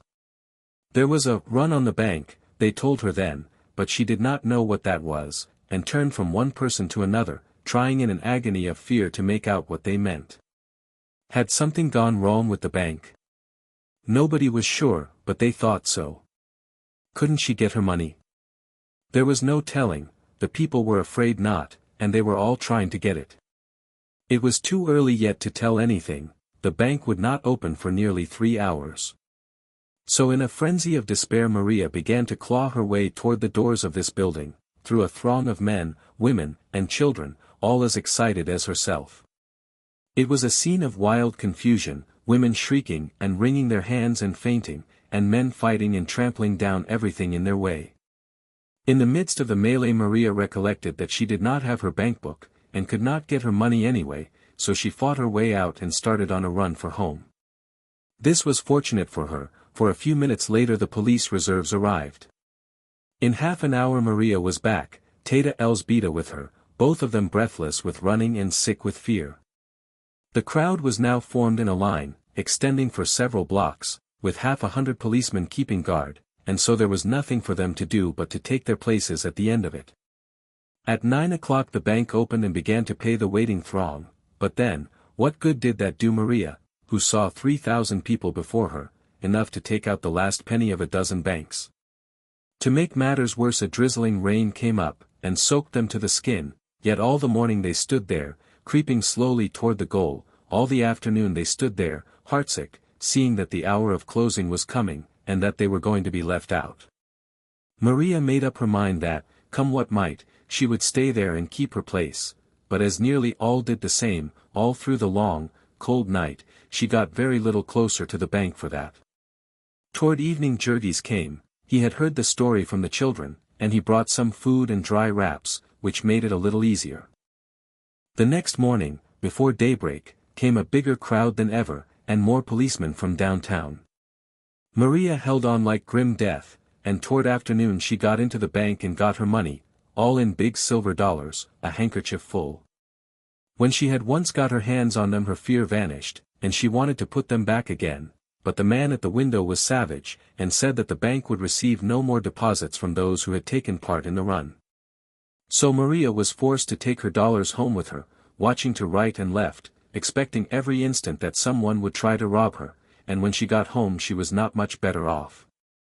Until she could find another bank there was nothing to do but sew them up in her clothes, and so Maria went about for a week or more, loaded down with bullion, and afraid to cross the street in front of the house, because Jurgis told her she would sink out of sight in the mud. Weighted this way she made her way to the yards, again in fear, this time to see if she had lost her place, but fortunately about 10% of the working people of Packingtown had been depositors in that bank, and it was not convenient to discharge that many at once. The cause of the panic had been the attempt of a policeman to arrest a drunken man in a saloon next door, which had drawn a crowd at the hour the people were on their way to work, and so started the run. About this time Jurgis and Ona also began a bank account. Besides having paid Jonas and Maria, they had almost paid for their furniture, and could have that little sum to count on. So long as each of them could bring home $9 or $10 a week, they were able to get along finely. Also election day came round again, and Jurgis made half a week's wages out of that, all net profit. It was a very close election that year, and the echoes of the battle reached even to Packingtown. The two rival sets of grafters hired halls and set off fireworks and made speeches, to try to get the people interested in the matter. Although Jurgis did not understand it all, he knew enough by this time to realize that it was not supposed to be right to sell your vote. However, as everyone did it, and his refusal to join would not have made the slightest difference in the results, the idea of refusing would have seemed absurd, had it ever come into his head. Now chill winds and shortening days began to warn them that the winter was coming again. It seemed as if the respite had been too short, they had not had time enough to get ready for it, but still it came, inexorably, and the hunted look began to come back into the eyes of little Stanislovas. The prospect struck fear to the heart of Jurgis also, for he knew that Ona was not fit to face the cold and the snowdrifts this year. And suppose that some day when a blizzard struck them and the cars were not running, Ona should have to give up, and should come the next day to find that her place had been given to someone who lived nearer and could be depended on. It was the week before Christmas that the first storm came, and then the soul of Jurgis rose up within him like a sleeping lion. There were 4 days that the Ashland Avenue cars were stalled, and in those days, for the first time in his life, Jurgis knew what it was to be really opposed.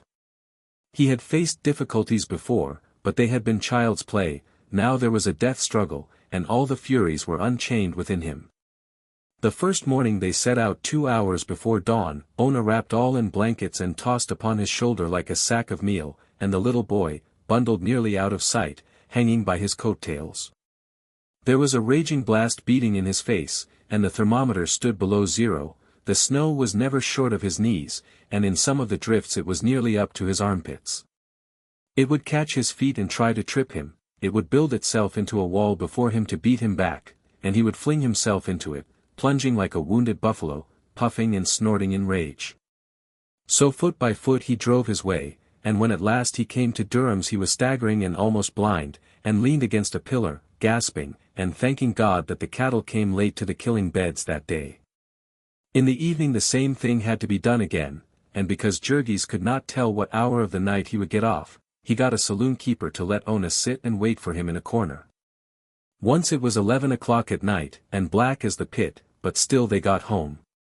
That blizzard knocked many a man out, for the crowd outside begging for work was never greater, and the packers would not wait long for any one. When it was over, the soul of Jurgis was a song, for he had met the enemy and conquered, and felt himself the master of his fate that, so it might be with some monarch of the forest that has vanquished his foes in fair fight, and then falls into some cowardly trap in the night time. A time of peril on the killing beds was when a steer broke loose. Sometimes, in the haste of speeding up, they would dump one of the animals out on the floor before it was fully stunned, and it would get upon its feet and run amok. Then there would be a yell of warning, the men would drop everything and dash for the nearest pillar, slipping here and there on the floor, and tumbling over each other.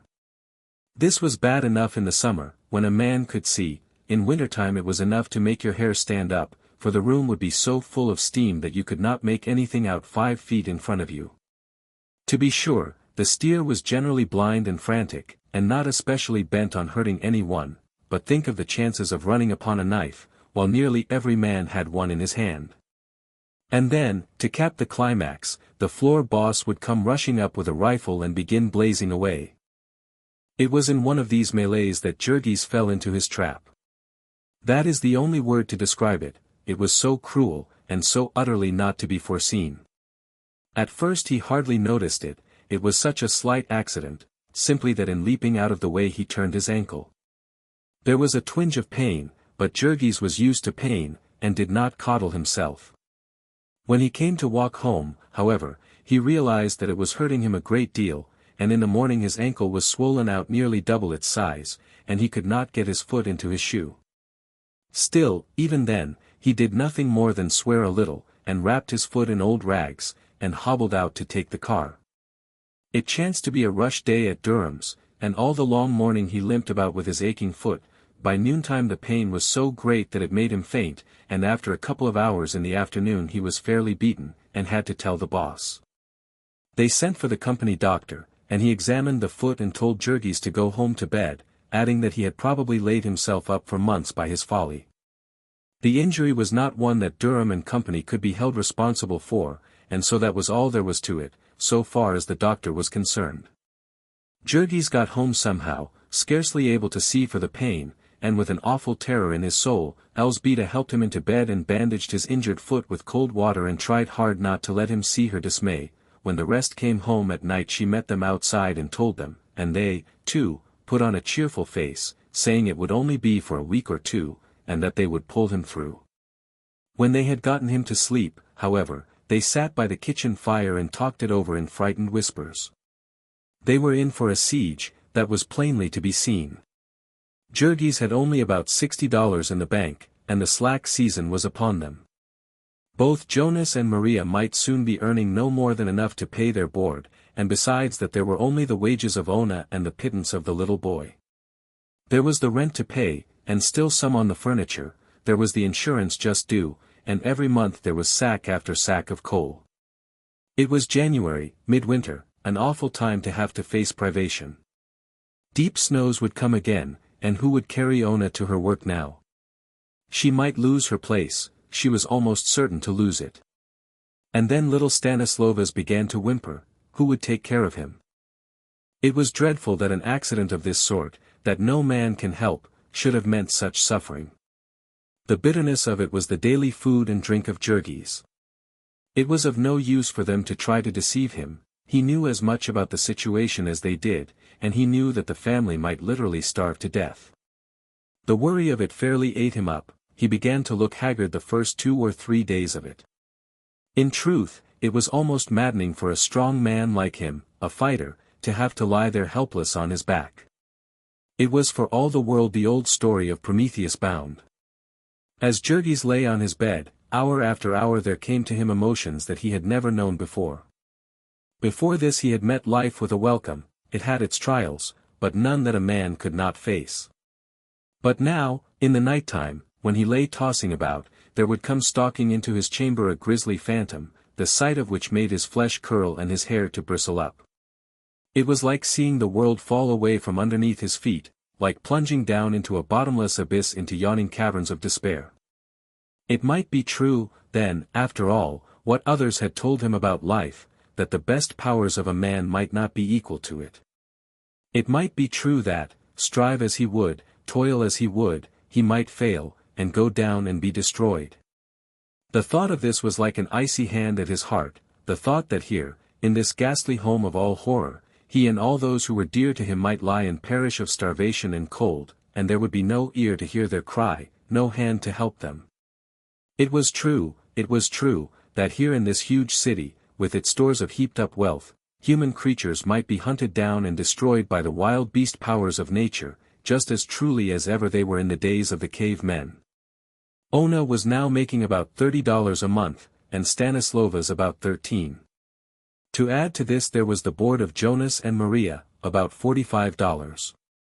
Deducting from this the rent, interest, and installments on the furniture, they had left $60, and deducting the coal, they had 50. They did without everything that human beings could do without. They went in old and ragged clothing, that left them at the mercy of the cold, and when the children's shoes wore out, they tied them up with string. Half invalid as she was, Ona would do herself harm by walking in the rain and cold when she ought to have ridden. They bought literally nothing but food, and still they could not keep alive on $50 a month. They might have done it, if only they could have gotten pure food, and at fair prices, or if only they had known what to get, if they had not been so pitifully ignorant. But they had come to a new country, where everything was different, including the food. They had always been accustomed to eat a great deal of smoked sausage, and how could they know that what they bought in America was not the same, that its color was made by chemicals, and its smoky flavor by more chemicals, and that it was full of potato flour, besides. Potato flour is the waste of potato after the starch and alcohol have been extracted. It has no more food value than so much wood, and as its use as a food adulterant is a penal offense in Europe, thousands of tons of it are shipped to America every year. It was amazing what quantities of food such as this were needed every day, by 11 hungry persons. $1.65 a day was simply not enough to feed them, and there was no use trying, and so each week they made an inroad upon the pitiful little bank account that Ona had begun. Because the account was in her name, it was possible for her to keep this a secret from her husband, and to keep the heartsickness of it for her own. It would have been better if Jurgis had been really ill, if he had not been able to think. For he had no resources such as most invalids have, all he could do was to lie there and toss about from side to side. Now and then he would break into cursing, regardless of everything, and now and then his impatience would get the better of him, and he would try to get up, and poor Teta Elzbieta would have to plead with him in a frenzy. Elzbieta was all alone with him the greater part of the time. She would sit and smooth his forehead by the hour, and talk to him and try to make him forget. Sometimes it would be too cold for the children to go to school, and they would have to play in the kitchen, where Jurgis was, because it was the only room that was half warm. These were dreadful times, for Jurgis would get as cross as any bear. He was scarcely to be blamed, for he had enough to worry him, and it was hard when he was trying to take a nap to be kept awake by noisy and peevish children.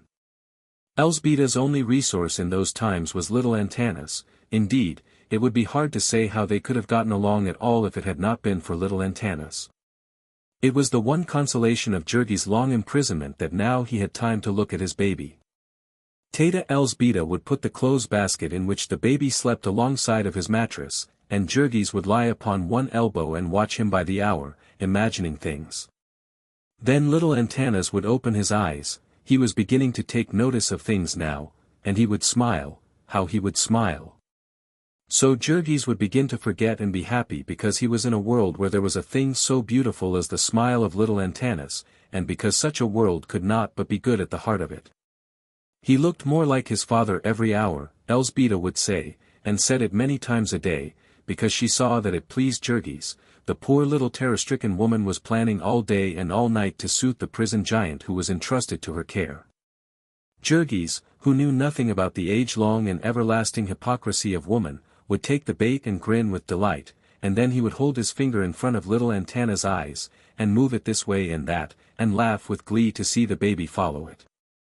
There is no pet quite so fascinating as a baby. He would look into Jurgis' face with such uncanny seriousness, and Jurgis would start and cry, _Polak, _look, Muma, he knows his papa. He does. _2 Mano Serdial the little rascal. Chapter 12. For 3 weeks after his injury Jurgis never got up from bed. It was a very obstinate sprain, the swelling would not go down, and the pain still continued. At the end of that time, however, he could contain himself no longer, and began trying to walk a little every day, laboring to persuade himself that he was better. No arguments could stop him, and 3 or 4 days later he declared that he was going back to work. He limped to the cars and got to Brown's, where he found that the boss had kept his place, that is, was willing to turn out into the snow the poor devil he had hired in the meantime. Every now and then the pain would force Jurgis to stop work, but he stuck it out till nearly an hour before closing. Then he was forced to acknowledge that he could not go on without fainting. It almost broke his heart to do it, and he stood leaning against a pillar and weeping like a child. Two of the men had to help him to the car, and when he got out he had to sit down and wait in the snow till someone came along. So they put him to bed again, and sent for the doctor, as they ought to have done in the beginning. It transpired that he had twisted a tendon out of place, and could never have gotten well without attention. Then he gripped the sides of the bed, and shut his teeth together, and turned white with agony, while the doctor pulled and wrenched away at his swollen ankle. When finally the doctor left, he told him that he would have to lie quiet for 2 months, and that if he went to work before that time he might lame himself for life. 3 days later there came another heavy snowstorm, and Jonas and Maria and Ona and little Stanislovas all set out together, an hour before daybreak, to try to get to the yards. About noon the last two came back, the boy screaming with pain. His fingers were all frosted, it seemed.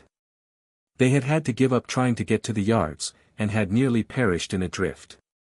All that they knew how to do was to hold the frozen fingers near the fire, and so little Stanislova spent most of the day dancing about in horrible agony, till Jurgis flew into a passion of nervous rage and swore like a madman, declaring that he would kill him if he did not stop. All that day and night the family was half crazed with fear that Ona and the boy had lost their places, and in the morning they set out earlier than ever, after the little fellow had been beaten with a stick by Jurgis. There could be no trifling in a case like this, it was a matter of life and death. Little Stanislovas could not be expected to realize that he might a great deal better freeze in the snowdrift than lose his job at the lard machine. Ona was quite certain that she would find her place gone, and was all unnerved when she finally got to Brown's, and found that the forelady herself had failed to come, and was therefore compelled to be lenient. One of the consequences of this episode was that the first joints of 3 of the little boy's fingers were permanently disabled, and another that thereafter he always had to be beaten before he set out to work, whenever there was fresh snow on the ground. Jurgis was called upon to do the beating, and as it hurt his foot he did it with a vengeance, but it did not tend to add to the sweetness of his temper. They say that the best dog will turn cross if he be kept chained all the time, and it was the same with the man. He had not a thing to do all day but lie and curse his fate, and the time came when he wanted to curse everything. This was never for very long, however, for when Ona began to cry, Jurgis could not stay angry. The poor fellow looked like a homeless ghost, with his cheeks sunken in and his long black hair straggling into his eyes. He was too discouraged to cut it, or to think about his appearance. His muscles were wasting away, and what were left were soft and flabby. He had no appetite, and they could not afford to tempt him with delicacies. It was better, he said, that he should not eat, it was a saving. About the end of March he had got hold of Ona's bankbook, and learned that there was only $3 left to them in the world. But perhaps the worst of the consequences of this long siege was that they lost another member of their family. Brother Jonas disappeared. One Saturday night he did not come home, and thereafter all their efforts to get trace of him were futile. It was said by the boss at Durham's that he had gotten his week's money and left there. That might not be true, of course, for sometimes they would say that when a man had been killed, it was the easiest way out of it for all concerned. When, for instance, a man had fallen into one of the rendering tanks and had been made into pure leaf lard and peerless fertilizer, there was no use letting the fact out and making his family unhappy.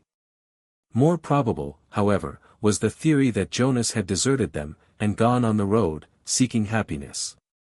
He had been discontented for a long time, and not without some cause. He paid good board, and was yet obliged to live in a family where nobody had enough to eat. And Maria would keep giving them all her money, and of course he could not but feel that he was called upon to do the same. Then there were crying brats, and all sorts of misery. A man would have had to be a good deal of a hero to stand it all without grumbling, and Jonas was not in the least a hero. He was simply a weather-beaten old fellow who liked to have a good supper and sit in the corner by the fire and smoke his pipe in peace before he went to bed. Here there was not room by the fire, and through the winter the kitchen had seldom been warm enough for comfort.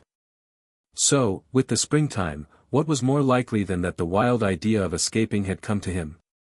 2 years he had been yoked like a horse to a half-ton truck in Durham's dark cellars, with never a rest, save on Sundays and 4 holidays in the year, and with never a word of thanks, only kicks and blows and curses, such as no decent dog would have stood. And now the winter was over, and the spring winds were blowing, and with a day's walk a man might put the smoke of Packingtown behind him forever, and be where the grass was green and the flowers all the colors of the rainbow. But now the income of the family was cut down more than 1/3, and the food demand was cut only 1/11, so that they were worse off than ever.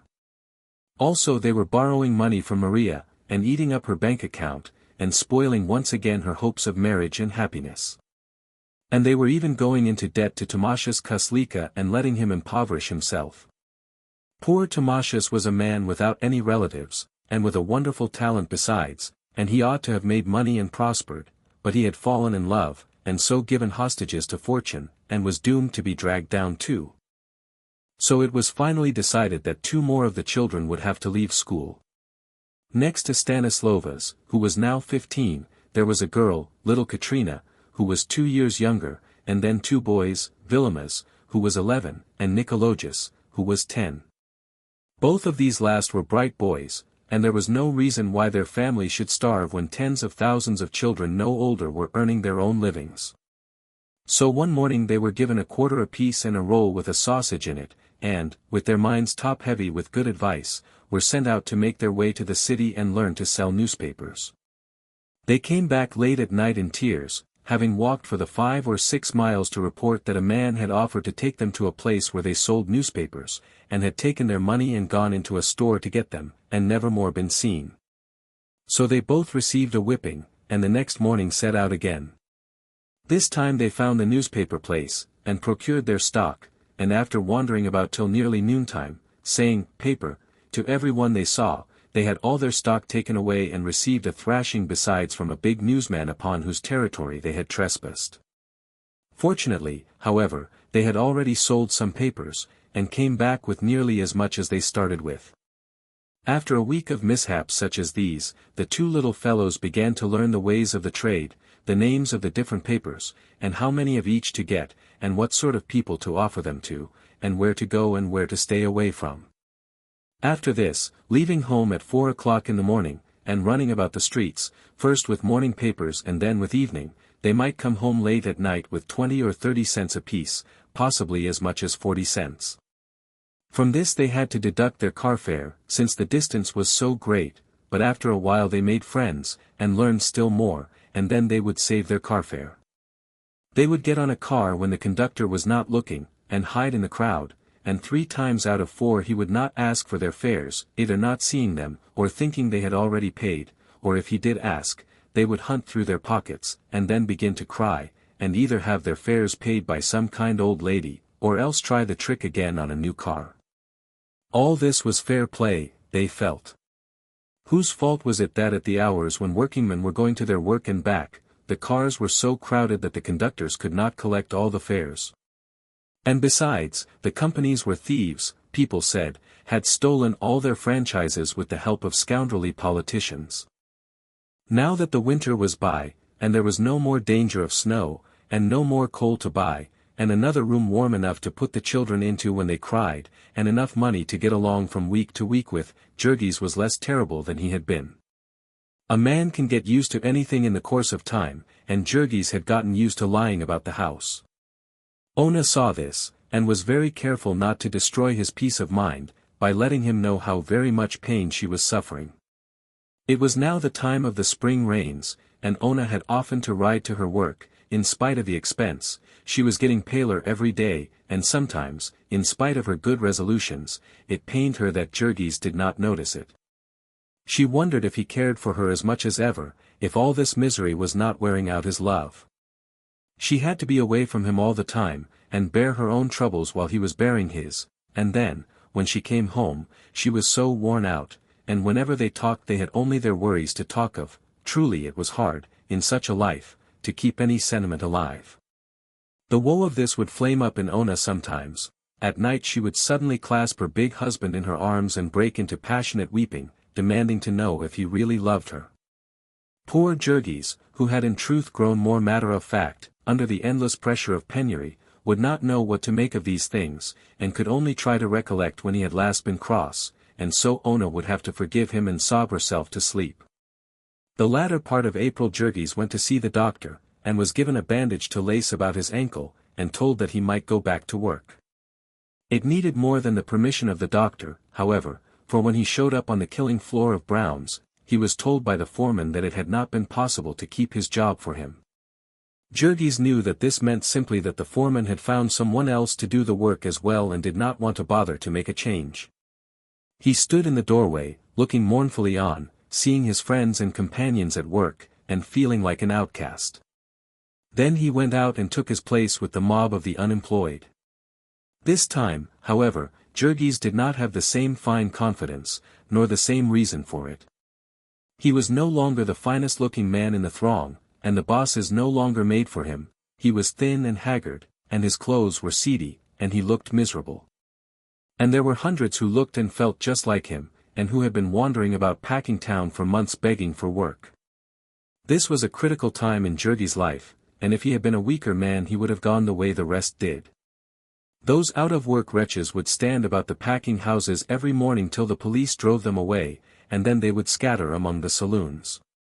Very few of them had the nerve to face the rebuffs that they would encounter by trying to get into the buildings to interview the bosses. If they did not get a chance in the morning, there would be nothing to do but hang about the saloons the rest of the day and night. Jurgis was saved from all this, partly, to be sure, because it was pleasant weather, and there was no need to be indoors, but mainly because he carried with him always the pitiful little face of his wife. He must get work, he told himself, fighting the battle with despair every hour of the day. He must get work. He must have a place again and some money saved up, before the next winter came. But there was no work for him. He sought out all the members of his union. Jurgis had stuck to the union through all this, and begged them to speak a word for him. He went to everyone he knew, asking for a chance, there or anywhere. He wandered all day through the buildings, and in a week or two, when he had been all over the yards, and into every room to which he had access, and learned that there was not a job anywhere, he persuaded himself that there might have been a change in the places he had first visited, and began the round all over, till finally the watchmen and the spotters of the companies came to know him by sight and to order him out with threats. Then there was nothing more for him to do but go with the crowd in the morning, and keep in the front row and look eager, and when he failed, go back home, and play with little Katrina and the baby. The peculiar bitterness of all this was that Jurgis saw so plainly the meaning of it. In the beginning he had been fresh and strong, and he had gotten a job the first day, but now he was second-hand, a damaged article, so to speak, and they did not want him. They had got the best of him, they had worn him out, with their speeding up and their carelessness, and now they had thrown him away. And Jurgis would make the acquaintance of others of these unemployed men and find that they had all had the same experience. There were some, of course, who had wandered in from other places, who had been ground up in other mills. There were others who were out from their own fault, some, for instance, who had not been able to stand the awful grind without drink. The vast majority, however, were simply the worn-out parts of the great merciless packing machine. They had toiled there, and kept up with the pace, some of them for 10 or 20 years, until finally the time had come when they could not keep up with it any more. Some had been frankly told that they were too old, that a spreer man was needed. Others had given occasion, by some act of carelessness or incompetence. With most, however, the occasion had been the same as with Jurgis. They had been overworked and underfed so long, and finally some disease had laid them on their backs, or they had cut themselves, and had blood poisoning, or met with some other accident. When a man came back after that, he would get his place back only by the courtesy of the boss. To this there was no exception, save when the accident was one for which the firm was liable. In that case they would send a slippery lawyer to see him, first to try to get him to sign away his claims, but if he was too smart for that, to promise him that he and his should always be provided with work. This promise they would keep, strictly and to the letter, for 2 years. 2 years was the statute of limitations, and after that the victim could not sue. What happened to a man after any of these things, all depended upon the circumstances. If he were of the highly skilled workers, he would probably have enough saved up to tide him over. The best paid men, the splitters, made 50 cents an hour, which would be $5 or $6 a day in the rush seasons, and 1 or 2 in the dullest. A man could live and save on that, but then there were only half a dozen splitters in each place, and one of them that Jurgis knew had a family of 22 children, all hoping to grow up to be splitters like their father. For an unskilled man, who made $10 a week in the rush seasons and 5 in the dull, it all depended upon his age and the number he had dependent upon him. An unmarried man could save, if he did not drink, and if he was absolutely selfish, that is, if he paid no heed to the demands of his old parents, or of his little brothers and sisters, or of any other relatives he might have, as well as of the members of his union, and his chums, and the people who might be starving to death next door. Chapter 13. During this time that Jurgis was looking for work occurred the death of little Christophorus, one of the children of Teta Elsbeta. Both Christophorus and his brother, Hozapas, were cripples, the latter having lost one leg by having it run over, and Christophorus having congenital dislocation of the hip, which made it impossible for him ever to walk. He was the last of Teta Elsbeta's children, and perhaps he had been intended by nature to let her know that she had had enough. At any rate he was wretchedly sick and undersized, he had the rickets, and though he was over 3 years old, he was no bigger than an ordinary child of 1. All day long he would crawl around the floor in a filthy little dress, whining and fretting, because the floor was full of draughts. He was always catching cold, and snuffling because his nose ran. This made him a nuisance, and a source of endless trouble in the family. For his mother, with unnatural perversity, loved him best of all her children, and made a perpetual fuss over him, would let him do anything undisturbed, and would burst into tears when his fretting drove Jurgis wild. And now he died. Perhaps it was the smoked sausage he had eaten that morning, which may have been made out of some of the tubercular pork that was condemned as unfit for export. At any rate, an hour after eating it, the child had begun to cry with pain, and in another hour he was rolling about on the floor in convulsions. Little Katrina, who was all alone with him, ran out screaming for help, and after a while a doctor came, but not until Christophorus had howled his last howl. No one was really sorry about this except poor Elsbeta, who was inconsolable. Jurgis announced that so far as he was concerned the child would have to be buried by the city, since they had no money for a funeral, and at this the poor woman almost went out of her senses, wringing her hands and screaming with grief and despair. Her child to be buried in a pauper's grave. And her stepdaughter to stand by and hear it said without protesting. It was enough to make Ona's father rise up out of his grave to rebuke her. If it had come to this, they might as well give up at once, and be buried all of them together. In the end Maria said that she would help with $10, and Jurgis being still obdurate, Elsbeta went in tears and begged the money from the neighbors, and so little Christophorus had a mass and a hearse with white plumes on it, and a tiny plot in a graveyard with a wooden cross to mark the place. The poor mother was not the same for months after that. The mere sight of the floor where little Christophorus had crawled about would make her weep. He had never had a fair chance, poor little fellow, she would say. He had been handicapped from his birth. If only she had heard about it in time, so that she might have had that great doctor to cure him of his lameness. Some time ago, Elsbeta was told, a Chicago billionaire had paid a fortune to bring a great European surgeon over to cure his little daughter of the same disease from which Christophorus had suffered. And because this surgeon had to have bodies to demonstrate upon, he announced that he would treat the children of the poor, a piece of magnanimity over which the papers became quite eloquent. Elsbeta, alas, did not read the papers, and no one had told her, but perhaps it was as well, for just then they would not have had the carfare to spare to go every day to wait upon the surgeon, nor for that matter anybody with the time to take the child. All this while that he was seeking for work, there was a dark shadow hanging over Jurgis, as if a savage beast were lurking somewhere in the pathway of his life, and he knew it, and yet could not help approaching the place. There are all stages of being out of work in Packingtown, and he faced in dread the prospect of reaching the lowest. There is a place that waits for the lowest man, the fertilizer plant. The men would talk about it in awestricken whispers. Not more than 1 in 10 had ever really tried it, the other 9 had contented themselves with hearsay evidence and a peep through the door. There were some things worse than even starving to death. They would ask Jurgis if he had worked there yet, and if he meant to, and Jurgis would debate the matter with himself. As poor as they were, and making all the sacrifices that they were, Would he dare to refuse any sort of work that was offered to him, be it as horrible as ever it could? Would he dare to go home and eat bread that had been earned by Ona, weak and complaining as she was, knowing that he had been given a chance, and had not had the nerve to take it, and yet he might argue that way with himself all day, and one glimpse into the fertilizer works would send him away again shuddering. He was a man, and he would do his duty. He went and made application, but surely he was not also required to hope for success. The fertilizer works of Durham's lay away from the rest of the plant.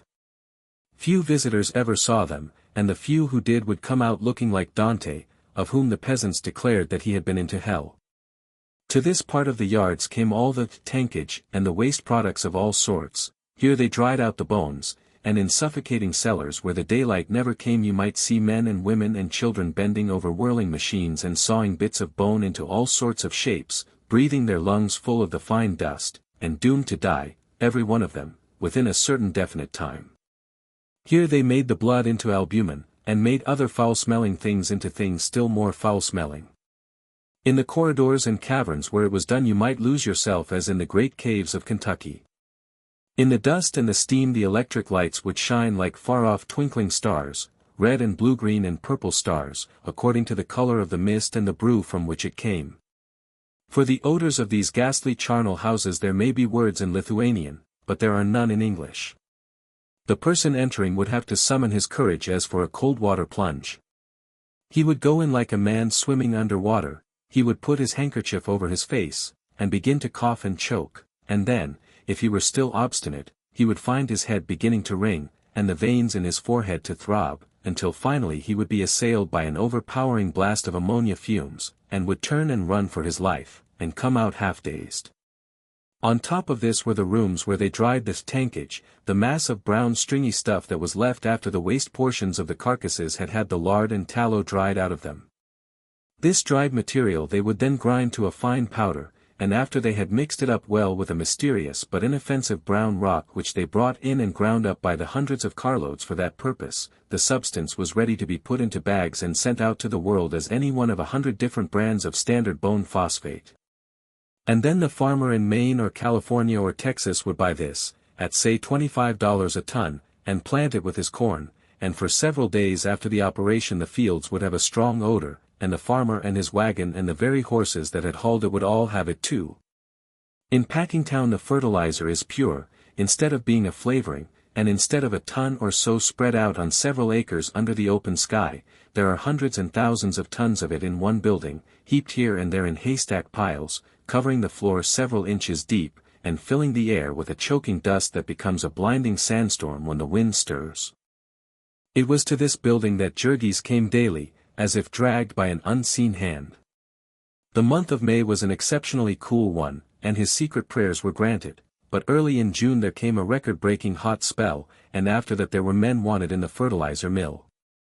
The boss of the grinding room had come to know Jurgis by this time, and had marked him for a likely man, and so when he came to the door about 2 o'clock this breathless hot day, he felt a sudden spasm of pain shoot through him.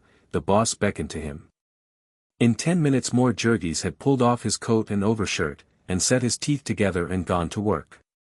Here was one more difficulty for him to meet and conquer. His labor took him about 1 minute to learn. Before him was one of the vents of the mill in which the fertilizer was being ground, rushing forth in a great brown river, with a spray of the finest dust flung forth in clouds.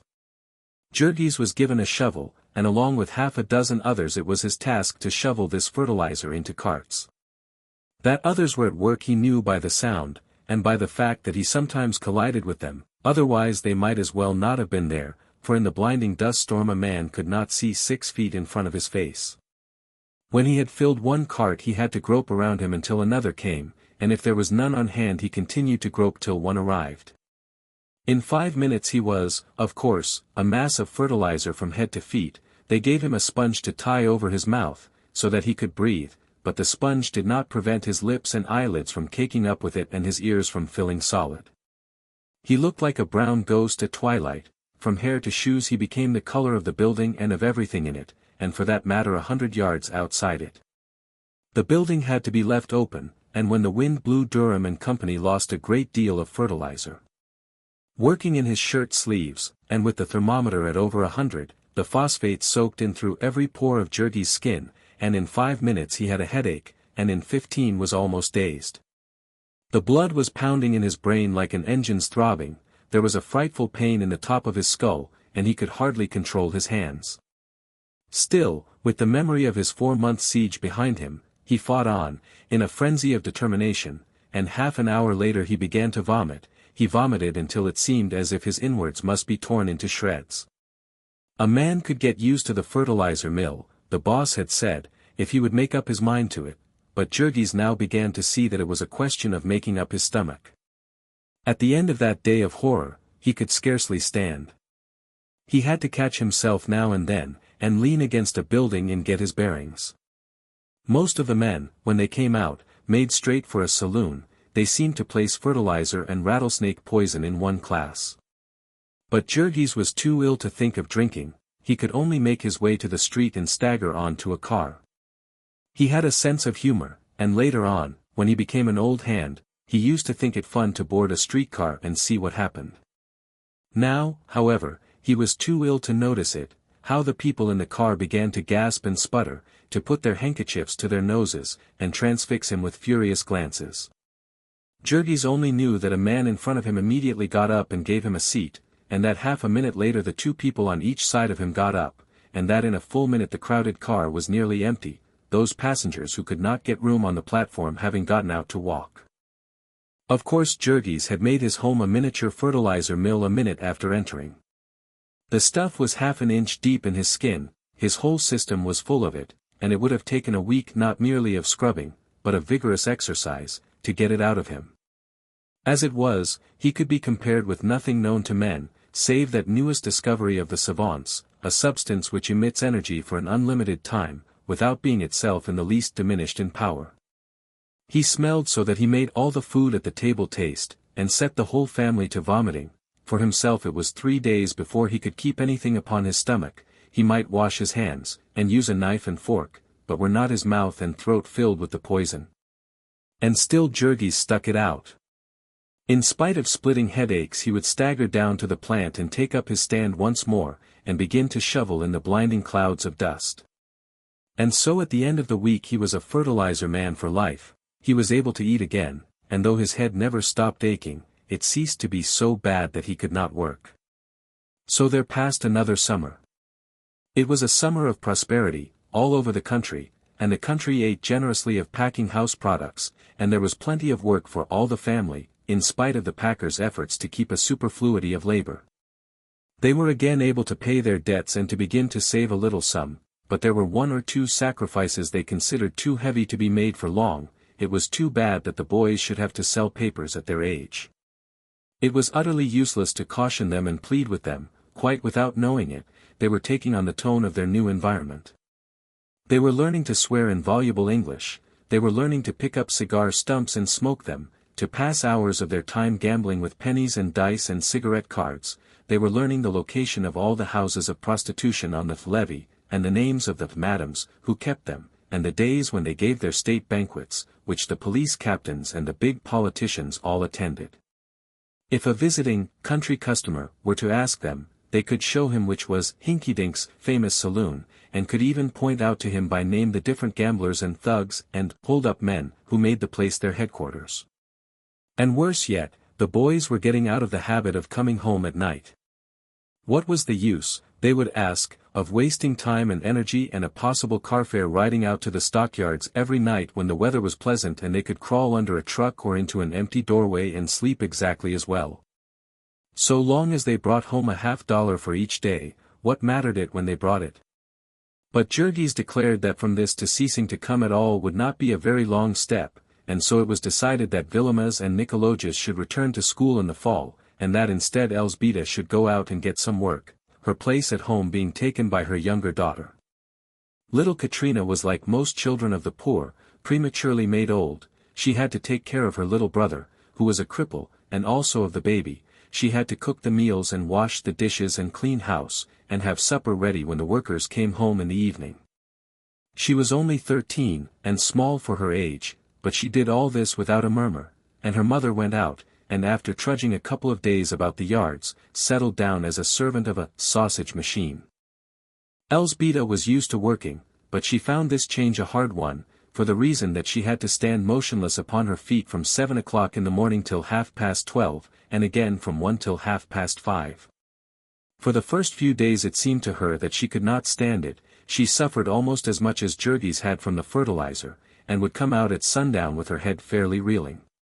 Besides this, she was working in one of the dark holes, by electric light, and the dampness, too, was deadly. There were always puddles of water on the floor, and a sickening odor of moist flesh in the room.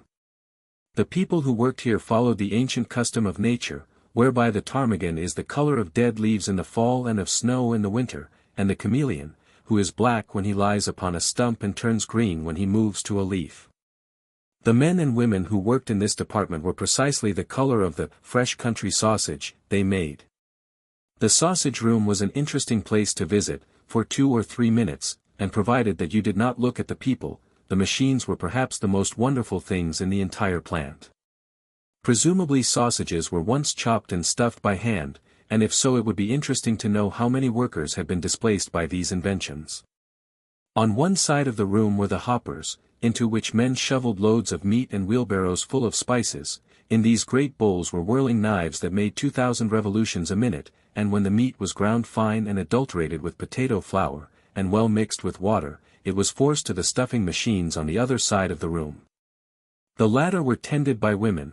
There was a sort of spout, like the nozzle of a hose, and one of the women would take a long string of casing and put the end over the nozzle and then work the whole thing on, as one works on the finger of a tight glove.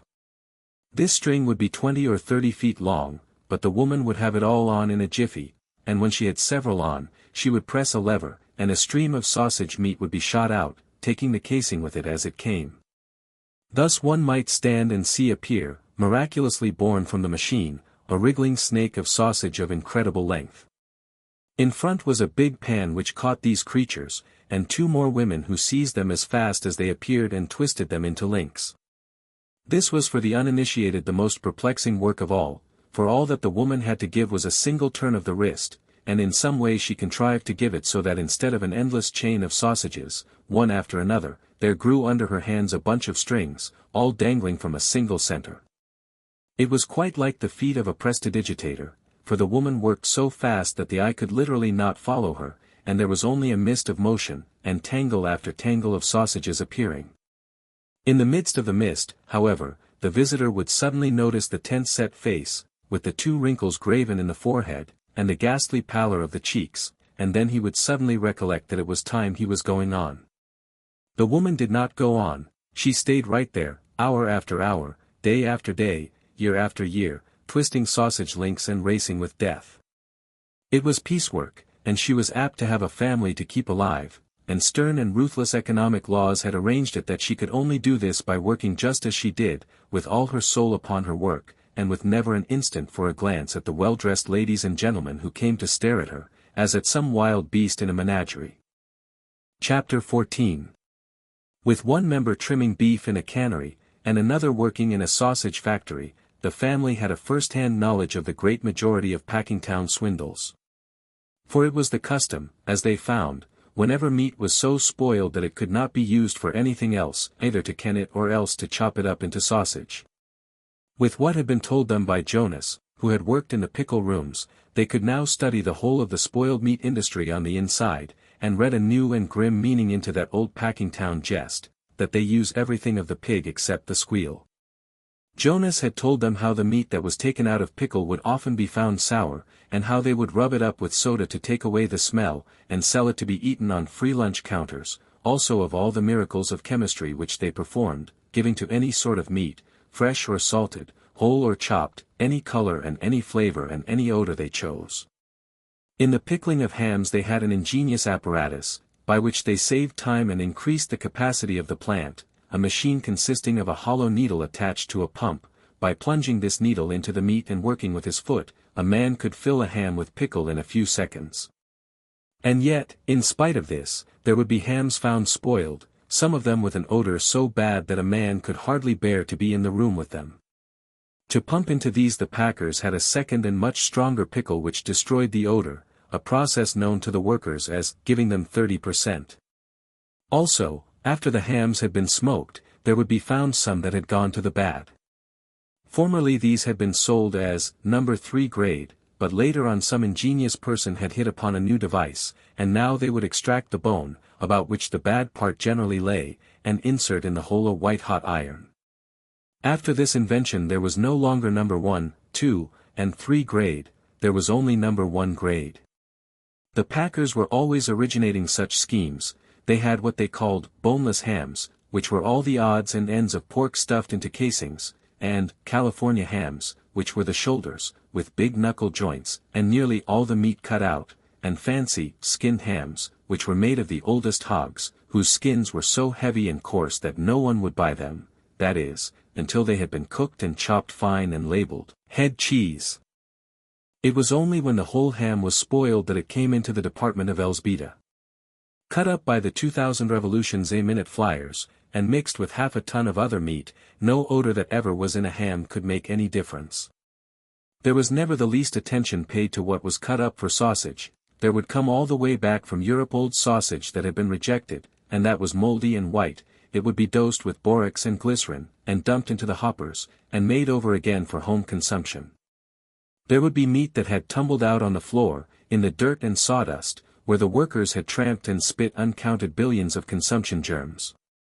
There would be meat stored in great piles in rooms, and the water from leaky roofs would drip over it, and thousands of rats would race about on it. It was too dark in these storage places to see well, but a man could run his hand over these piles of meat and sweep off handfuls of the dried dung of rats. These rats were nuisances, and the packers would put poisoned bread out for them. They would die, and then rats, bread, and meat would go into the hoppers together. This is no fairy story and no joke. The meat would be shoveled into carts, and the man who did the shoveling would not trouble to lift out a rat even when he saw one. There were things that went into the sausage in comparison with which a poisoned rat was a tidbit. There was no place for the men to wash their hands before they ate their dinner, and so they made a practice of washing them in the water that was to be ladled into the sausage. There were the butt ends of smoked meat, and the scraps of corned beef, and all the odds and ends of the waste of the plants, that would be dumped into old barrels in the cellar and left there. Under the system of rigid economy which the packers enforced, there were some jobs that it only paid to do once in a long time, and among these was the cleaning out of the waste barrels. Every spring they did it, and in the barrels would be dirt and rust and old nails and stale water, and cartload after cartload of it would be taken up and dumped into the hoppers with fresh meat and sent out to the public's breakfast. Some of it they would make into smoked sausage, but as the smoking took time, and was therefore expensive, they would call upon their chemistry department, and preserve it with borax and color it with gelatin to make it brown. All of their sausage came out of the same bowl, but when they came to wrap it they would stamp some of it special, and for this they would charge 2 cents more a pound. Such were the new surroundings in which Elsbeta was placed, and such was the work she was compelled to do. It was stupefying, brutalizing work. It left her no time to think, no strength for anything. She was part of the machine she tended, and every faculty that was not needed for the machine was doomed to be crushed out of existence. There was only one mercy about the cruel grind, that it gave her the gift of insensibility. Little by little she sank into a torpor, she fell silent. She would meet Jurgis and Ona in the evening, and the three would walk home together, often without saying a word. Ona, too, was falling into a habit of silence, Ona, who had once gone about singing like a bird. She was sick and miserable, and often she would barely have strength enough to drag herself home. And there they would eat what they had to eat, and afterward, because there was only their misery to talk of, they would crawl into bed and fall into a stupor and never stir until it was time to get up again, and dress by candlelight, and go back to the machines. They were so numbed that they did not even suffer much from hunger, now. Only the children continued to fret when the food ran short. Yet the soul of Ona was not dead, the souls of none of them were dead, but only sleeping, and now and then they would waken, and these were cruel times. The gates of memory would roll open, old joys would stretch out their arms to them, old hopes and dreams would call to them, and they would stir beneath the burden that lay upon them, and feel its forever immeasurable weight. They could not even cry out beneath it, but anguish would seize them, more dreadful than the agony of death. It was a thing scarcely to be spoken, a thing never spoken by all the world, that will not know its own defeat. They were beaten, they had lost the game, they were swept aside. It was not less tragic because it was so sordid, because it had to do with wages and grocery bills and rents. They had dreamed of freedom, of a chance to look about them and learn something, to be decent and clean, to see their child grow up to be strong. And now it was all gone, it would never be. They had played the game and they had lost. 6 years more of toil they had to face before they could expect the least respite, the cessation of the payments upon the house, and how cruelly certain it was that they could never stand 6 years of such a life as they were living. They were lost, they were going down, and there was no deliverance for them, no hope, for all the help it gave them. The vast city in which they lived might have been an ocean waste, a wilderness, a desert, a tomb. So often this mood would come to Ona, in the night time, when something wakened her, she would lie, afraid of the beating of her own heart, fronting the blood-red eyes of the old primeval terror of life. Once she cried aloud, and woke Jurgis, who was tired and cross. After that she learned to weep silently, their moods so seldom came together now. It was as if their hopes were buried in separate graves. Jurgis, being a man, had troubles of his own. There was another spectre following him. He had never spoken of it, nor would he allow anyone else to speak of it, he had never acknowledged its existence to himself. Yet the battle with it took all the manhood that he had, and once or twice, alas, a little more. Jurgis had discovered drink. He was working in the steaming pit of hell, day after day, week after week, until now, there was not an organ of his body that did its work without pain, until the sound of ocean breakers echoed in his head day and night, and the building swayed and danced before him as he went down the street. And from all the unending horror of this there was a respite, a deliverance, he could drink. He could forget the pain, he could slip off the burden, he would see clearly again, he would be master of his brain, of his thoughts, of his will. His dead self would stir in him, and he would find himself laughing and cracking jokes with his companions, he would be a man again, and master of his life. It was not an easy thing for Jurgis to take more than 2 or 3 drinks.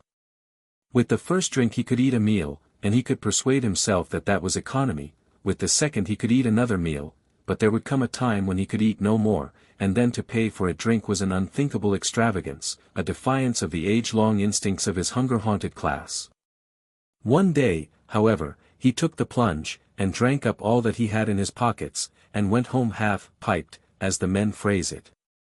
He was happier than he had been in a year, and yet, because he knew that the happiness would not last, he was savage, too, with those who would wreck it, and with the world, and with his life, and then again, beneath this, he was sick with the shame of himself.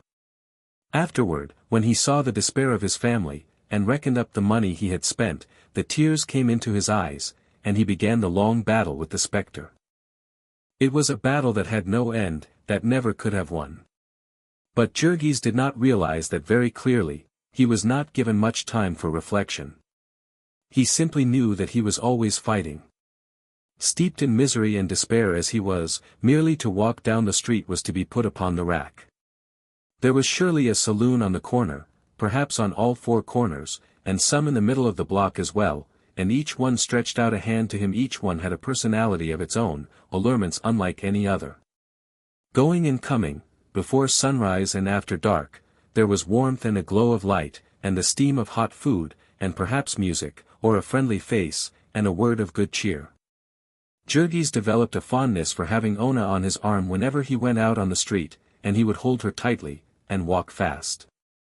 It was pitiful to have Ona know of this, it drove him wild to think of it, the thing was not fair, for Ona had never tasted drink, and so could not understand. Sometimes, in desperate hours, he would find himself wishing that she might learn what it was, so that he need not be ashamed in her presence. They might drink together, and escape from the horror, escape for a while, come what would. So there came a time when nearly all the conscious life of Jurgis consisted of a struggle with the craving for liquor. He would have ugly moods, when he hated Ona and the whole family, because they stood in his way.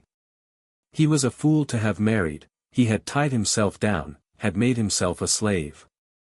It was all because he was a married man that he was compelled to stay in the yards. If it had not been for that he might have gone off like Jonas, and to hell with the packers.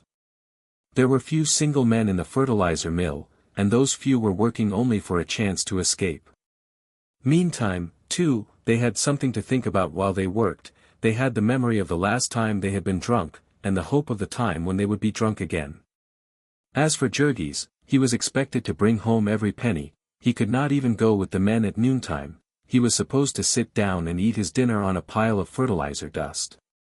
This was not always his mood, of course. He still loved his family. But just now was a time of trial. Poor little Antanas, for instance, who had never failed to win him with a smile. Little Antanas was not smiling just now, being a mass of fiery red pimples. He had had all the diseases that babies are heir to, in quick succession, scarlet fever, mumps, and whooping cough in the first year, and now he was down with the measles. There was no one to attend him but Katrina. There was no doctor to help him, because they were too poor, and children did not die of the measles, at least not often. Now and then Katrina would find time to sob over his woes, but for the greater part of the time he had to be left alone, barricaded upon the bed. The floor was full of drafts, and if he caught cold he would die.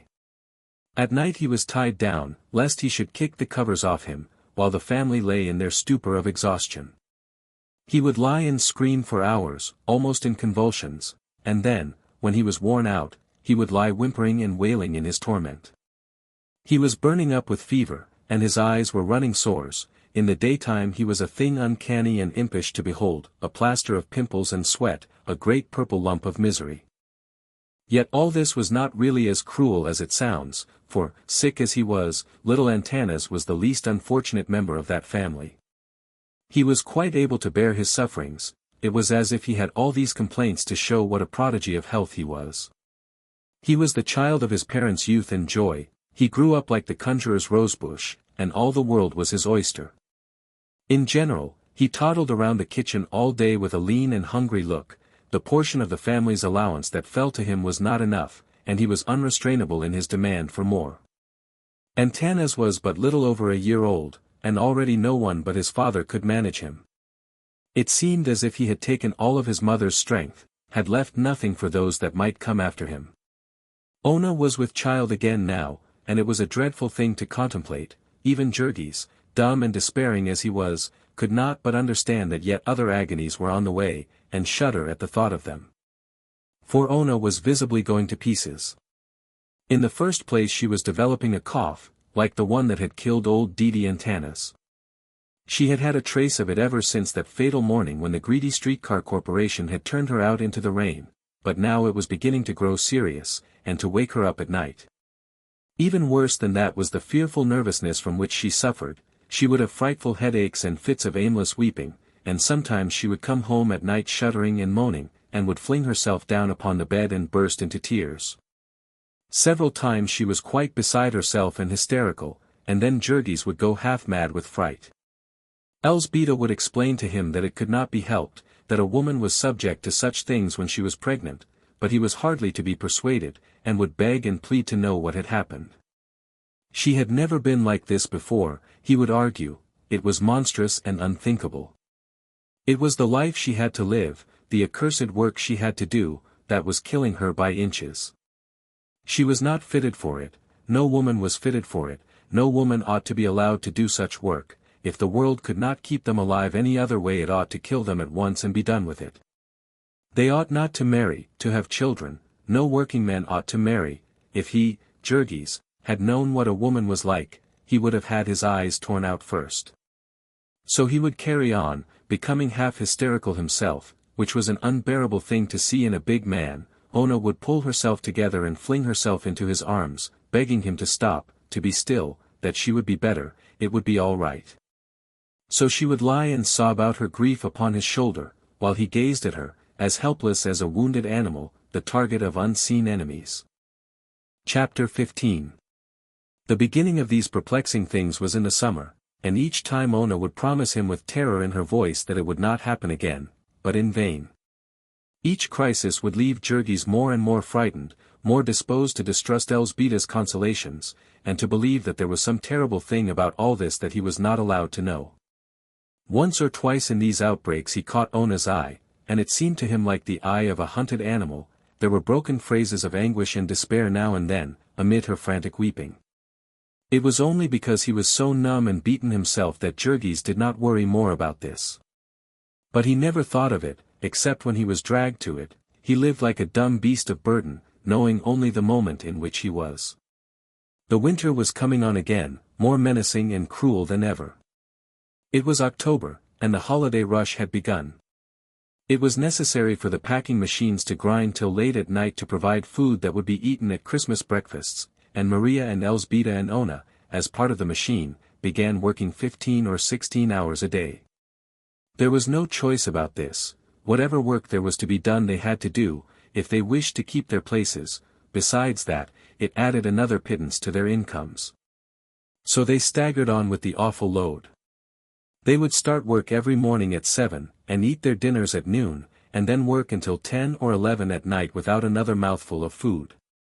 Jurgis wanted to wait for them, to help them home at night, but they would not think of this. The fertilizer mill was not running overtime, and there was no place for him to wait save in a saloon. Each would stagger out into the darkness, and make her way to the corner, where they met, or if the others had already gone, would get into a car, and begin a painful struggle to keep awake. When they got home they were always too tired either to eat or to undress. They would crawl into bed with their shoes on, and lie like logs. If they should fail, they would certainly be lost. If they held out, they might have enough coal for the winter. A day or two before Thanksgiving Day there came a snowstorm. It began in the afternoon, and by evening 2 inches had fallen. Jurgis tried to wait for the women, but went into a saloon to get warm, and took 2 drinks, and came out and ran home to escape from the demon. There he lay down to wait for them, and instantly fell asleep. When he opened his eyes again he was in the midst of a nightmare, and found Elzbieta shaking him and crying out. At first he could not realize what she was saying. Ona had not come home. What time was it? He asked. It was morning, time to be up. Ona had not been home that night. And it was bitter cold, and a foot of snow on the ground. Jurgis sat up with a start. Maria was crying with fright and the children were wailing in sympathy, little Stanislovas in addition, because the terror of the snow was upon him. Jurgis had nothing to put on but his shoes and his coat, and in half a minute he was out of the door. Then, however, he realized that there was no need of haste, that he had no idea where to go. It was still dark as midnight, and the thick snowflakes were sifting down. Everything was so silent that he could hear the rustle of them as they fell. In the few seconds that he stood there hesitating he was covered white. He set off at a run for the yards, stopping by the way to inquire in the saloons that were open. Ona might have been overcome on the way, or else she might have met with an accident in the machines. When he got to the place where she worked he inquired of one of the watchmen. There had not been any accident, so far as the man had heard. At the time office, which he found already open, the clerk told him that Ona's check had been turned in the night before, showing that she had left her work. After that there was nothing for him to do but wait, pacing back and forth in the snow, meantime, to keep from freezing. Already the yards were full of activity. Cattle were being unloaded from the cars in the distance, and across the way the beef luggers were toiling in the darkness, carrying 200-pound quarters of bullocks into the refrigerator cars. Before the first streaks of daylight there came the crowding throngs of workingmen, shivering, and swinging their dinner pails as they hurried by. Jurgis took up his stand by the time office window, where alone there was light enough for him to see. The snow fell so quick that it was only by peering closely that he could make sure that Ona did not pass him. 7 o'clock came, the hour when the great packing machine began to move. Jurgis ought to have been at his place in the fertilizer mill, but instead he was waiting, in an agony of fear, for Ona. It was 15 minutes after the hour when he saw a form emerge from the snow mist, and sprang toward it with a cry. It was she, running swiftly. As she saw him, she staggered forward, and half fell into his outstretched arms. "What has been the matter?" he cried, anxiously. "Where have you been?" It was several seconds before she could get breath to answer him. "I couldn't get home," she exclaimed. "The snow, the cars had stopped." "But where were you then?" he demanded. "I had to go home with a friend," she panted, "with Jadwiga." Jurgis drew a deep breath, but then he noticed that she was sobbing and trembling, as if in one of those nervous crises that he dreaded so. "But what's the matter?" he cried. "What has happened?" "Oh, Jurgis, I was so frightened," she said, clinging to him wildly. "I have been so worried." They were near the time station window, and people were staring at them. Jurgis led her away. "How do you mean?" he asked, in perplexity. "I was afraid, I was just afraid," sobbed Ona. "I knew you wouldn't know where I was, and I didn't know what you might do. I tried to get home, but I was so tired." "Oh, Jurgis, Jurgis." He was so glad to get her back that he could not think clearly about anything else. It did not seem strange to him that she should be so very much upset. All her fright and incoherent protestations did not matter since he had her back. He let her cry away her tears, and then, because it was nearly 8 o'clock, and they would lose another hour if they delayed, he left her at the packing-house door, with her ghastly white face and her haunted eyes of terror. There was another brief interval. Christmas was almost come, and because the snow still held, and the searching cold, morning after morning Jurgis half carried his wife to her post, staggering with her through the darkness, until at last, one night, came the end. It lacked but 3 days of the holidays. About midnight Maria and Elzbieta came home, exclaiming in alarm when they found that Ona had not come. The two had agreed to meet her, and, after waiting, had gone to the room where she worked, only to find that the ham-wrapping girls had quit work an hour before, and left. There was no snow that night, nor was it especially cold, and still Ona had not come. Something more serious must be wrong this time. They aroused Jurgis, and he sat up and listened crossly to the story. "She must have gone home again with Jadwiga," he said. "Jadwiga lived only 2 blocks from the yards, and perhaps she had been tired. Nothing could have happened to her, and even if there had, there was nothing could be done about it until morning."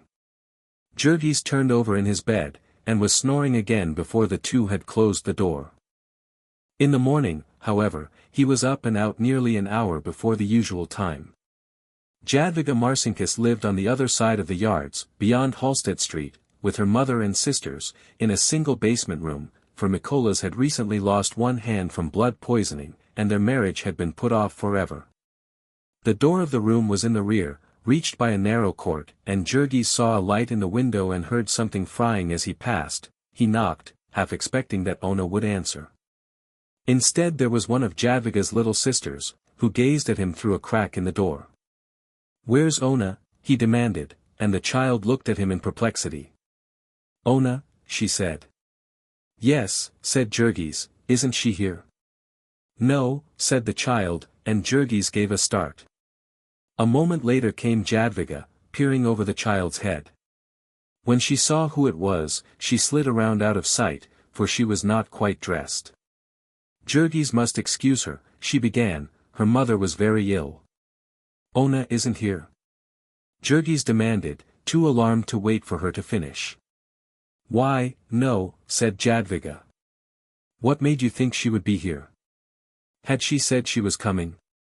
"No," he answered. "But she hasn't come home, and I thought she would be here the same as before." "As before?" echoed Jadwiga, in perplexity. "The time she spent the night here," said Jurgis. "There must be some mistake," she answered, quickly. "Ona has never spent the night here." He was only half able to realize the words. Why, he exclaimed. 2 weeks ago. Jadwiga. She told me so the night it snowed, and she could not get home." "There must be some mistake," declared the girl, again, "she didn't come here." He steadied himself by the door-sill, and Jadwiga in her anxiety, for she was fond of Ona, opened the door wide, holding her jacket across her throat. "Are you sure you didn't misunderstand her?" she cried. "She must have meant somewhere else. She said here, insisted Jurgis. She told me all about you, and how you were, and what you said. Are you sure?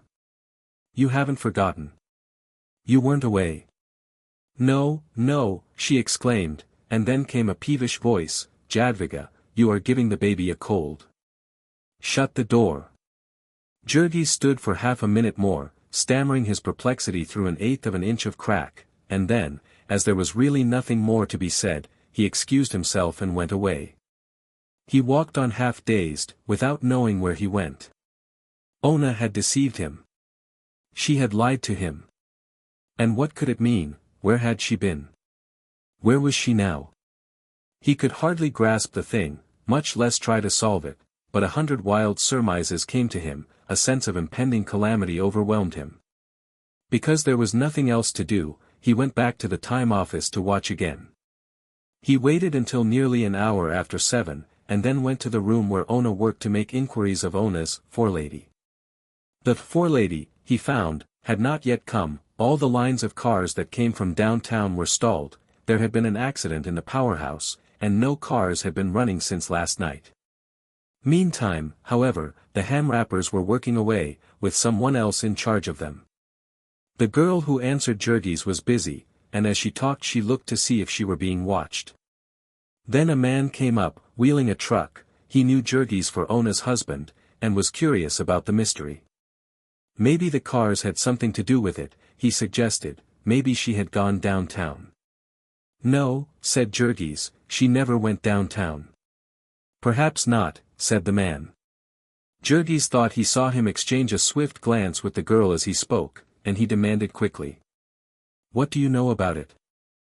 But the man had seen that the boss was watching him. He started on again, pushing his truck. I don't know anything about it, he said, over his shoulder. How should I know where your wife goes? Then Jurgis went out again and paced up and down before the building. All the morning he stayed there, with no thought of his work. About noon he went to the police station to make inquiries, and then came back again for another anxious vigil. Finally, toward the middle of the afternoon, he set out for home once more. He was walking out Ashland Avenue. The streetcars had begun running again, and several passed him, packed to the steps with people. The sight of them set Jurgis to thinking again of the man's sarcastic remark, and half involuntarily he found himself watching the cars, with the result that he gave a sudden startled exclamation, and stopped short in his tracks. Then he broke into a run. For a whole block he tore after the car, only a little ways behind. That rusty black hat with the drooping red flower, it might not be Ona's, but there was very little likelihood of it. He would know for certain very soon, for she would get out 2 blocks ahead. He slowed down, and let the car go on. She got out, and as soon as she was out of sight on the side street Jurgis broke into a run. Suspicion was rife in him now, and he was not ashamed to shadow her. He saw her turn the corner near their home, and then he ran again, and saw her as she went up the porch steps of the house. After that he turned back, and for 5 minutes paced up and down, his hands clenched tightly and his lips set, his mind in a turmoil. Then he went home and entered. As he opened the door, he saw Elzbieta, who had also been looking for Ona, and had come home again. She was now on tiptoe, and had a finger on her lips. Jurgis waited until she was close to him. Don't make any noise, she whispered, hurriedly. What's the matter? He asked. Ona is asleep, she panted. She's been very ill. I'm afraid her mind's been wandering, Jurgis.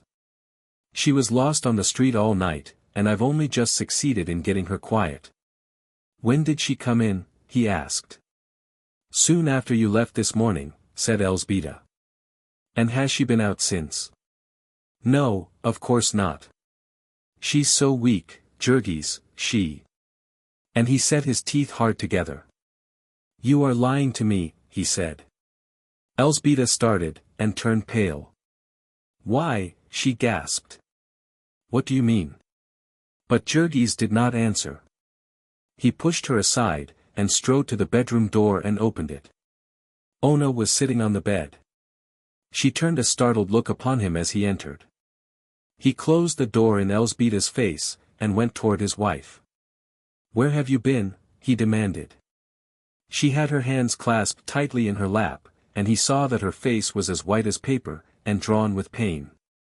She gasped once or twice as she tried to answer him, and then began, speaking low, and swiftly. Jurgis, I think I have been out of my mind. I started to come last night, and I could not find the way. I walked all night, I think, and I only got home, this morning. You needed a rest, he said, in a hard tone. Why did you go out again? He was looking her fairly in the face, and he could read the sudden fear and wild uncertainty that leaped into her eyes. I had to go to the store, she gasped, almost in a whisper. I had to go. You are lying to me, said Jurgis. Then he clenched his hands and took a step toward her. Why do you lie to me? He cried, fiercely. What are you doing that you have to lie to me? Jurgis, she exclaimed, starting up in fright. Oh, Jurgis, how can you? You have lied to me, I say, he cried. You told me you had been to Jadviga's house that other night, and you hadn't. You had been where you were last night, somewheres downtown, for I saw you get off the car. Where were you? It was as if he had struck a knife into her.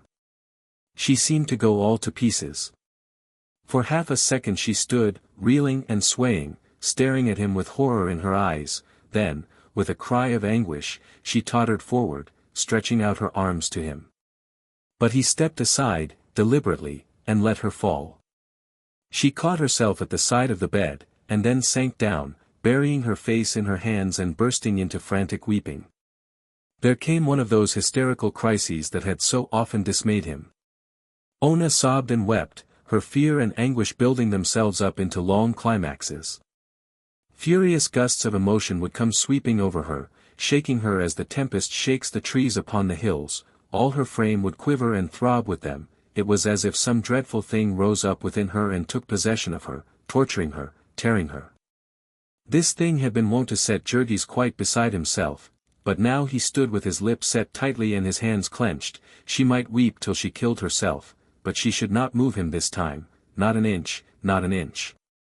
Because the sound she made set his blood to running cold and his lips to quivering in spite of himself, he was glad of the diversion when Teta Elzbieta, pale with fright, opened the door and rushed in, yet he turned upon her with an oath. Go out, he cried, go out.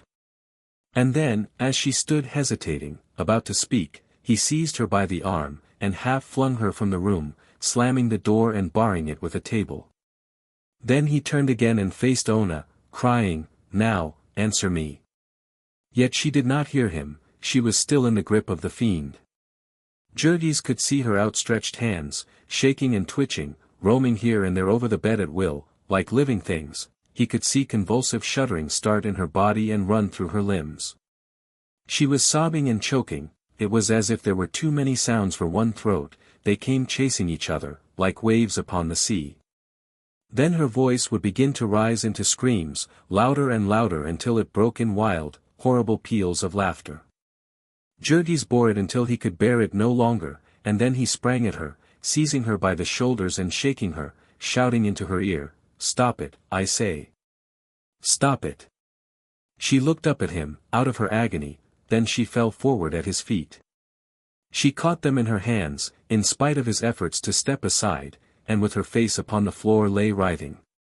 It made a choking in Jurgis' throat to hear her, and he cried again, more savagely than before, Stop it, I say. This time she heeded him, and caught her breath and lay silent, save for the gasping sobs that wrenched all her frame. For a long minute she lay there, perfectly motionless, until a cold fear seized her husband, thinking that she was dying. Suddenly, however, he heard her voice, faintly, Jurgis. Jurgis. What is it? He said. He had to bend down to her, she was so weak. She was pleading with him, in broken phrases, painfully uttered, Have faith in me. Believe me. Believe what? He cried. Believe that I know best, that I love you. And do not ask me, what you did. Oh, Jurgis, please, please. It is for the best, it is. He started to speak again, but she rushed on frantically, heading him off. If you will only do it. If you will only believe me. It wasn't my fault, I couldn't help it, it will be all right, it is nothing, it is no harm. Oh, Jurgis, please, please.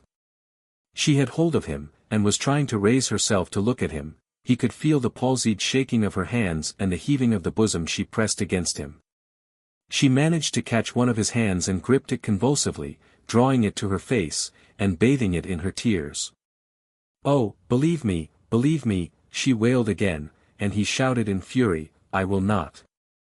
But still she clung to him, wailing aloud in her despair, oh, Jurgis, think what you are doing. It will ruin us, it will ruin us. Oh, no, you must not do it. No, don't do it. You must not do it. It will drive me mad, it will kill me, no, Jurgis, I am crazy, it is nothing. You do not really need to know. We can be happy, we can love each other just the same. Oh, please, believe me. Her words fairly drove him wild. He tore his hands loose, and flung her off. Answer me, he cried. God damn it, I say, answer me. She sank down upon the floor, beginning to cry again. It was like listening to the moan of a damned soul, and Jurgis could not stand it. He smote his fist upon the table by his side, and shouted again at her, answer me. She began to scream aloud, her voice like the voice of some wild beast, ah. Ah. I can't do it. Why can't you do it, he shouted. I don't know how. He sprang and caught her by the arm, lifting her up, and glaring into her face. Tell me where you were last night, he panted. Quick, out with it. Then she began to whisper, one word at a time, I was in a house, downtown. What house? What do you mean? She tried to hide her eyes away, but he held her. Miss Henderson's house, she gasped. He did not understand at first. Miss Henderson's house, he echoed. And then suddenly, as in an explosion, the horrible truth burst over him, and he reeled and staggered back with a scream. He caught himself against the wall, and put his hand to his forehead, staring about him, and whispering, Jesus! Jesus! An instant later he leaped at her, as she lay groveling at his feet. He seized her by the throat. Tell me, he gasped, hoarsely. Quick! Who took you to that place? She tried to get away, making him furious. He thought it was fear, of the pain of his clutch, he did not understand that it was the agony of her shame. Still she answered him, Connor. Connor, he gasped. Who is Connor? The boss, she answered. The man. He tightened his grip, in his frenzy, and only when he saw her eyes closing did he realize that he was choking her. Then he relaxed his fingers, and crouched, waiting, until she opened her lids again. His breath beat hot into her face. Tell me, he whispered, at last, tell me about it. She lay perfectly motionless, and he had to hold his breath to catch her words. I did not want to do it, she said, I tried not to do it. I only did it, to save us. It was our only chance. Again, for a space, there was no sound but his panting. Ona's eyes closed and when she spoke again she did not open them. He told me, he would have me turned off. He told me we would all of us lose our places. We could never get anything to do, here, again. He meant it, he would have ruined us. Jurgis' arms were shaking so that he could scarcely hold himself up, and lurched forward now and then as he listened. When did this begin? He gasped. At the very first, she said. She spoke as if in a trance. It was their plot, Miss Henderson's plot. She hated me. And he wanted me. He used to speak to me, out on the platform. Then he began to make love to me. He offered me money. He begged me, he said he loved me. Then he threatened me. He knew all about us, he knew we would starve. He knew your boss, he knew Maria's.